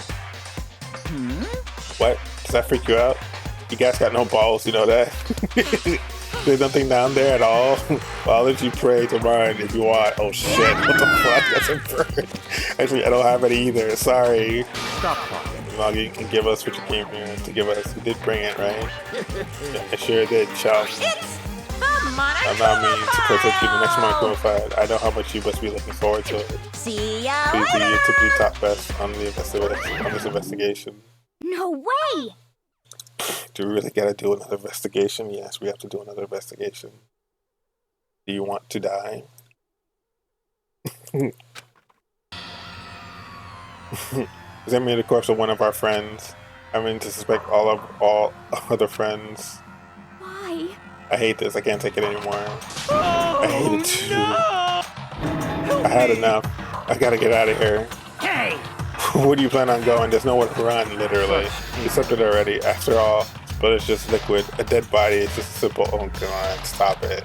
Asshole. You're very enthusiastic about all of this, aren't you? Are you not? Naturally. How could I not be? If we don't unmask the culprit, then we all die. That's true, but to jump into it so soon. What? What? Do you want to die? Fine. Just go up and die somewhere right now. Just go ahead. You're a waste of space. It's okay, buddy. Damn you! Dead body is an object. Piece of shit! Kira wasn't an object, so little respect, I'll be some into you. Calm down. Everyone stop bickering and listen. There's some truth in what Bayuka said. Kiro, Because... if we don't solve the mystery and find the killer, our lives are forfeit. And Bayuka is right, that Genocide Jack is somehow the one who killed Kiriko. That's right. And unless we do something, more victims could start piling up. Yeah, that's true. Forget more victims. If we mess this up, we're all deadbeat. Yeah. Because we don't catch the black and they graduate. Hold on. If that's your worry, you don't get to worry any longer. If anyone killing gave the guilty party may only kill a maximum of 2 people. Wait, the guilty party may only kill a maximum of 2 people? What? You don't remember? I don't remember any rule like that. Actually, Just came up with it. Meaning if one person went around and killed everyone, your lovely student life would all be over, right? The new rule has been added to regulations menu. So then... In that case, why not limit it to 1 person? Hey! Well, in a good mystery, you don't want to miss out on at least the potential of a serial killer angle. Just one would totally murder that possibility. Punishment Throw is it for now. waiting for Catch you you. guys at the class trial. Can't say I understand his thinking. Oh no, there's gonna be 2 people at one time. If we can kill up to 2 people, then 1 person's life could still be in danger. It's definitely not good. We need to uncover the culprit before something else happens. You son of a You bitch! Shut the fuck up. Oh, he's not wrong. But for now, Taka and me, I'm gonna drop Toku off in a room. Nice. I'm gonna get dropped off. There is nothing to be I'm not done. gonna stand around. We must begin our investigation too, sweet. And let's solve the mystery of who killed Chiriko. Is that okay? Then we will quickly follow her into the afterlife. Yeah, that's true. Hate this, but if I want to survive, me and everybody else, we have to do it. We don't have any other choice. First of all, I better check the Monokuma file to see exactly what's going on. The victim was Chiriko Uzisaka. The time of death is estimated to be around 2 a.m. Okay. The body was discovered in the girls' locker room on the 2nd floor of the school. The cause of death was a blow to the head with a blunt object. She was killed instantly. That's all it says. I don't like there's any point in complaining about it. No matter what I gotta do what I gotta do.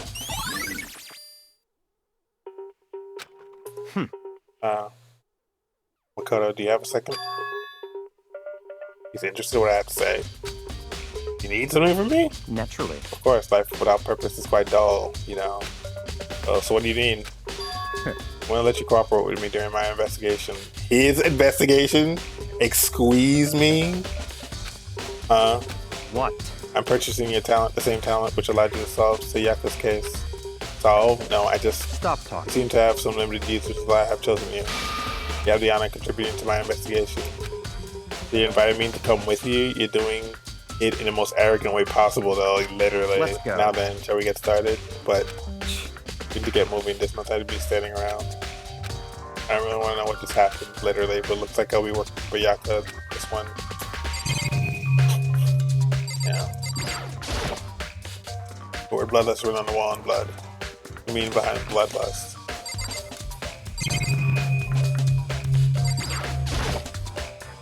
Just feel the life drain out from my own body. The dead body. Chico's dead body. Very strange. The more I look at it, the more strange it all seems. Supposed to be Chinside Jack's handiwork. Well, but what?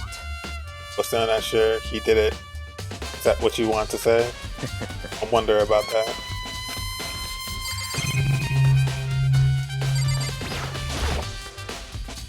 Also got some blood on. Must have happened during the murder. There's a free busting on the carpet. Must have been splattered on them during the murder. There's a dumbbell on the floor and there's a blood stain. There's a blood stain on the dumbbell. The Monokuma said blow to the head. The blunt object is what killed her. Does that mean this dumbbell is actually the murder weapon? That's right. I don't imagine it could be anything else. True.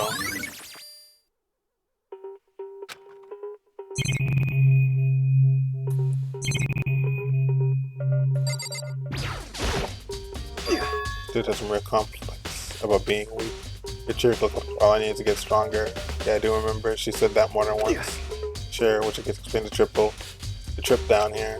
But she really needs to get strong that badly. They mentioned it, but she was a girl. After all, most girls aren't all that strong. I don't know, man. I haven't really thought about that stuff. Thoughts of Chirico's complex. People wonder what it might be. One does count. Yeah.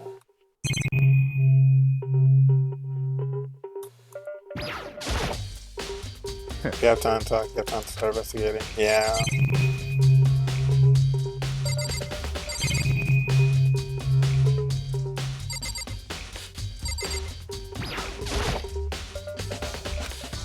Start examining Chico's stuff. She poked him, probably going to originalize his body. A very strange woman, you know, for being able to touch a body with absolutely no trouble. Seemed to be concentrating pretty hard. It's like she can't even hear us.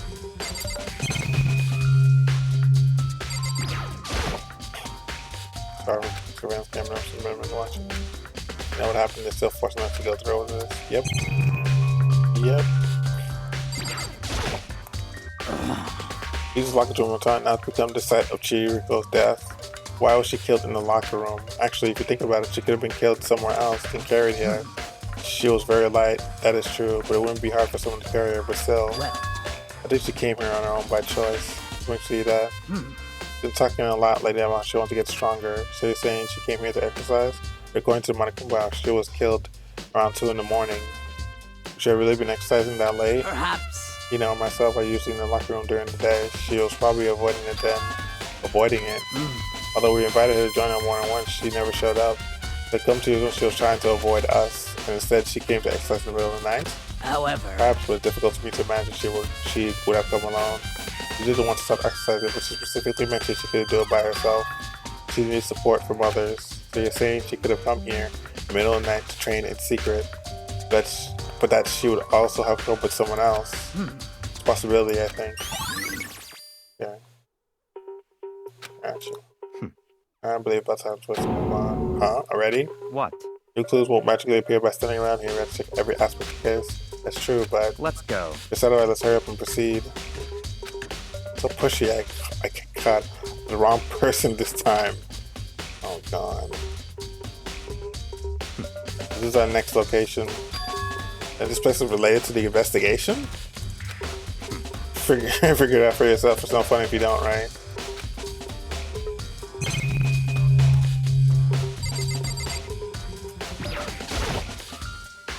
A bunch of different pool related items with the case. Okay, gotcha.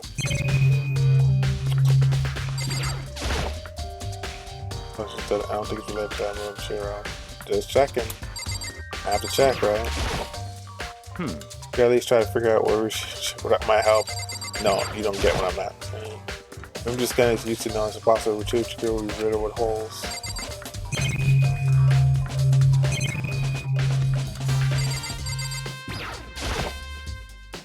surveillance camera.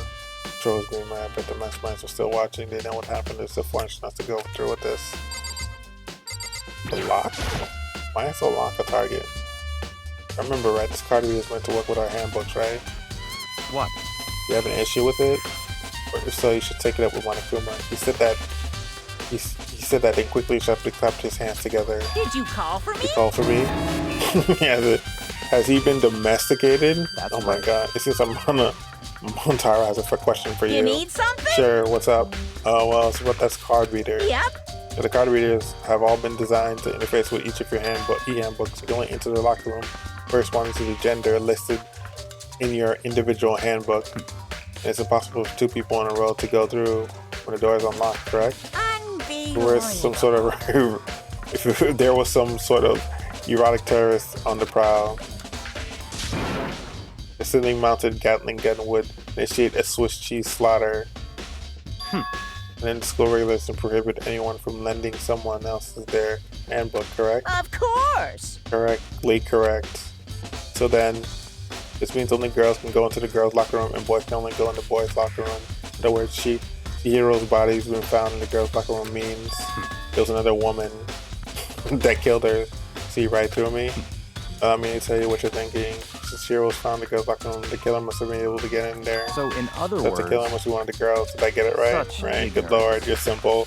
But am I wrong? You should pay closer attention to the regulations. The answer has been in front of you the entire time. Loaning your e-book to another student is strictly prohibited. Only the act of loaning a handbook is prohibited. Borrowing someone else's is perfect. Oh my god. Fuck my life. I expect nothing less from the prodigal son of the noble Tagami family. So you managed to sniff out the loophole in the regulations. Knowing you, I would bet you created it on purpose, didn't you? To add a little more excitement to things. You treat me like a puny little appetizer instead of the main course that I am. Now, since the dead can't talk, they're not people anymore, they're things. Yep. Get it? Got it? Good. Wait, hold on. You're saying that's a loophole, but in order to borrow someone for someone else, then that means someone would have to loan it. So, so sleepy. Just listening to you makes me want to pass out. Be more like Ryaka, get your poop together. Or I'll charge you with criminal negligence. No more questions. Figure out the rest of your damn self. Oh god. That's fine. Well then, you know you're unfortunately lacking a mental facility itself for you and myself. Let's head to the main hall. That'll help you understand what's going on.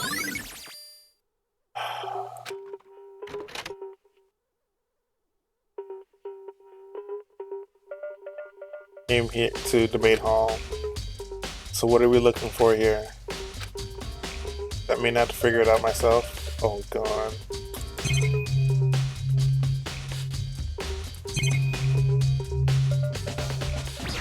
Mailbox? There's a mailbox here. Could be something inside. It's an e-handbook? No wait, there's 3 of them. What are they doing here? You finally found them. Did you know these were in here, Reika? Happened to find them by chance the other day. Seems that there's a system in place where the handbooks of dead students get delivered to this mailbox. So that these 3 handbooks belong to Junko, Leon, and Sayaka. You can go ahead and confirm it for yourself. I mean, they turned on one of the handbooks, and when I did,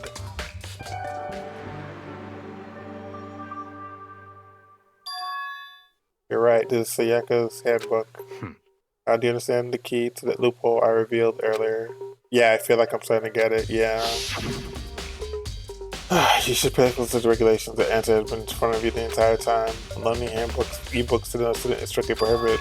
Only the act of loaning a handbook is prohibited. Borrowing someone else is perfectly fine. Yeah, taking it for yourself and then using it. See, yeah, I understand.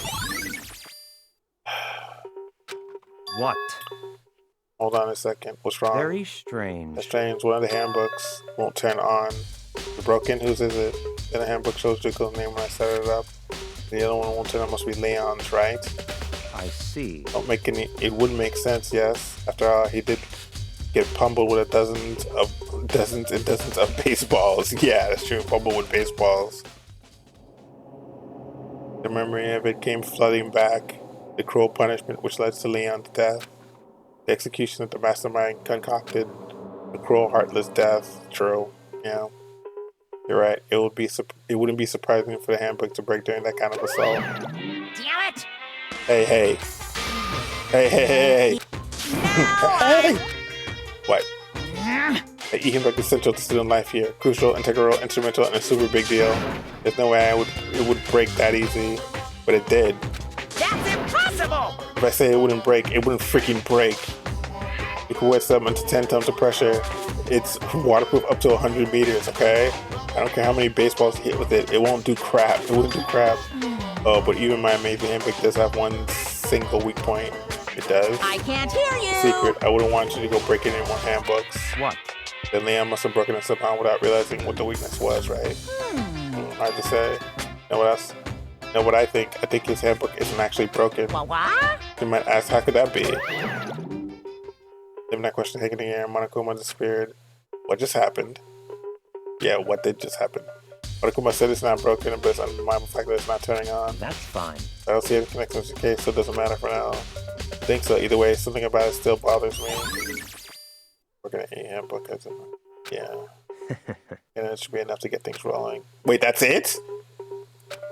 Yeah, we need to find out who killed Kiro. The exact not quite.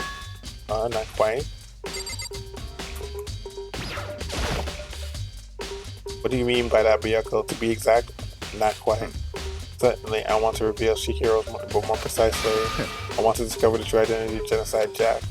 Did you really think Chili B Genocide Jack is the one that killed Shikiro? Don't make me repeat myself. Yeah, I have no doubt that Genocide Jack is the culprit in this case. Murderous Fiend is Genocide Jack, right? What? There's nobody else it could be. Murderous Fiend who kills again and again using the bizarre and brutal method, like ghosts attacking children and slipping away before the police can catch up to them. What nickname did the internet get this specific? Yeah, you don't need to repeat it for 1,000 pieces over there. It's an urban legend. Still could be one of those demented psychotic killer like that. Got wrong to wonder, but what's leaving little right now? I think that will prove it. I can show you. What do you mean by that? Don't make me repeat myself. I have a bite to believe that. I assure you.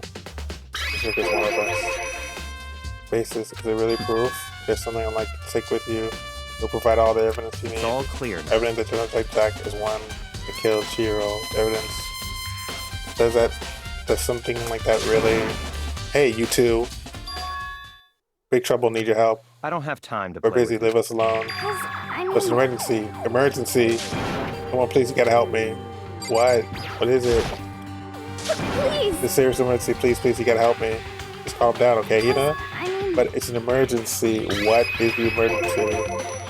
Emergency, what happened? What's wrong with Toko? She's acting super strange.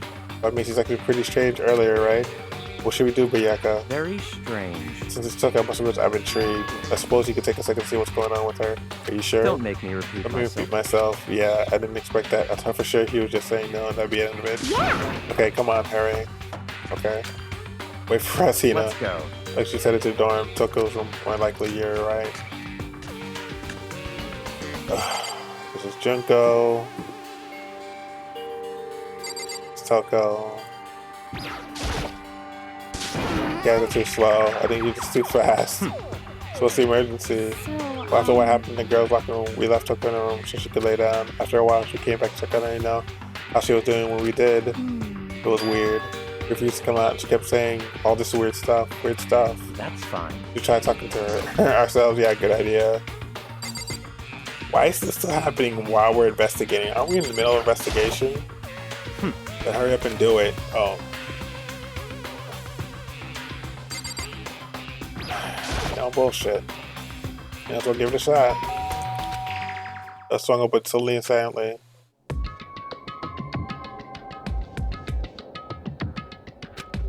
Holy crap.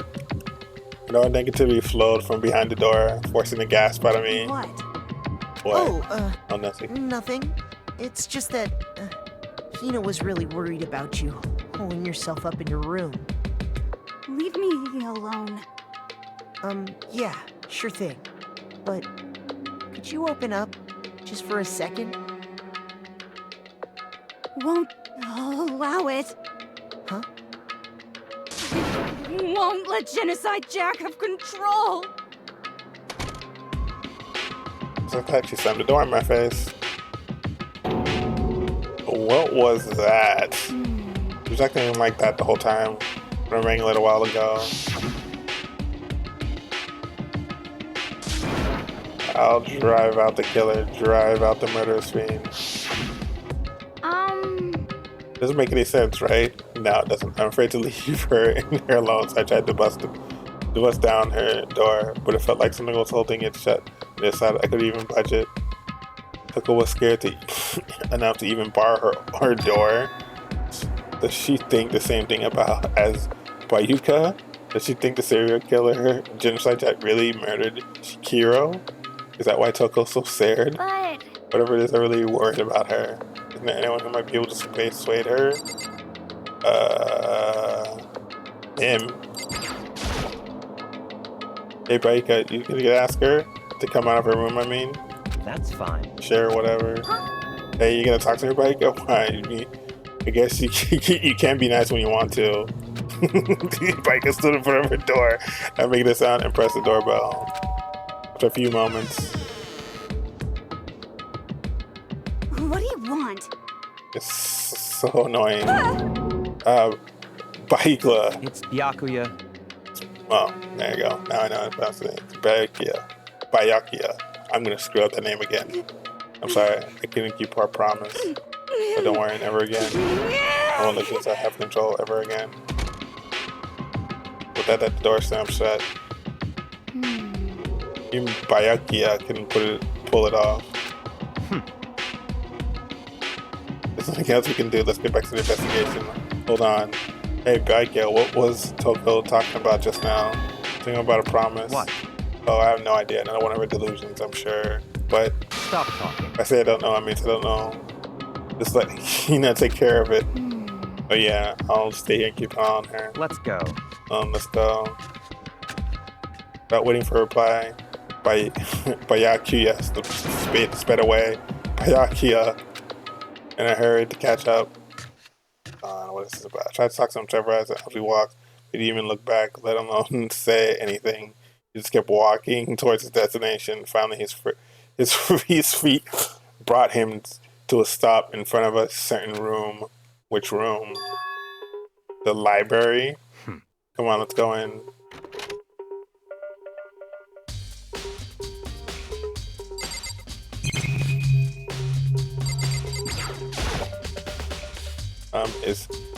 Is the evidence that proves it was genocide attack really in the library? Don't make me repeat myself. Don't make me say it again.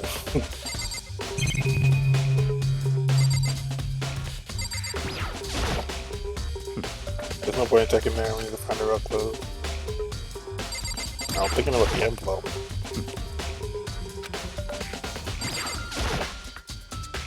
I remember on the other side of this door. The archive, right? Hurry up and go inside. Oh, Let's there. go. That'll make sense once you're inside. Okay. And we're in the archive. Whoa, there's so many books and files. There's so much dust, too. So, in other words, would say there's enough fire in this place to endure the dust.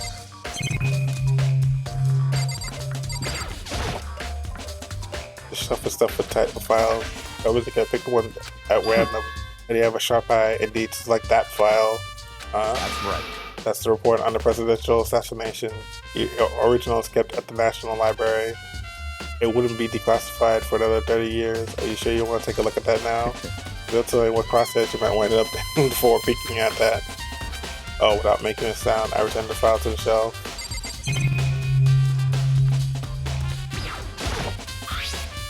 There's a wooden box that's empty.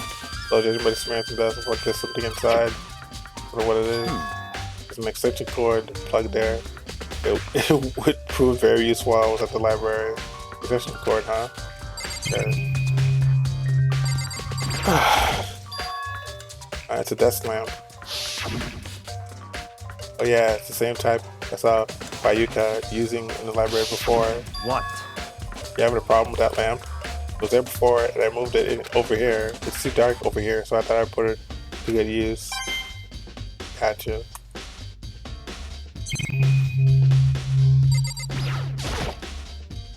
There's so many files stuffed into the shelf. All those That's enough. Documents are dangerous. All details be held they detail all the people who control the world from behind the scenes. Dangerous truths from a commoner. You mean like members of the Diet or something? No, I mean the ones with real power, the secret council controlling everything from the shadows. I mean the Illuminati. Woo! If you're ready to be disappeared from it, if you're ready to be disappeared for it, take a look. There's some very interesting people in there. You're just kidding, right? Am I? I'll let it go for now.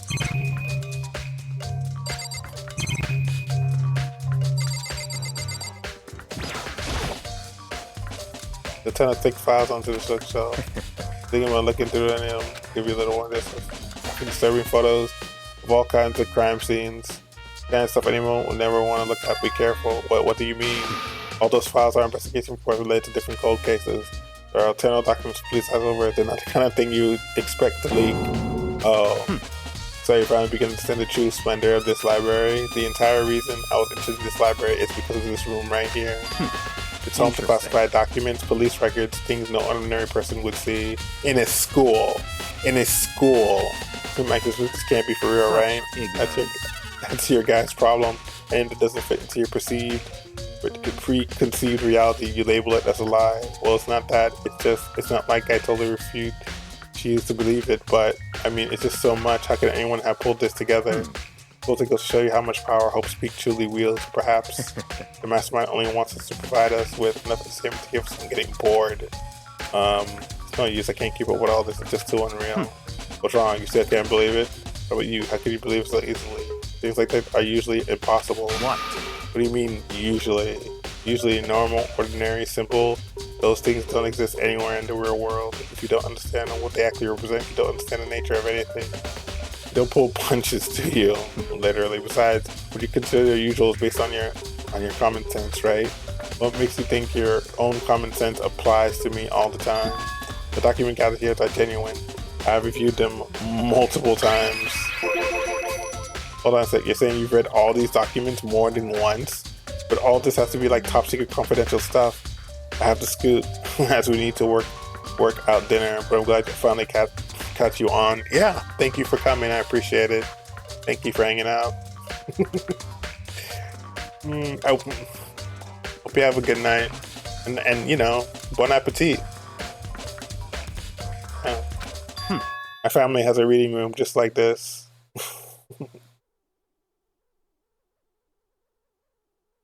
At our home, one of our biggest time. Bon appetit. Members of the Call Me family has access to any variety of government-related documents. This includes foreign powers as well as domestic.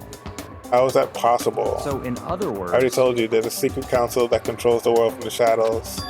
My family is a member of that council, and I have within me the bloodline that allows me to one day bend the will to my will. But to become such a... Oh yeah, he would. He'd be the ultimate prodigy. It's a ruler must know all levels of the world backwards and forwards. So whenever I have the time, I like to review whatever documents and material that interests me. That's why I claim, bro, that the materials gathered here are the real thing. It's beyond believing or not believing, literally. But Yeka is actually starting to scare me more than the actual mastermind. What always interests me the most were the cold case police investigation reports. Dude, if you're so powerful, why can't you figure out what the mastermind is? Who's controlling this goddamn killing team? Being through these reports has always been a hobby of mine since I was little. Excellent mental exercise. Itself more reports than a few of those cases just by reviewing the reports. Among other reports, one of my recent favorites, the Genocide Jack case. As he talked, Boyika grabbed the Pacific file from the shelf. That's right. It's a complete case file. Every single report surrounding the Genocide Jack case is compiled in here. Because there are so many, allow me to quickly summarize the main points. To begin, there are two notable characteristics in every Genocide Jack murder. The first characteristic, that every single crime scene, the word bloodlust is written in the victim's own blood. The second is that when the victims were murdered, their bodies are suspended a certain way. Bloodlust is written in blood and the victim's body is suspended. Exactly the same as happened to Shikiro. God, save your surprise, the best is yet to come. The second characteristic is where the victims are suspended. The only ones who knew about the particular fact were members of police and other higher-ups. By accounts, no one in the media ever found out. In other words, no one on the news. No one online, nobody knew that aspect of each crime. Only key officials and the killer himself knew about the actual mounting the victim. Now, if you recall Shakiro's corpse, her body was most certainly mounted in this fashion. So how could the killer have known about surrendering the victim? That's right. Key question. In fact, the answer is quite simple. So, in other words... Culprit isn't a copycat killer, it's the real genocide Jack. In other words... That's right. That right there is the evidence that Joseph Beck has hidden himself among the rest of us. Then genocide Jack really is such a brutal, fiendish killer, really walking around among us? Yeah, that's true. Interesting. Yeah. If they were a copycat, they wouldn't know about the suspension. Yeah, it's okay. I get it. This thing get really interesting, aren't they? I never imagined a killer with such a reputation would ever become part of our little game. Did you think it would be a good time for you to take a look at what I've already seen? But that's what managed to ferret out a clue or two. Such ignorance. Tony needs a break. I may even show you myself. Oh God, shut up.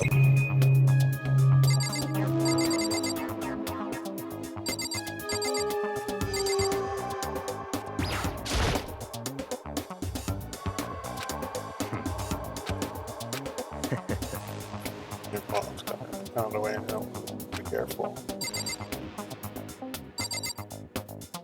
Oh, that's a shadow. Okay.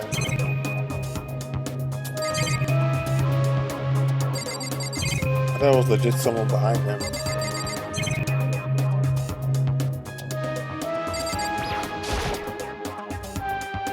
Man, there's even a surveillance camera here.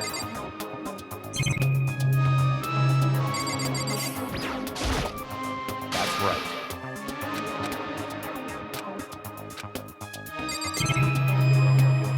Anything else I'm missing? Besides talking to him for myself, but about the genocide Jack case file, could you just let me see it? That's fine. I didn't beg, but I guess it's okay this time. Feel free to look at it in here, but you can't take it with you.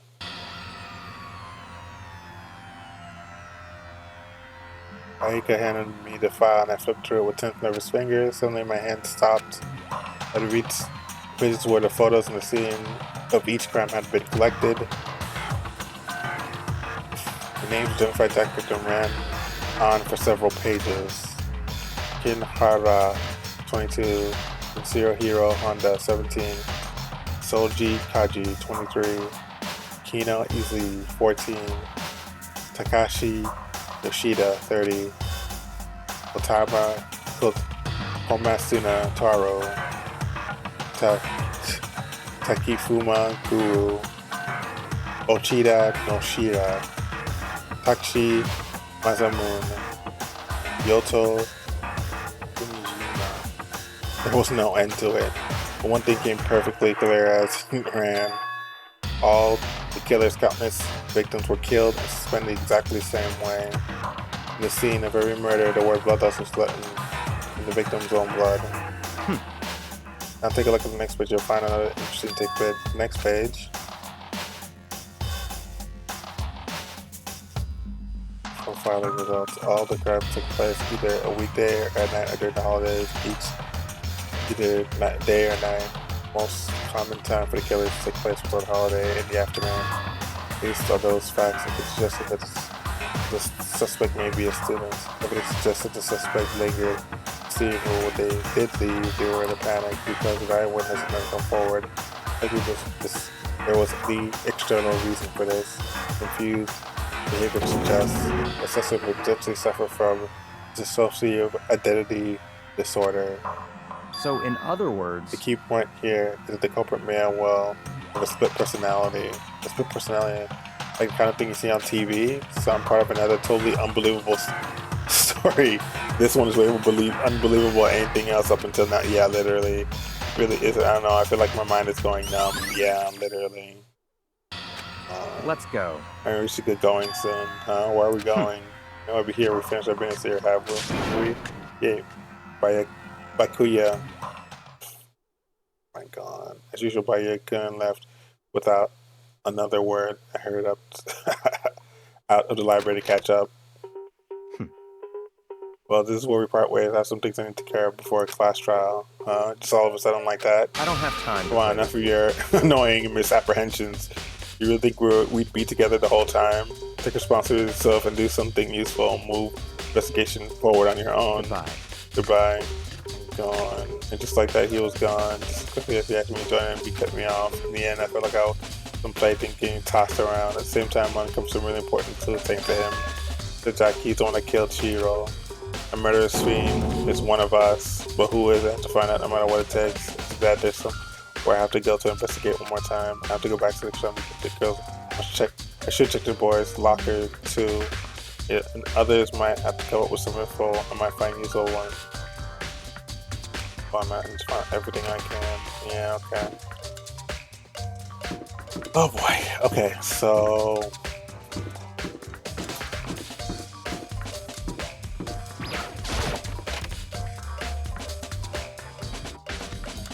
fool me. We discovered evidence relating to the identity of the culprits. I feel as if... Notice that increase for me. Oh god, evidence, what did you find? Not revealed that just yet. I guarantee you what I found will steal the killer's breath from his lungs. Are you sure about that? Oh yes, Berg said she witnessed something worthwhile. Really, what did she see? Well, if you tell me, it's like when a girl bullies the boy she likes, right? Right? Okay, so where's Celeste now?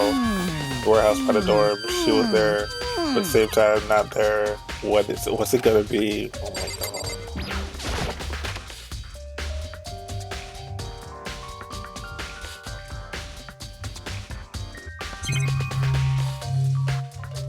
Wait. Wasn't this poster something else? Some people can call tornado. Somebody doesn't keep fight with the boys' locker room.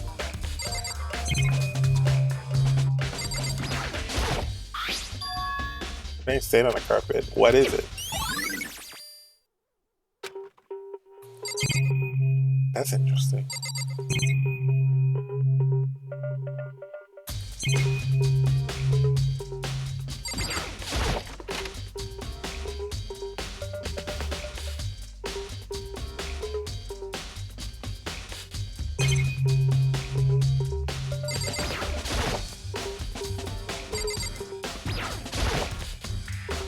Maybe there's some kind of clue in the lockers. Guess not.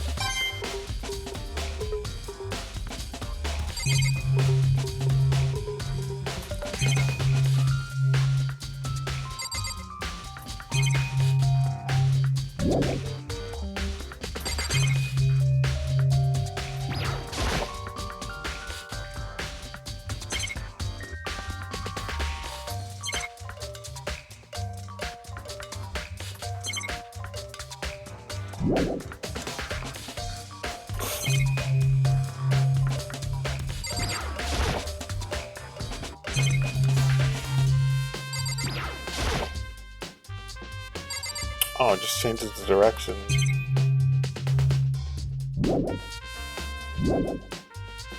Yeah.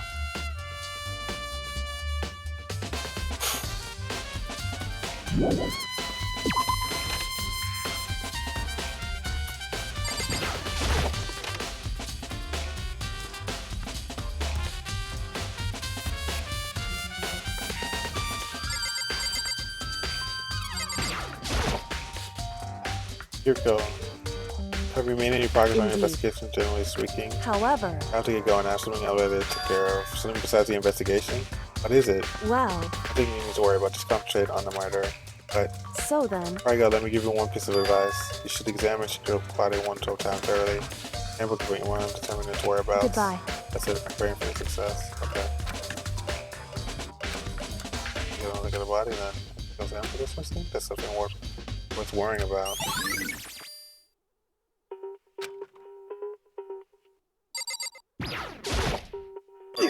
Jude had a real conflict between him. Yeah, talk about it. Yeah.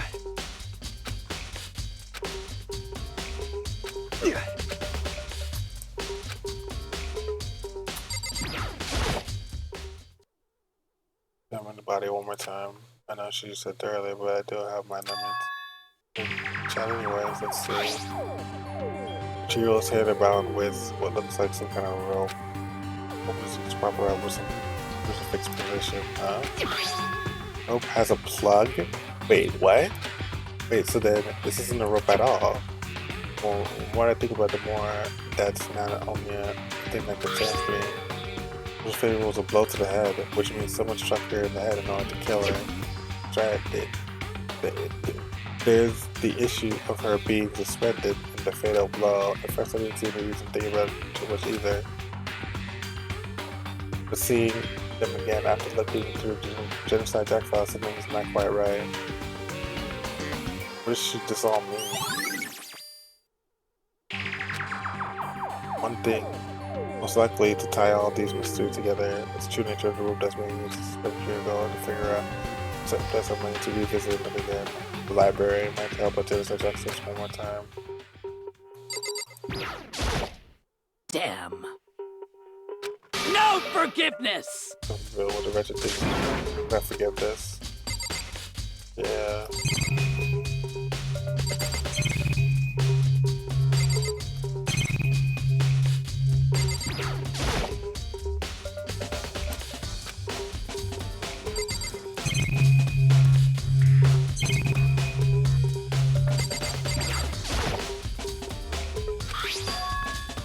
Big-breasted swimsuit is pretty noticeable.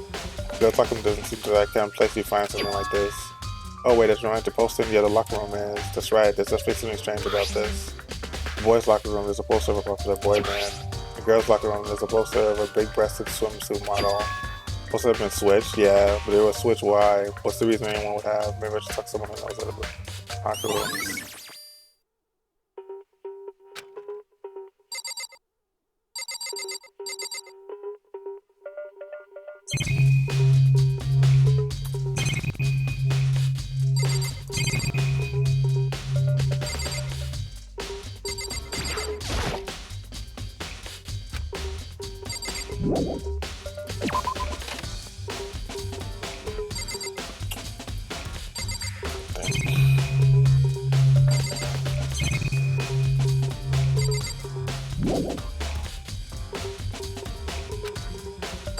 There's still more?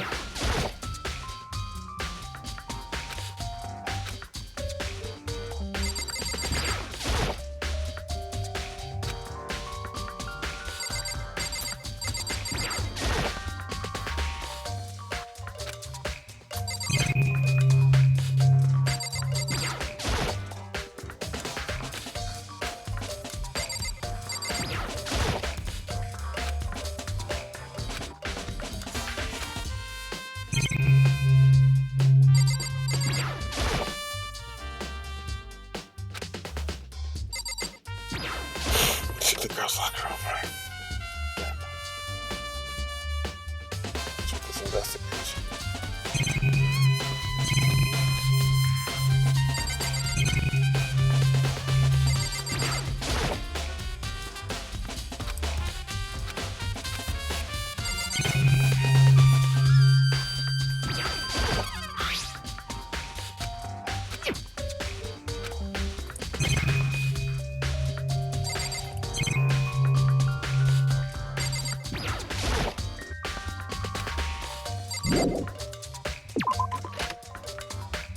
Forgetting.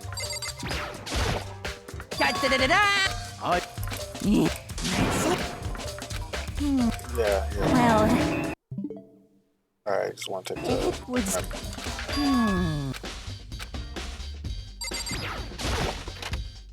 have to go to the warehouse.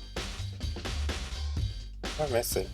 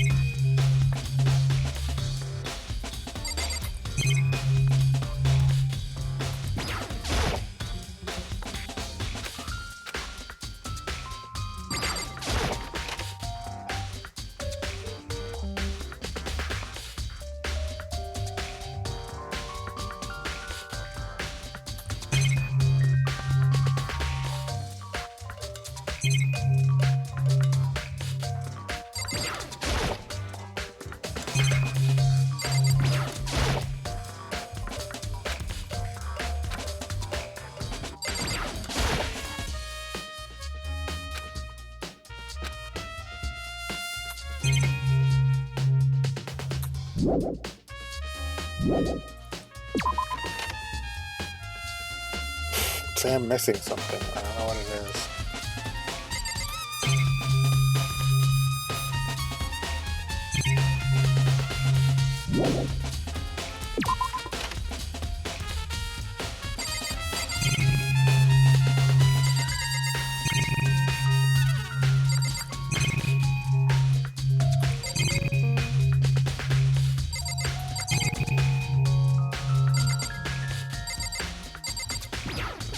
Locked around.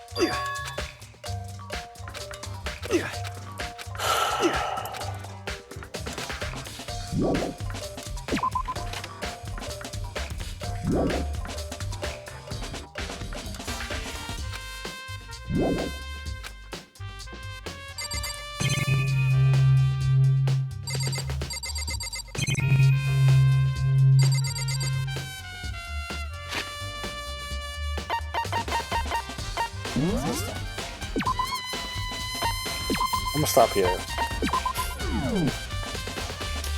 Yeah, I'm gonna stop here.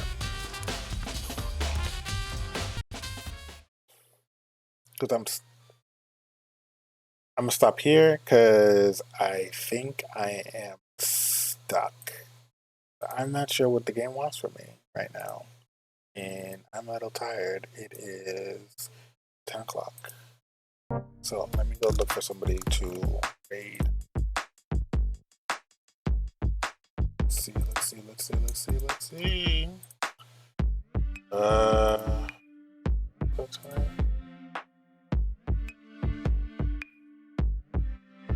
Ah, okay.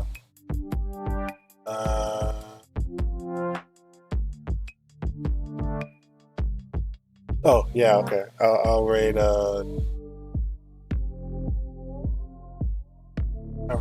raid Barcelona. Okay, so say hello to Barcelona for me. He is playing Gradia, which is an RPG. I hope you guys have a good night. I certainly did. That was certainly interesting. That was really weird, everything that happened. Yeah, have a good night. Sweet dreams. Happy Sunday. Happy gaming, everybody.